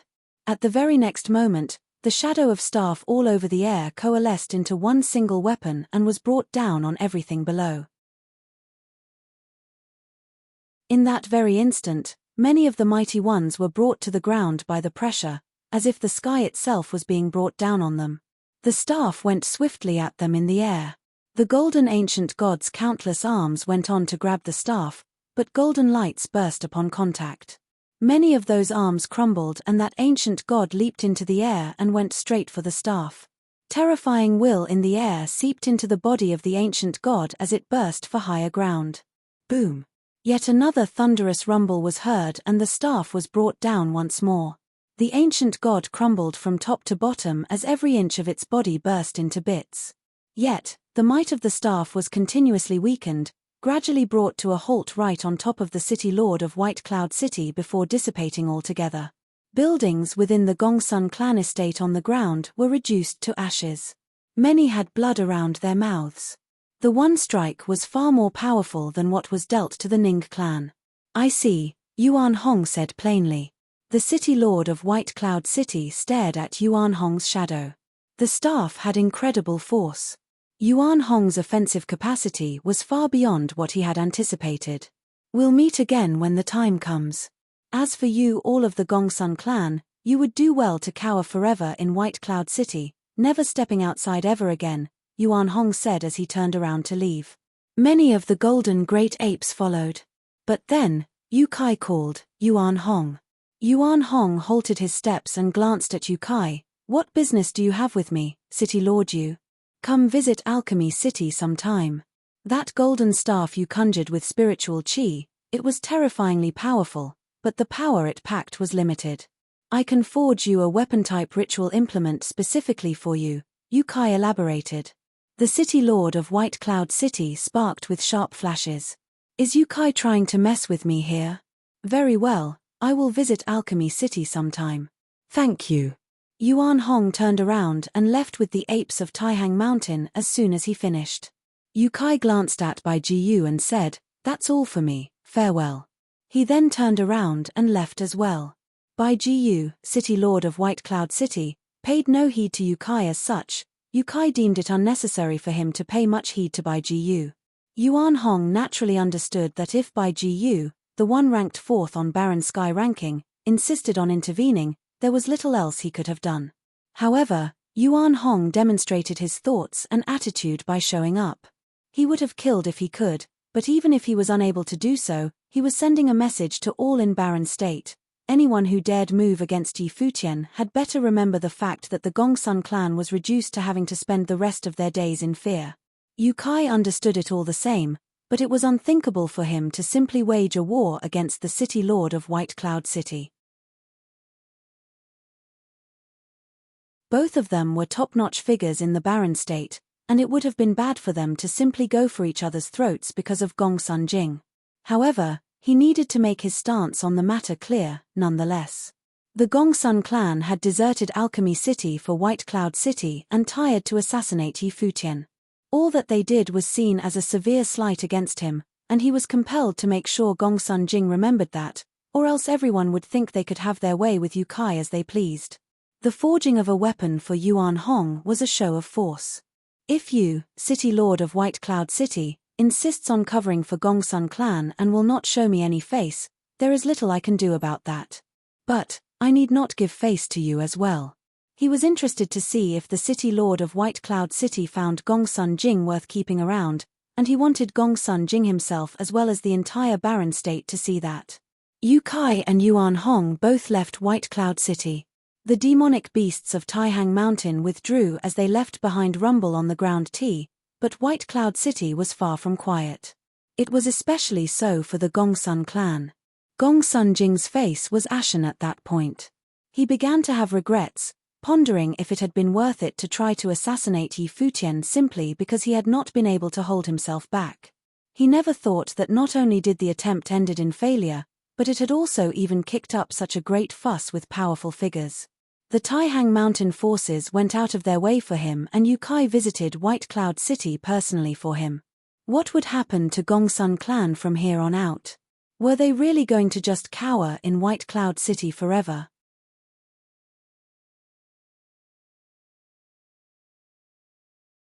Chapter 681, Sage and Saint Ranking of the 9 States. Chapter 681, Sage and Saint Ranking of the 9 States. What happened in White Cloud City shook Baron State once again. Yuan Hong of Taihang Mountain had actually gone all the way there. If the city lord himself had not intervened, he would have slaughtered the Gongsun clan right there and then, just like how he did the Ning clan. It was an overwhelming show of force indeed. Furthermore, Yuan Hong had actually fought the city lord. Although both sides used only one move, many were able to feel that since none of the figures on the Baron Sky ranking actually fought each other straight up, if another such clash of the Titans type of battle was to ever be fought again, the rankings might actually see huge changes. Other than that, the appearance of Yu Kai in White Cloud City was also something that shocked many. It seemed that the Gongsun clan's good days were long over. The happenings also made it very clear for all the top forces in the Baron state. There was yet another one of the younger generation that was deemed off-limits, the former number 1 on the law rank, the currently expelled student of the Holy Ji Palace, Yi Futian. The expedition of the mass of demonic beasts down Taihang Mountain served as a very good deterrent. The very individual who sparked all this commotion, Yi Futian, seemed to still be recuperating and training in Taihang Mountain, knowing nothing about all that commotion he helped stir up. What he knew was only that Yuan Hong was definitely out to avenge him on that day when he led the golden great apes down the mountain. Time passed, and with the blink of an eye, it was the end of year 10009 of the divine prefecture calendar. The scorching sun was hanging above Taihang Mountain, casting intense light and heat on everything below. Yi Futian stood at the cliffs and practiced a set of techniques. Every breath filled his internal organs with bursting vigor. His martial arts practice had reached grade 2 noble plane and was as steady as bedrock. He was one step away from entering grade 1 noble plane. It was not just him, many of his acquaintances and friends saw varying progress in their respective cultivations. Their planes had finally and actually equaled out more or less. Long Ao and Madame Long came to Taihang Mountain and took Linger away with them. They were right to worry after something like that happened. Furthermore, the end of the year was near. Hua Jiyu came beside Yi Futian quietly, looking at the vast mountains that seemed to spread out without end. Having not been out for so long, I kind of wonder what the Baron state is like these days, Hua Jiyu said softly. Didn't second sister send someone over? I heard that third brother is finally out from his secluded training phase and is now a 3rd level sage. I guess his progress has been great, Yi Futian smiled and said. While he had been on Taihang Mountain all this while, he came to know what happened outside from Yuan Hong himself, including how the King of Apes went slaughtering the Ning clan and caused a commotion in White Cloud City. Yi Futian had also learned that there had been some small conflicts happening in the Holy Ji Palace. His teacher, Sage Dozhan, intended to have a trial with Ning Xian but was rejected by the Holy Ji Palace. Yi Futian was, after all, an expelled student, and it was impossible for the Holy Ji Palace to go punish an elder of the Tianqing Pavilion for his sake. However, while the Holy Ji Palace did not interfere with the matter, the score between him and Ning Xian was far from settled. Ning Xian was the mastermind behind it all. He knew that Lulan Shui and the rest were still in Battle Sage Palace, and as such, Yi Futian would definitely return for them. That was where the assassination attempt had taken place.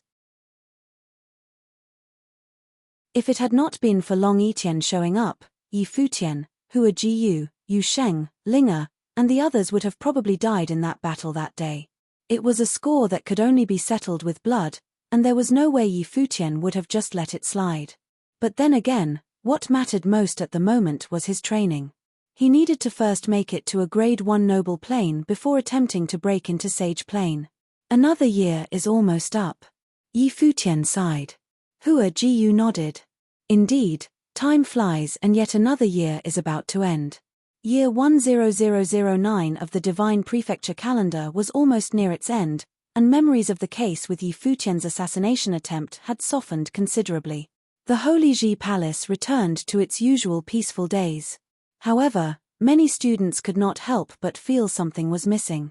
Maybe it was because someone in the past and in their midst had been too important a figure, and his absence caused some kind of vacuum in the Holy Ji Palace. It was especially so when the day of the sparring session arrived and Shimon Hanjiang was serving as the host. If that person was still around, he might have been the one to host the sparring sessions. He had once made himself famous on the sparring platform before, yet he left the Holy Ji Palace not having truly hosted one of those sessions.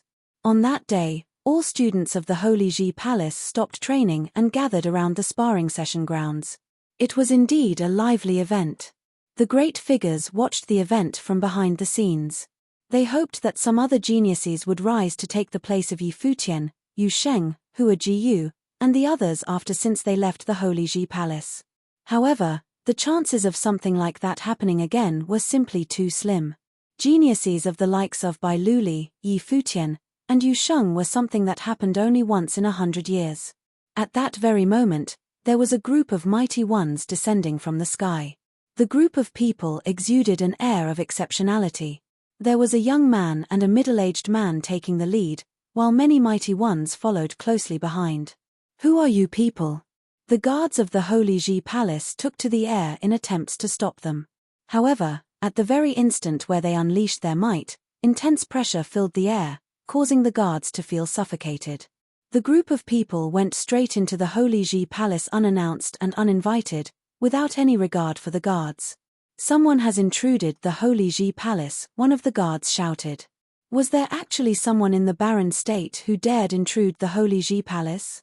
One mighty one after another leaped into the air in attempts to stop the intruders, but knew as soon as they felt the aura exuded by those intruders, that they were utterly incapable of stopping them.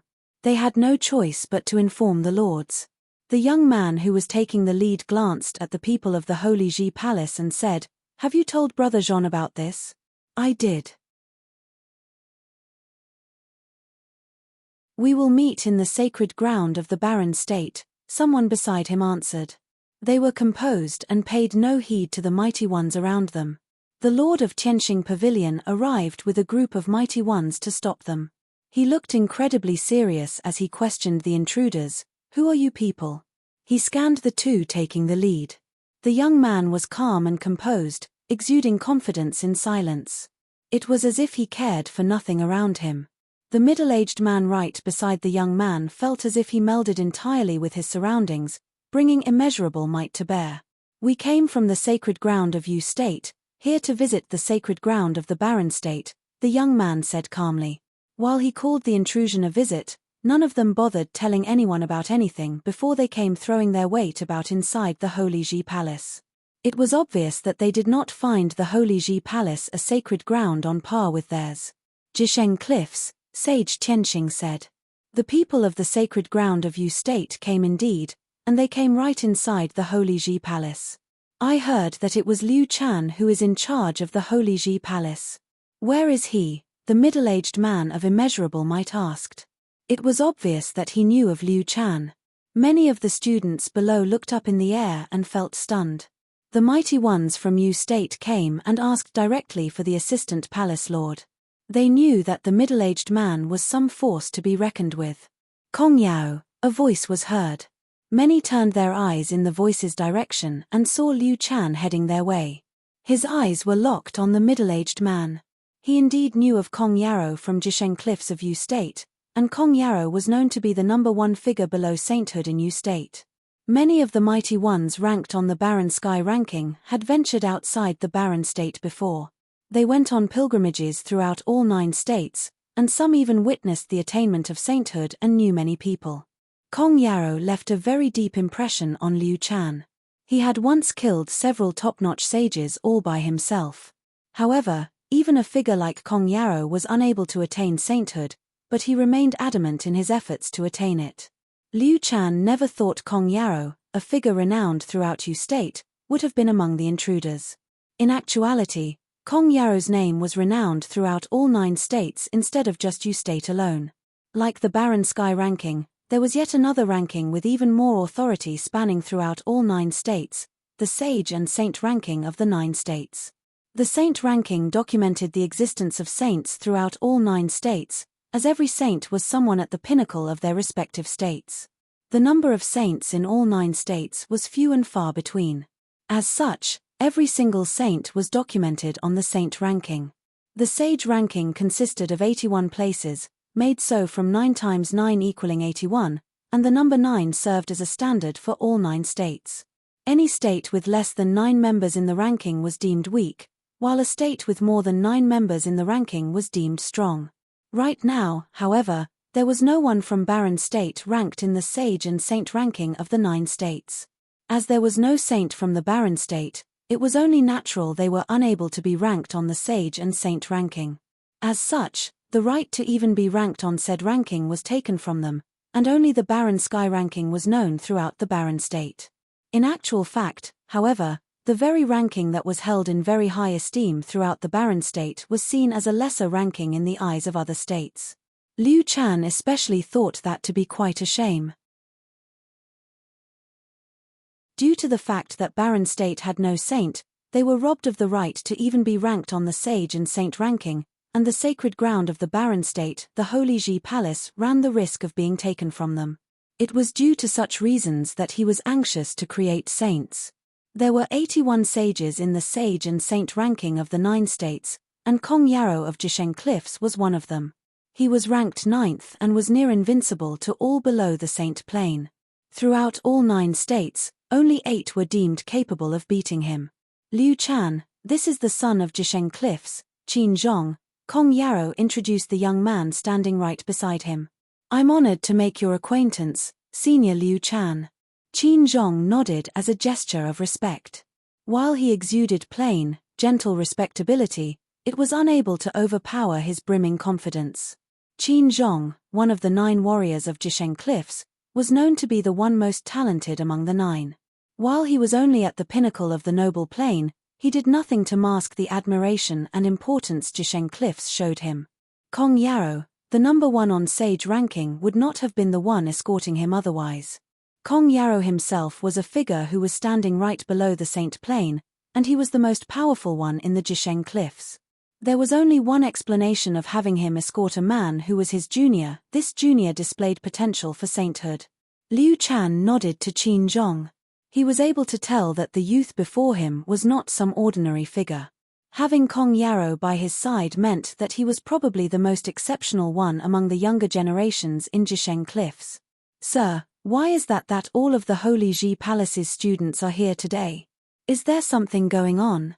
Qin Zhong asked Liu Chan. Today is the last day of the year and the Holy Ji Palace is about to inspect the results of the students' progress throughout the year. It was a sparring session to be held among the younger generation, Liu Chan elaborated. What a great coincidence indeed. Qin Zhong smiled. Now that we're here in the sacred ground of the barren state and we meet under such circumstances, would you mind if I had a look, sir? Please. Liu Chan nodded. Qin Zhong knew his manners, and he knew there was no way Liu Chan could have refused him asking in such a way. The group made it to the grounds where the sparring sessions were held. The students saw the group arriving and knew that those were the visitors from the sacred ground of Yu State. Please continue, Liu Chan said plainly. Shimon Hanjiang nodded and began hosting the sessions.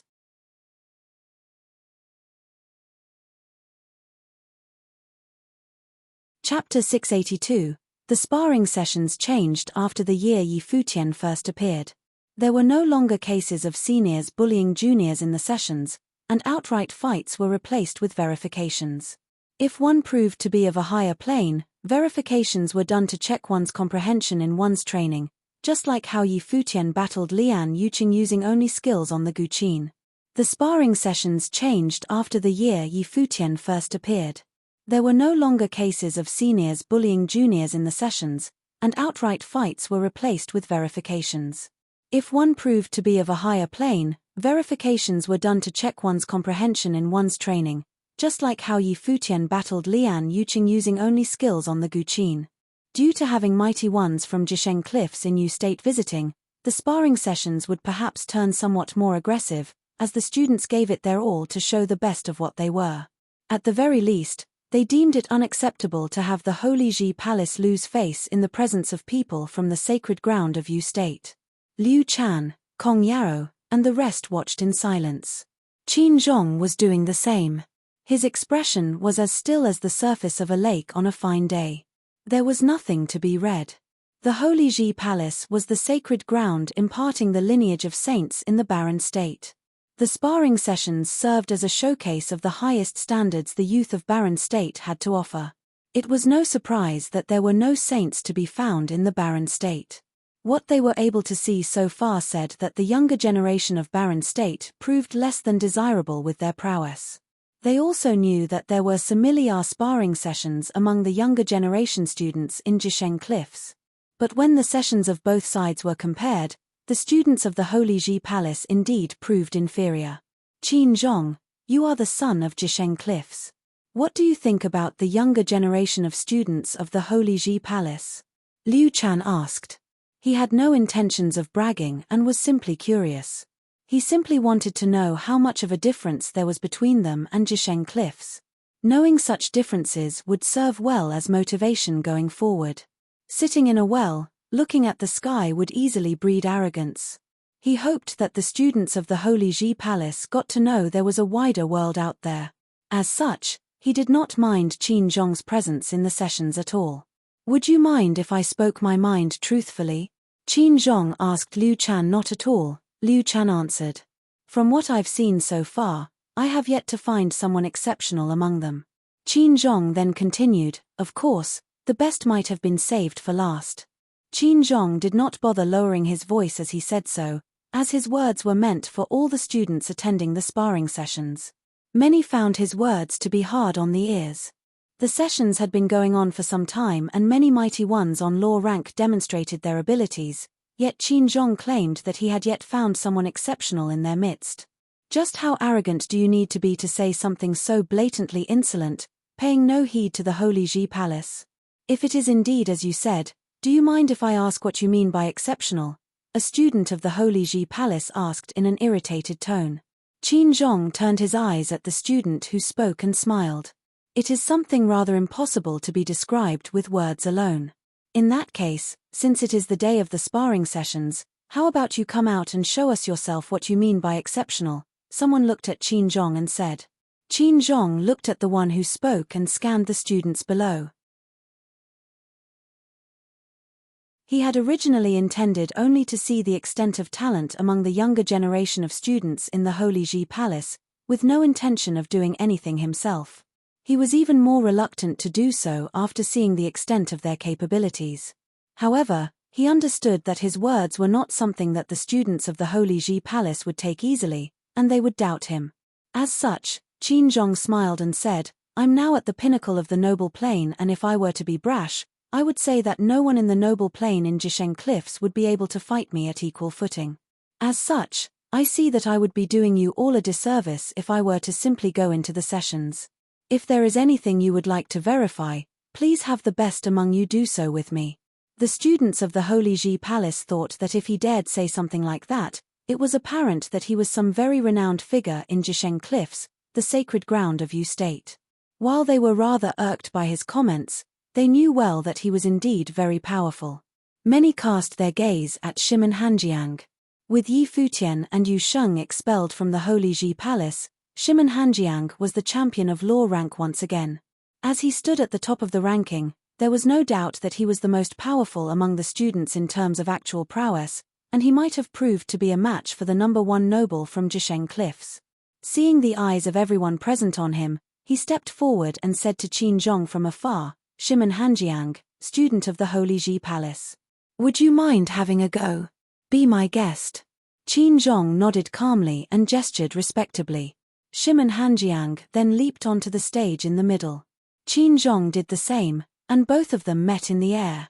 While they were still quite a distance from one another, their auras were already unleashed. Everyone stared at the two in the air. Shimen Hanjiang still felt insulted from getting beaten by Yi Futian, who was 2 planes lower than he was. With that visitor from Jisheng Cliffs present, he wanted to prove what he was capable of. Coldness shrouded the air and frost covered the platform. Ice and frost were seen in the air as if the air itself was being frozen over completely. Everything in that space seemed to have ground to a halt. At the very next moment, a sword was unsheathed.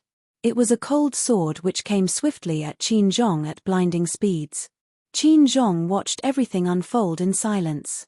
His body was partially covered in ice. He remained unfazed even when the sword came for him. He did not even move an inch when the sword was about to reach his throat. Qin Zhong pointed with his finger and his movements were too quick for the eye to follow. His hands simply went knocking about in the air and a crisp sound was heard at the very next moment. Shimen Hanjiang's sword veered off course and even his body was thrown off. Shimen Hanjiang's sword was so fast that it was able to return and hit from the flanks. At that very moment, Qin Zhong still proved to be the faster one as he moved forward, leaving mirages behind. His finger landed right on Shimen Hanjiang's shoulder. Shimen Hanjiang's hand let go reflexively. The sword dropped and his body was thrown off as well. The sword that he dropped dissolved into spiritual qi and disappeared. Shimen Hanjiang was left standing there, his arm shaking slightly and his face pale. He lost. Many who witnessed the scene found it unbelievable.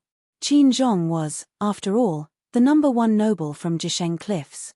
While the students did consider the possibility of Shimon Hanjiang losing and felt alright even if he were to lose, they still found the way he lost the fight to be rather unacceptable. Shimon Hanjiang, the champion of the law rank, was not even given the chance to bring his full power to bear. His opponent simply hit him with his fingers and he dropped his sword as a result. It was an insult like none other. Many looked at Shimon Hanjiang standing in the cold air. Is that really the genius of the Holy Ji Palace and the champion of the law rank? It was an irony like none other. It was as if everything that had just happened was nothing but a joke. Shimon Hanjiang considered the possibility of losing, but he never expected to lose in such a humiliating way. He lost without knowing why he lost. His opponent did not even bother fighting him. Is there even a more humiliating loss than this? Liu Chan felt himself trembling inside as he watched the events unfold. So that was how powerful the son of the Yu state's sacred ground was. The difference between Shimon Hanjiang and Qin Zhong was so great that Shimon Hanjiang was utterly helpless. Liu Chan's level was such that he understood that Qin Zhong was already halfway into the sage plane. It was entirely within reason that Shimon Hanjiang lost. When Hua Fan was in the period just before he broke into the sage plane, he might have had the ability to fight Qin Zhong. At the very least, the loss would have been a less humiliating one. Regardless, the fight allowed the students of the Holy Ji Palace to understand there was more to the outside world that met the eye, and they would have understood the Holy Ji Palace's pressure for it. If you are indeed the #1 noble in the Holy Ji Palace, I must say that I'm rather disappointed regarding the sacred ground of Barren State, Qin Zhong said softly. Shimon Hanjiang went completely pale altogether. Many looked at Shimon Hanjiang in sympathy. That champion of the law rank was indeed going through hell at the moment. There was never a champion in law rank who was so humiliated like Shimon Hanjiang. However, Qin Zhong's tone was one that said that he did not seem to have any intention of humiliating Shimon Hanjiang. It was more like that he never considered his opponent in the first place. In Qin Zhong's eyes, the Holy Ji Palace was simply not worthy of his attention, which was why he was able to be so calm in the face of all that had happened. But then again, it was such an attitude that made the students of the Holy Ji Palace feel even more ashamed of themselves. Shimon Hanjiang's loss was their loss as well, as he was, after all, the champion of the law rank. Many could not help but recall that guy who was expelled from the Holy Ji Palace a while before. If he had been here, would he have been able to fight Qin Zhong on equal footing? Yi Futian might still have lost as he was of a lower plane, but at the very least, it would definitely have been one far less humiliating than the one Shimon Hanjiang suffered. Furthermore, if Yi Futian had been at the pinnacle of noble plane, there was no certainty that the sun would have been able to actually crush him. Yi Wuchen, Phoenix, Yun Shuaisheng, and all the others were there as well. They watched the events unfold without saying anything, casting their eyes at Liu Chan and the great figures of the Holy Ji Palace instead, wondering if they recalled that there were 2 genius-level figures in the Holy Ji Palace just several months ago, with one of them being the true champion of the law rank. Qin Zhong walked back outside the stage and came to Liu Chan's side. He then asked, "The students of the Holy Ji Palace represent the best Barren State has to offer?" Liu Chan was rendered silent for a while. While he had indeed wished for the students to know how powerful geniuses of the greater world were, he had never anticipated the loss to be so humiliating. Qin Zhong's question sounded especially awkward under such circumstances. If Yi Futian and Yu Sheng were still in the Holy Ji Palace, he would have said yes to the question without hesitation. Yi Futian had, after all, crushed Di Gang, the champion of the Western region, Shimon Hanjiang, champion of law rank, and Huang Zhouge, the #1 of the sovereign family in Zhengzhou City, as just a grade 3 noble. Such a talent would have definitely been the best Barren State had to offer. Yu Sheng was not far behind either. With both geniuses of such caliber expelled, the Holy Ji Palace had lost their right to claim such a thing. The students looked at Liu Chan, who was silent, and they knew that the battle was difficult for him to look at. Cultivation has no inherent limits, and I dare not say that the ones studying in the Holy Ji Palace are definitely the best. The Barren State is a huge place and there are definitely be other top-notch geniuses out there. As such, I dare not say that the Holy Ji Palace serves as the symbol of the very best. Of course, when you're talking about things as a whole, it is indeed so, Liu Chan replied in a tactful manner. Qin Zhong nodded without saying much. At that moment, there were others showing up with people of the Holy Ji Palace leading the way. Brother Qin, you're here. It was Zhong Xiao and the others with him. They arrived by air and smiled as soon as they saw Kong Yarrow beside Qin Zhong. Since Kong Yarrow is here, all has been settled then. He knew that someone like him would not have been able to have Kong Yarrow show up. As such, he called for Qin Zhong instead. Brother Zhong.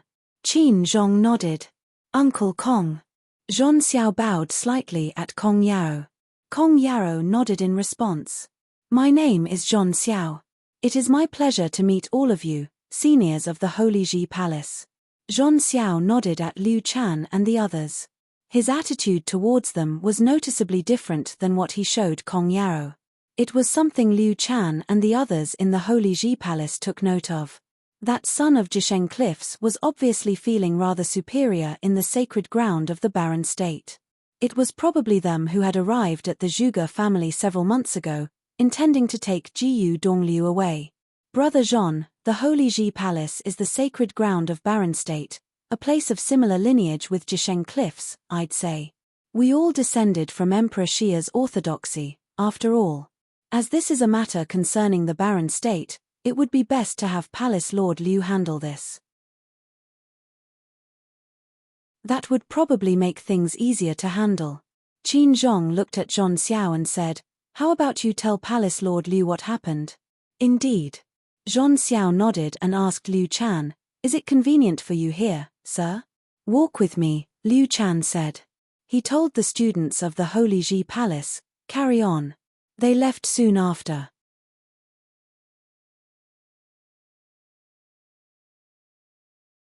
Chapter 683, Liu Chan, Sage Tianxing, and the group of mighty ones from Jisheng Cliffs walked into the Holy Ji Palace, heading for Holy Sage Pavilion. While the group from Jisheng Cliffs had made their entrance in a rather rude manner, they still hailed from the sacred ground of Yu State and that place had saints. With that said, the foreigners indeed proved superior when compared to the Holy Ji Palace's members. As such, Liu Chan had no choice but to let the matter slide and treat them as honorable guests. Liu Chan, Sage Tianxing, and the group of mighty ones from Jisheng Cliffs walked into the Holy Ji Palace, heading for Holy Sage Pavilion. While the group from Jisheng Cliffs had made their entrance in a rather rude manner, they still hailed from the sacred ground of Yu State and that place had saints. With that said, the foreigners indeed proved superior when compared to the Holy Ji Palace's members. As such, Liu Chan had no choice but to let the matter slide and treat them as honorable guests. What made you come all the way here to the Barren State?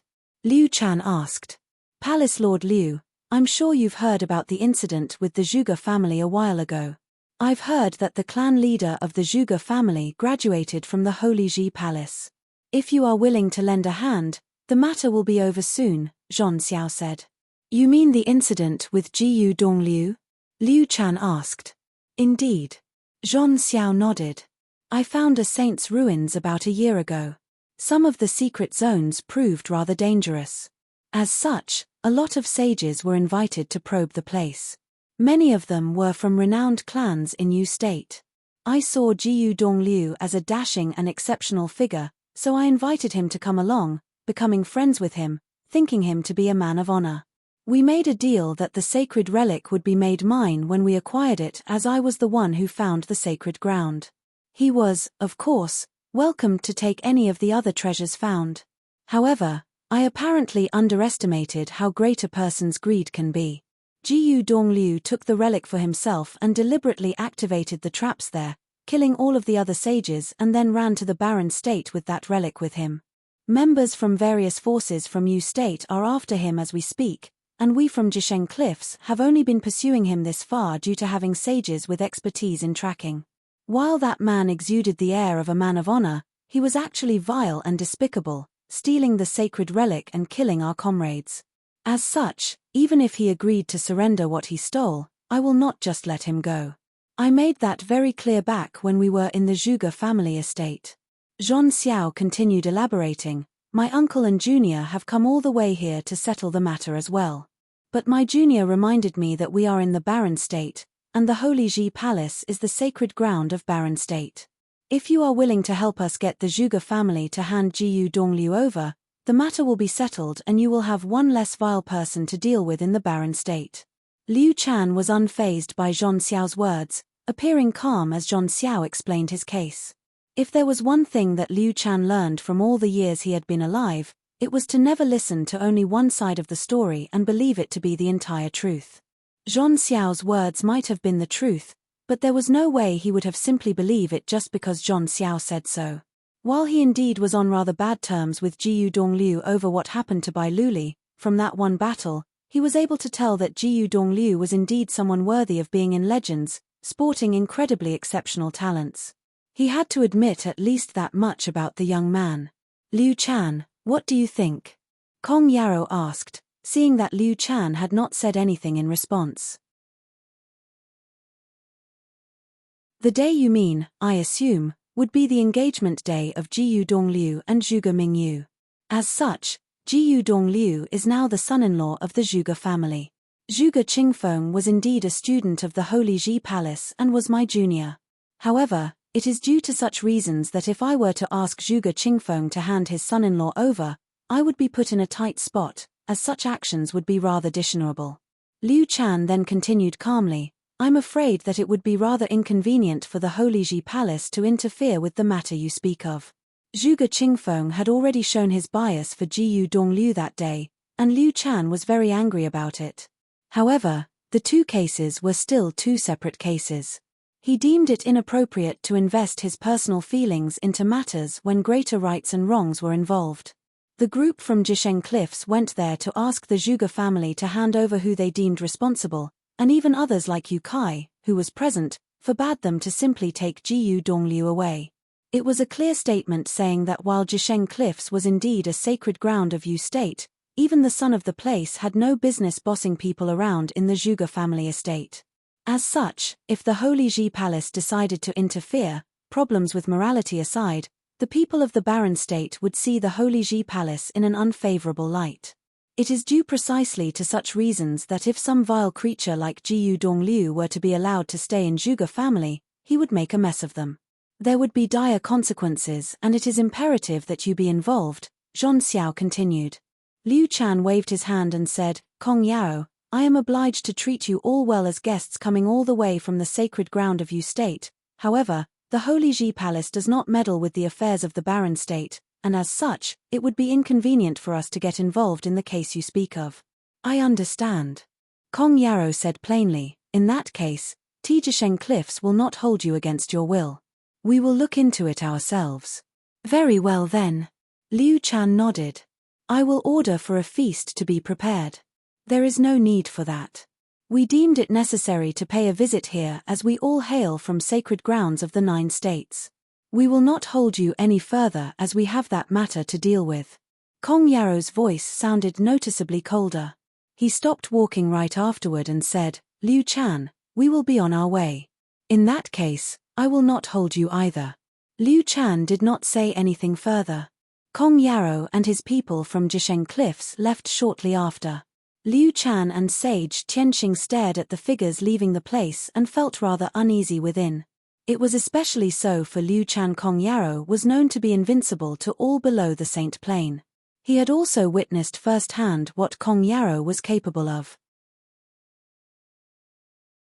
He was ranked 9th on the Sage ranking, and if Zhuge Qingfeng were to insist on refusing to hand Jiyu Dongliu over, Kong Yarrow's forceful temperament would mean a war between him and the Zhuge family. It seems like the Zhuge family will be in deep trouble now, Sage Tianxing said. If the Zhuge family had the gall to refuse Jisheng Cliff's request, they will naturally have to deal with the problem.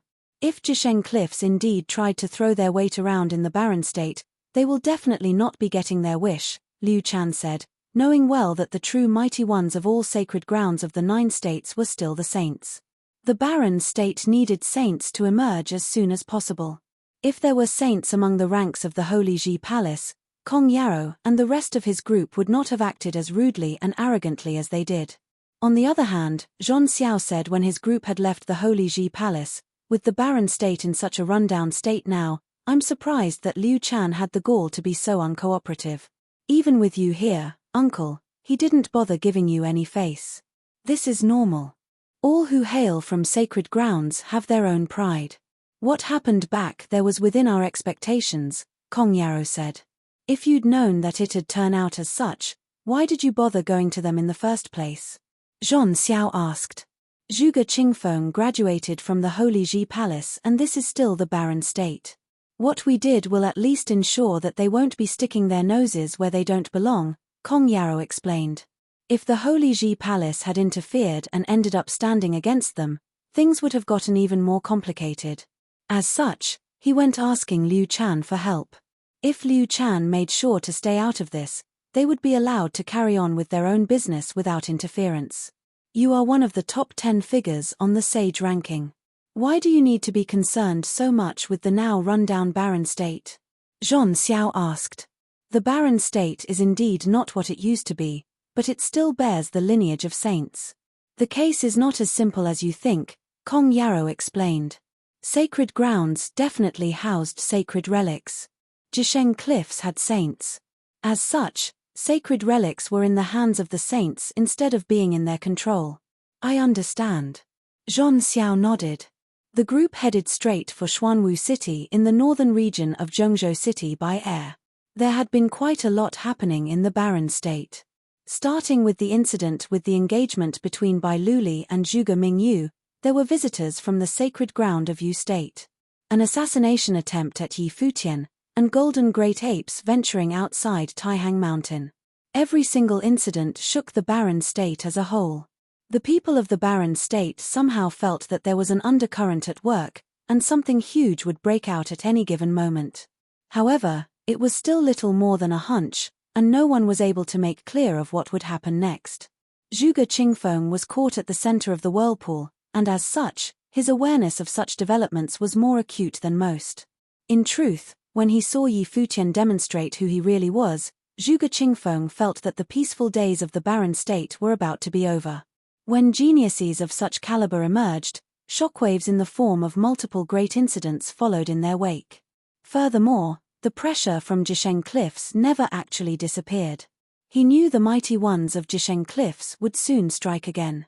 Zhuge Qingfeng was meditating in Wind Residence, and Crouching Dragon Mountain was not any different that day. His eyes opened all of a sudden as he set his gaze far away. What was to come have finally came. He had no idea, however, who it would be this time. A group of people landed above Crouching Dragon Mountain. In that very instant, an extremely stifling pressure encompassed the entire mountain. Worse still, many in Xuanwu City not far away from the mountain were able to sense the appalling pressure as well. They turned their eyes at the air right above Crouching Dragon Mountain and were able to see figures standing high and mighty in the air. Everyone from the Zhuge family walked outside and looked at the mighty ones in the air. Jiyu Dongliu halted his training in Moon Tower and looked at the sky. What was to come had finally came. He had witnessed Zhon Xiao kill everyone that day and he had been the only survivor. He came to understand that Zhon Xiao would not have stopped until he was no more. Jisheng Cliffs was a sacred ground of Yu State, and Zhon Xiao was the son of the place. Among the many sages that he killed, there were geniuses from renowned clans. If that information were to make it outside, it would have affected Jisheng Cliff's reputation and damaged Zhon Xiao's status as the son. There was no way he would let Jiyu Dongliu live. While Jiyu Dongliu knew that Zhon Xiao would have lied, nothing would have put the villain at ease better than to see him dead. That was the very reason Jiyu Dongliu did not elaborate his reasons for running in front of everyone. If it was simply Zhon Xiao as an individual who wanted him dead, there was still wiggle room for Jiyu Dongliu to free himself. If he was accused of damaging the reputation of Jisheng Cliffs itself, however, people of the entire place would want his head. As such, he knew that there were things he had to keep to himself no matter what. Zhuge Mingyu came to him and took his hand, saying, "Don't worry too much about this. If father has allowed you to stay, he definitely has a way of settling this." Easier said than done, Jiyu Dongliu replied. Zhuge Qingfeng was seen in the air shortly afterward. "I'll go after father-in-law. It's best that you stay here," Mingyu. Jiyu Dongliu took to the air after saying that. Zhuge Mingyu smiled and went after him nonetheless. They were now finally together. No matter what was going to happen in the future, she deemed it necessary for them to face adversities together. Jiyu Dongliu and Zhuge Mingyu arrived behind Zhuge Qingfeng in the air shortly. Zhon Xiao glared at Jiyu Dongliu with cold, murderous intent in his eyes. Zhuge Qingfeng, Kong Yarrow looked at Zhuge Qingfeng and said, "I believe we have met." "We have indeed." Zhuge Qingfeng nodded. "That was more than 10 years ago.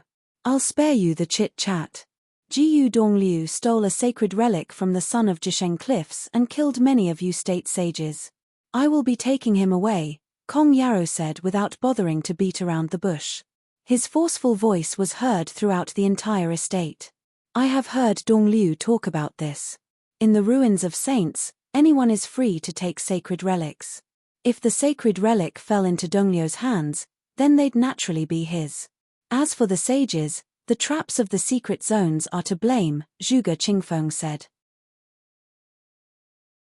He knew everything that took place through Jiyu Dongliu, but he did not tell the truth in front of everyone, trying to downplay things and end it without incident instead. If he had simply gone about telling the truth, Kong Yarrow would have denied it, regardless if he believed it or not, accusing Zhuge Qingfeng of slandering Jisheng Cliffs instead. Such would have been Kong Yarrow's stance on things.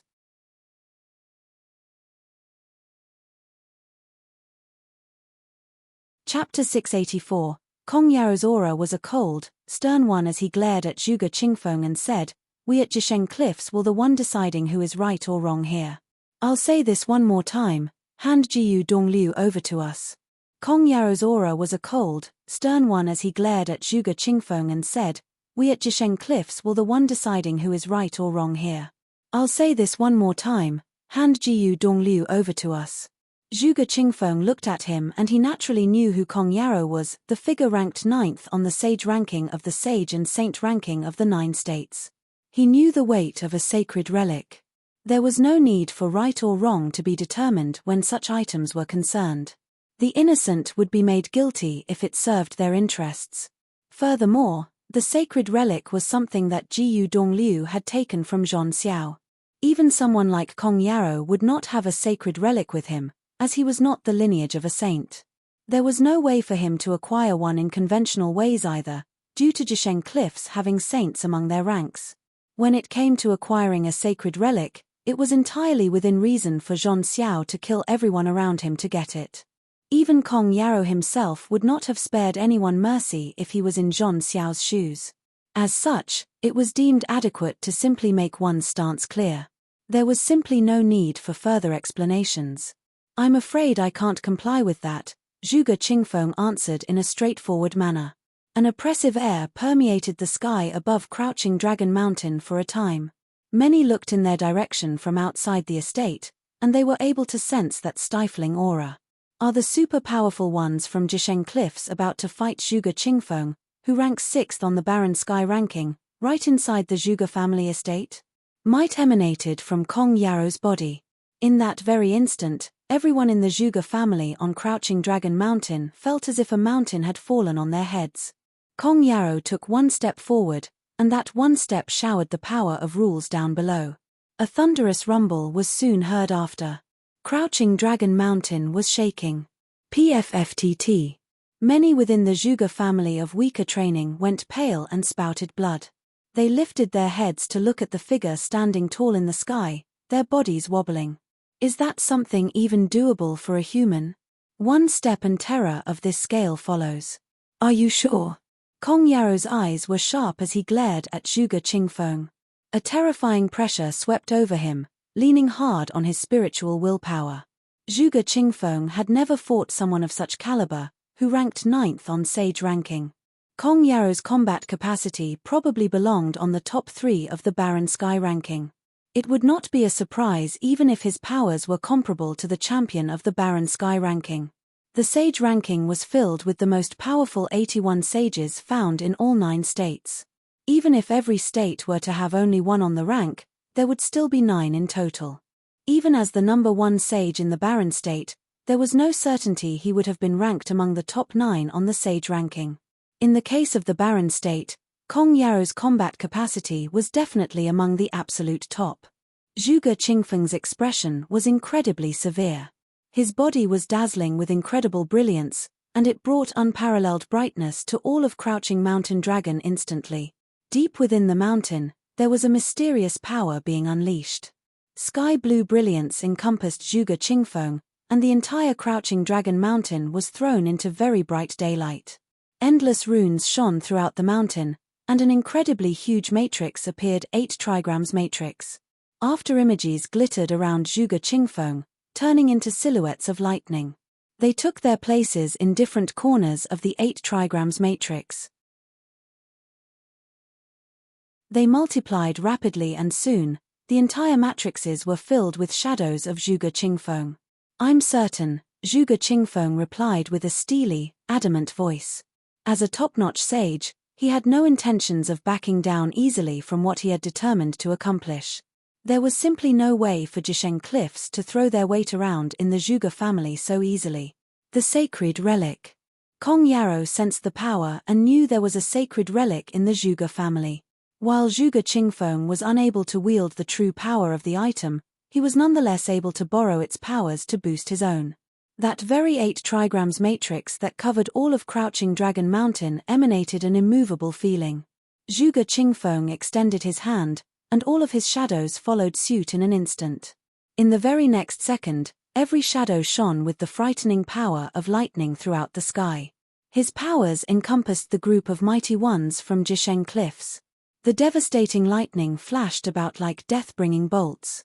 Many mighty ones felt spiritual while rocking about. The light was infused with extremely devastating spiritual attacks, rampaging about in their minds. If Zhuge Qingfeng had gone through with it, the scene would have really turned into a disaster.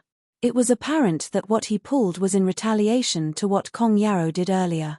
It would have served at least as a reminder to Kong Yaro. Boom! Kong Yaro took another step forward.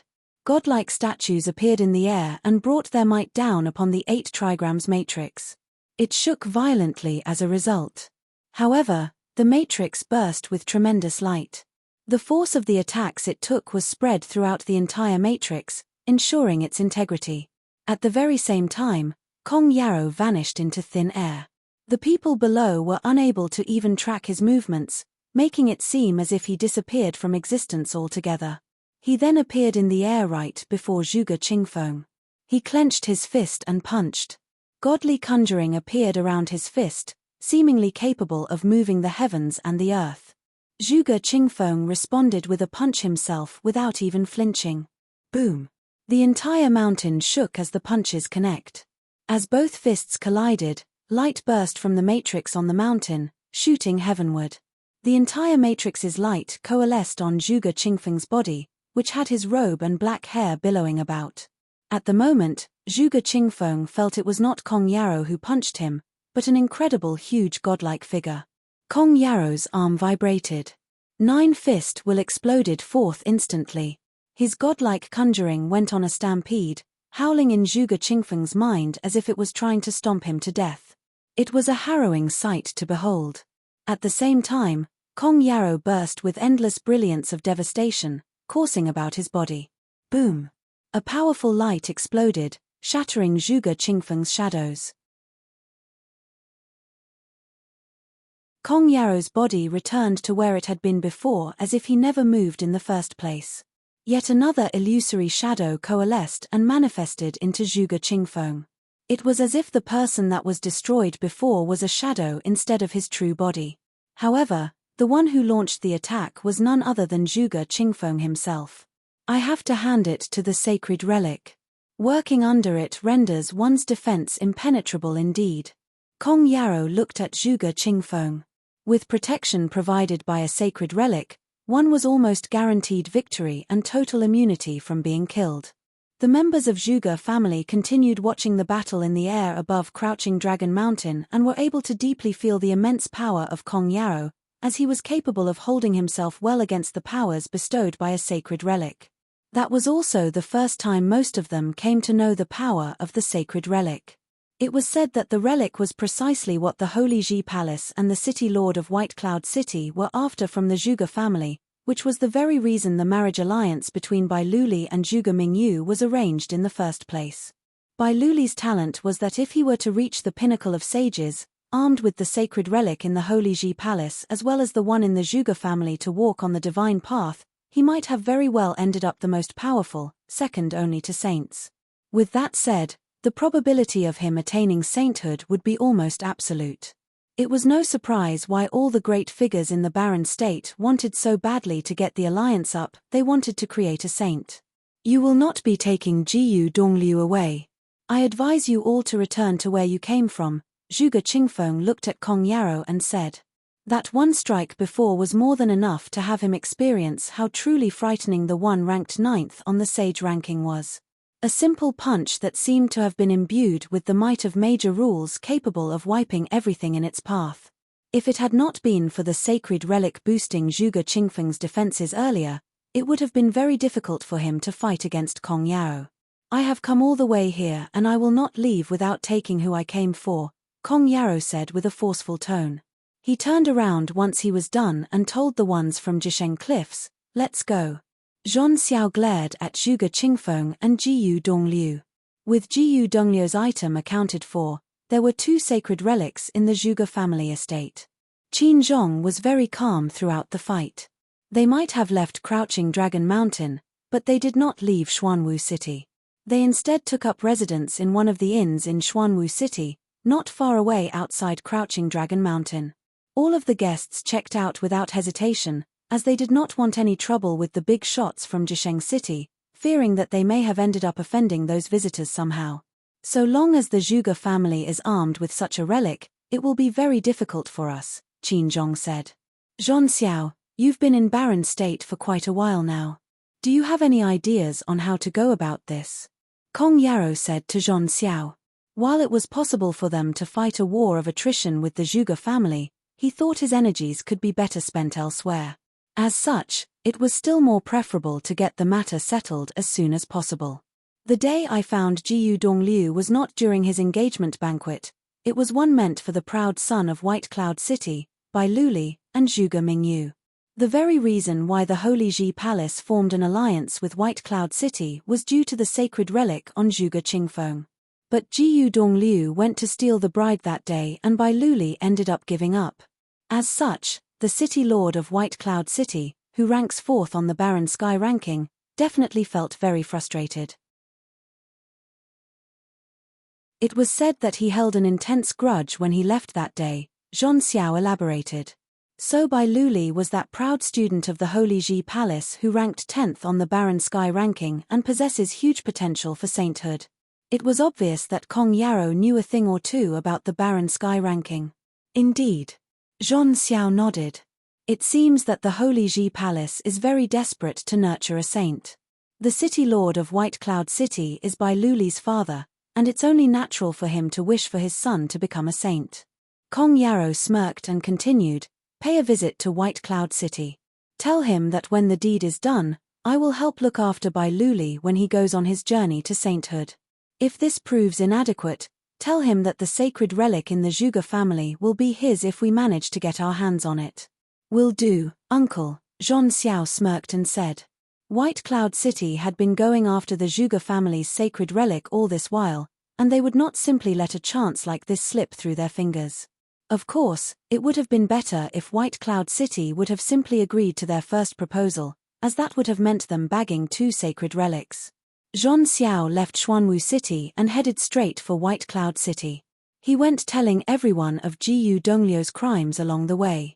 Since Jiyu Dongliu had his reservations about telling the truth, he would simply need to claim his side of the story to be the true story, making his lie a complete truth.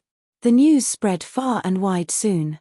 Bai Jiyu left White Cloud City and headed for the Zhuge family's Xuanwu City months after he had last been there.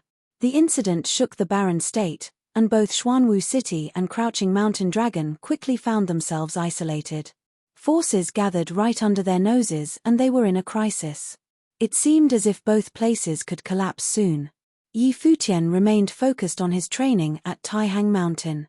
He wanted to become a saint as soon as possible and had dedicated himself to comprehending the rules of Sage Plane, making good progress for the time being.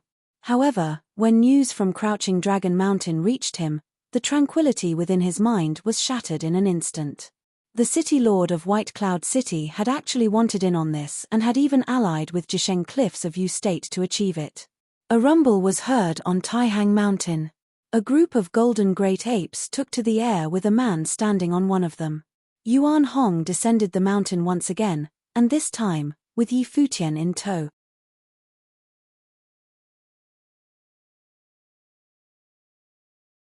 Chapter 685. The barren state appeared to show signs of turmoil. Since the previous incident, the White Cloud City Lord would definitely have a hatred for the Zhuge family. However, everyone did not expect that the White Cloud City would join forces with the Jisheng Cliffs to target the Zhuge family. The barren state appeared to show signs of turmoil. Since the previous incident, the White Cloud City Lord would definitely have a hatred for the Zhuge family. However, everyone did not expect that the White Cloud City would join forces with the Jisheng Cliffs to target the Zhuge family. This was probably their official falling out. The White Cloud City Lord and Zhuge Qingfeng were once the Holy Ji Palace's prodigies, but now they were on opposing sides because of a younger generation's marriage. This caused many people to sigh. Crouching Dragon Mountain currently appeared to be in a dire situation. No faction dared to interfere with Xuanwu City. Even factions that used to be affiliated with the Zhuge family only dared to watch from afar. Neither Jisheng Cliffs nor White Cloud City was a force that they could touch. After Bai Jiyu descended upon Xuanwu City, he did not immediately attack the Zhuge family with Jisheng Cliff. Zhuge Qingfeng had a saint-level defensive implement in his hands, so it was not easy to deal with him. As long as they were in Xuanwu City, they were already applying enough pressure on the Zhuge family. Now, the Zhuge family was already internally in a mess. After all, the majority of the Zhuge family had supported Bai Luli and Zhuge Mingyue's marriage not long ago. In the eastern region of the Barren State, Alchemy City, City Lord Office. Yu Kai naturally knew about the unrest in Xuanwu City. He had even sent men to Xuanwu City, but today, a group of experts appeared suddenly within his office. A herd of giant golden apes had landed, and Yi Futian's group had jumped off them. Yu Kai had a suspicious expression as he looked at the many figures that had appeared before him.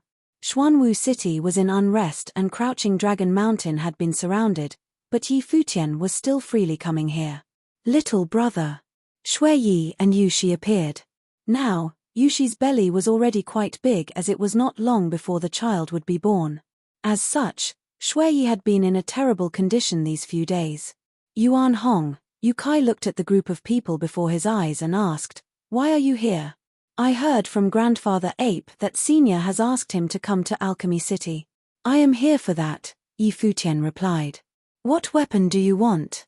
"I can forge anything for Yuan Hong," Yu Kai smiled and said. "I would like to borrow Senior's Saint Instrument," Yi Futian replied. The Alchemy City was the Barren State's holy land for armory. Sage Dozhan had once said that the Alchemy City had saint-level ritual implements. A strange expression appeared on Yu Kai's face. The number of saint instruments in the Barren State was few and far between. It was an extremely precious item. Yi Futian said that he wanted to borrow a saint instrument. It sounded extremely ludicrous. Even if Shui Yi asked him for it, he might not lend it to him. "You should understand what a saint instrument means," Yu Kai said to Yi Futian. "What did the experts from the Jisheng Cliffs come all the way for?" "4 saint items." The Alchemy City's saint instrument was the same as the Zhuge family's. They were both saint-level ritual implements and not just ritual implements that had been used by saints. Senior also knows about my relationship with brother Shui Yi. After this matter, I will definitely return it to Senior. Other than that, I am willing to use a battle technique in exchange for it, the Ape Clan's 81 strikes of heaven traversing staff techniques, Yi Futian said. What does Senior think about that? Although the 81 strikes of heaven traversing staff techniques is indeed a high-level attacking technique, it does not have much use to me and is far inferior to the Saint Instrument, Yu Kai replied. What he was saying was the truth. To them, They were all trapped in the same cultivation level, so no matter how strong their attack techniques were, they were superfluous. On the other hand, the saint instruments were more pragmatic. Moreover, you want to borrow my saint instrument to deal with Jisheng cliffs. In that case, won't my alchemy city be dragged into it too? Yukai continued, I do not wish to be involved. The alchemy city had a transcendent position in the barren state and did not need to be involved in worldly affairs. Nobody would touch the alchemy city. On this matter, I owe Senior a favor. In the future, if Senior has any wishes, I will accommodate them, Yi Futian said, looking at Yukai. Yukai smiled and asked, what would I want a favor from you for? The divine path. Yi Futian looked at Yukai and replied, in the future, I will definitely enter the divine path. If there is a chance, I will do my best to assist Senior to enter that plane. Yukai stared at Yi Futian. To him, the saint plane was indeed attractive. However, it was extremely hard to attain. How many geniuses from the barren state had tried to attain the divine path but had ended up dead? However, with Yi Futian's potential, it was indeed possible. Father, Yushi called out to him from beside him. Father-in-law. Shuiyi also called out to him and said, Father-in-law should know who my master was brought away by back then. Master has definitely seen the most elite figures, but when little brother joined us, Master once said, little brother was the person he was waiting for. Father-in-law saw my third brother's potential when he fought with Bai Luli that day. Even so, Master's hopes for little brother were still higher than for third brother.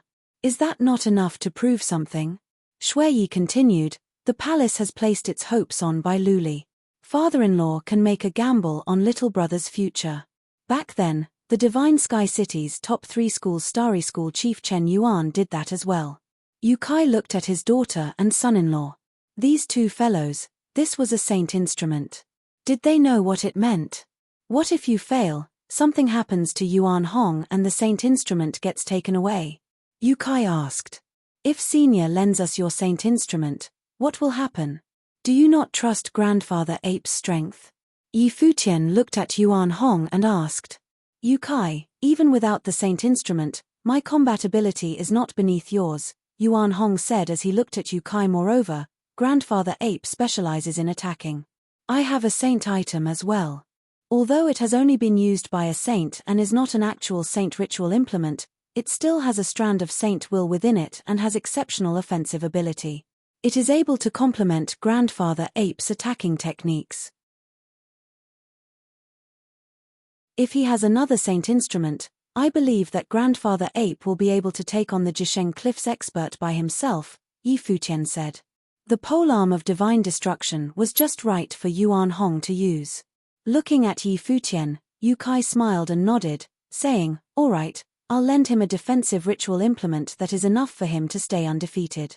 Adding on to the attack ability that you're so confident in, even if anything unexpected happens, he should be able to escape unscathed. Thank you, City Lord. A smile appeared in Yi Futian's gaze. He had only come here to try his luck. He had not expected to be able to convince Yukai come with me. Yukai turned around and brought Yi Futian's group into the most secret location of Alchemy City. Not long after, they all came out. Will you be heading directly to Xuanwu City? Yukai asked Yi Futian. No. Yi Futian shook his head. This is the western region, the White Cloud City is obviously closer. A glint appeared in Yukai's eyes as he looked at Yi Futian and said, treat this like you've never come here, this matter has nothing to do with me. Now, I'm just waiting to carry my grandson. His voice was lethargic. Who knew how long this battle would last for? I understand. Goodbye. Yi Futian and Yuan Hong flew into the air without managing to say anything to his brother.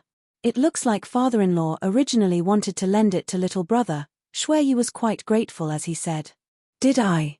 Yukai looked at him but was actually thinking now the situation in the barren state is quite interesting. The Holy Ji Palace and White Cloud City wanted a saint to appear and they chose Bai Luli. However, why was Taihang Mountain following Yi Futian? Also, Zhuge Qingfeng changing his stance definitely had Yi Futian's involvement. All this was rather intriguing. Perhaps, many people also wanted a saint to appear, but the person they had chosen was Futian. In White Cloud City, when a group of golden ape descended, countless people in the city tensed up. It had been a short while, but Taihang Mountain had set out once again, this time to the White Cloud City. Hurry and inform the city lord, someone in White Cloud City said. The city lord isn't around, someone else replied. At that moment, their expressions all hardened. The city lord should have been in Xuanwu City. Who would be able to stop the Barren Sky Rankings 18th, Yuan Hong? The Gongsun clan is finished. This was the thought on many people's minds. At that moment, the Gongsun clan was completely oblivious to the danger that was befalling them. Previously, the White Cloud City Lord had stepped out and intimidated the Taihang Mountains experts, forcing Yuan Hong to retreat. Gongsun Jing had thought that he would be safe in White Cloud City. Crash. A loud sound was heard. Many people from the Gongsun clan were shocked. This sound seemed rather familiar. Next, the loud sounds continued. Gongsun Jing and a few other sage plane cultivators released their spiritual energy, and soon, their faces became pale. Clan members, listen up, go now. Gongsun Jing immediately gave the order, and as his voice landed, he saw a golden light glaring in the air. An immeasurably huge golden figure came down from the skies, just like a demon god. Yuan Hong, why can't you just give us a way out? Gongsun Jing's body flew into the air and he was in despair. Now, the White Cloud City Lord was not around. Who would have expected Yuan Hong to come again? When you sent people to kill me, did you think about that? A voice sounded and only then did Gongsun Jing see a handsome teen on Yuan Hong's back. It was Futian. Gongsun Jing was in despair. He had not expected that Yuan Hong's relationship with Futian was this close. Why was this so? He could not understand. A giant rod swung down from Yuan Hong's hands and crushed down from the skies. At that moment, the sky was filled with shadows of the rod and smashed down onto the Gongsun clan, covering the skies and surrounding the entire clan residence. I regret it. Gongsun Jing howled and wanted to block it at the expense of his life. However, the rod shadows landed and he was completely powerless before it. He was crushed to death and the remaining shadows landed on the Gongsun clan. In a split second, the newly built residence had become debris. Yuan Hong, a voice sounded from far away.